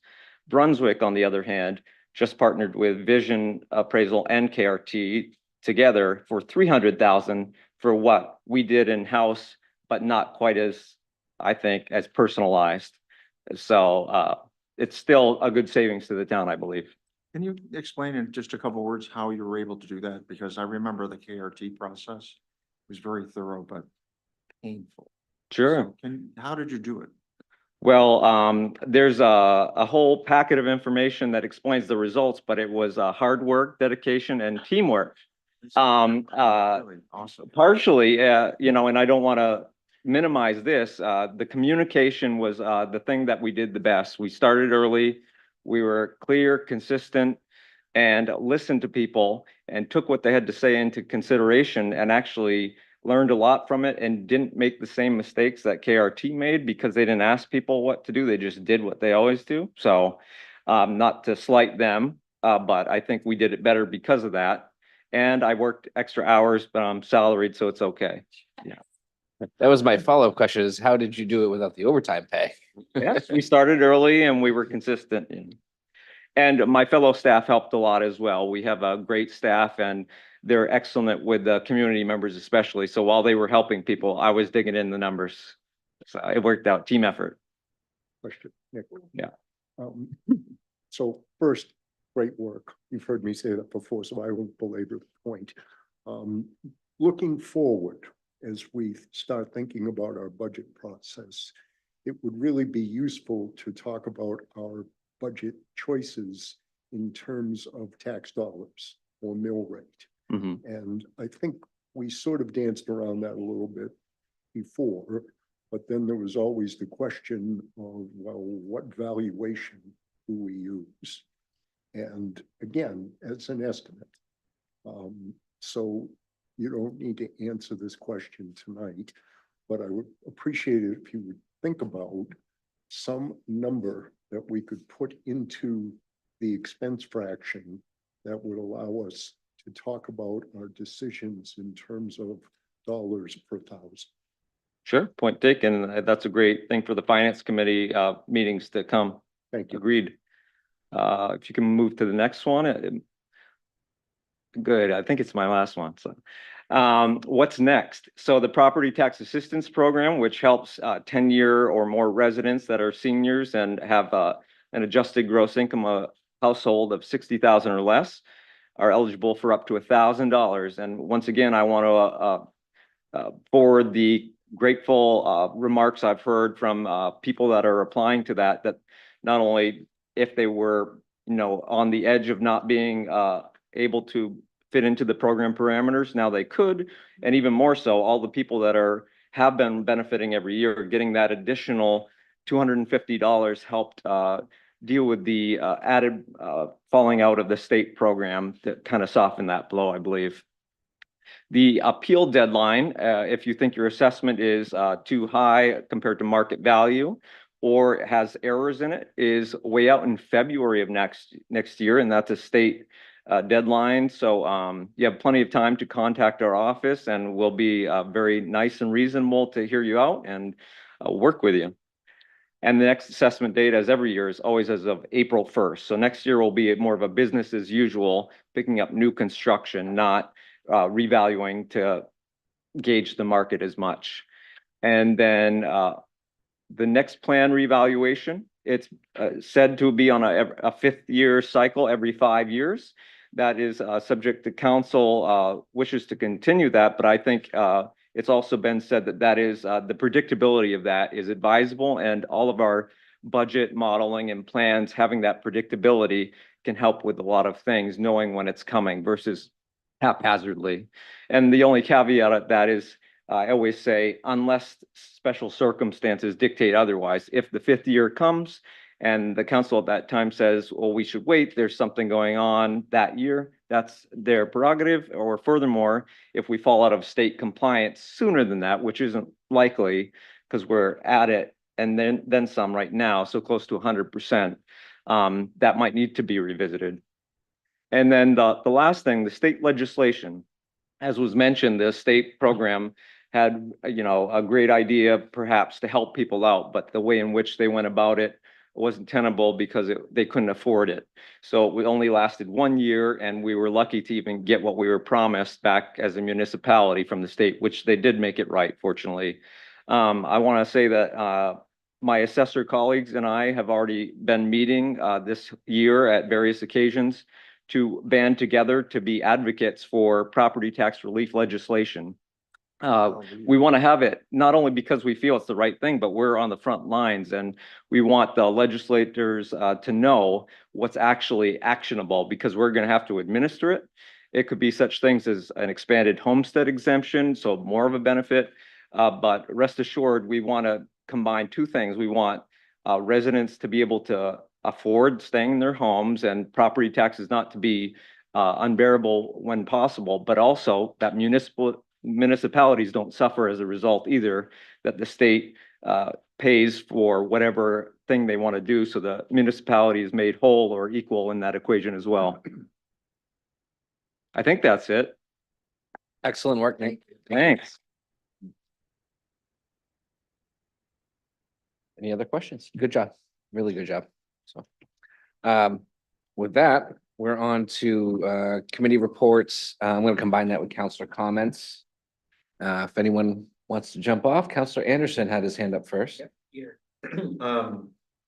Finance meets next week.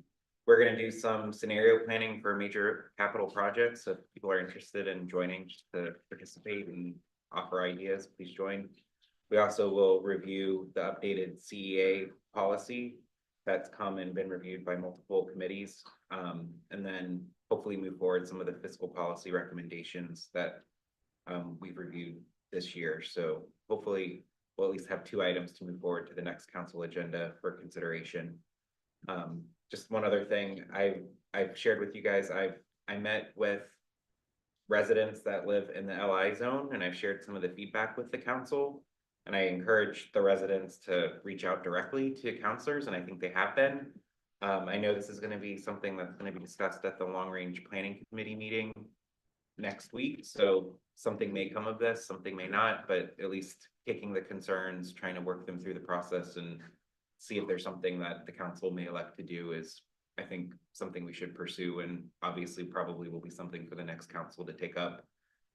But I just wanted to share that, you know, after meeting with them, the real concerns that I took away was without having public water and sewer there with what we have in the zoning does create concerns, legitimate concerns for the existing property owners. And so that's just what I took away from the conversation. Thank you, Counselor Anderson. Counselor Katarina. Yes, and I will be holding my final ordinance committee meeting on Wednesday, the 9th. It'll be at 6 p.m. We're at Public Safety. We have 2 things on the agenda: food trucks, which were mentioned in the Scarborough Downs discussion. And then we're going to look at a portion of the environment and the new environmental standards that came forward to at least broaden the setbacks a bit around construction. So taking some of what came out of the committee's Karen's on, but at least getting something in place to work with the new construction, at least to start. So come and have fun with us at ordinance. Thank you, Counselor Katarina. Counselor Sadler. Is it at public safety or is it here? Public safety is going to be open for voting. Says to Okay. have public safety on the agenda, but Okay. hang Okay, tight. I just wanted to make sure, because I know we're doing early voting over there. Communications also meets on Wednesday. We are going to be discussing planning our last Counselor Corner Live of the year. The topic that's being discussed is prioritizing our priorities, to steal from Chairman McGee's phrase. Just invite the public to come and talk to us about the capital improvement projects that we have on the tracks. Sustainable Scarborough Day is this Sunday at Wentworth School from 10 to 2. I will be there. I will make sure that I have, if not my jacket, depending on the weather, at least my name tag. So if you do planning on be there as a counselor, try and remember to bring your name tag or your jacket. I am hoping that this is a good opportunity for the council to engage with the public and have some presence at that event. That's it. Thank you, Counselor Sadler. Counselor Shoup. So appointment to negotiation meets next Wednesday as well, and we still have openings on the Shellfish Commission, Coastal Waters and Harbor Advisory Committee, Long Range Planning, Planning Board, Community Services Rec Advisory Board, and Conservation Commission. So there's still time to get an application in if anyone's interested. Thank you. Any other updates, council comments? No? Thank you all. I know that was a long meeting this evening, which, we dealt with some really important things, so I think it went well. We handled it well. So kudos to us and to everyone that showed up tonight and stayed and stayed. So thank you again. Everyone have a great night. Is there a motion to adjourn? So moved. Second. All in favor? Thank you. We are close for the evening.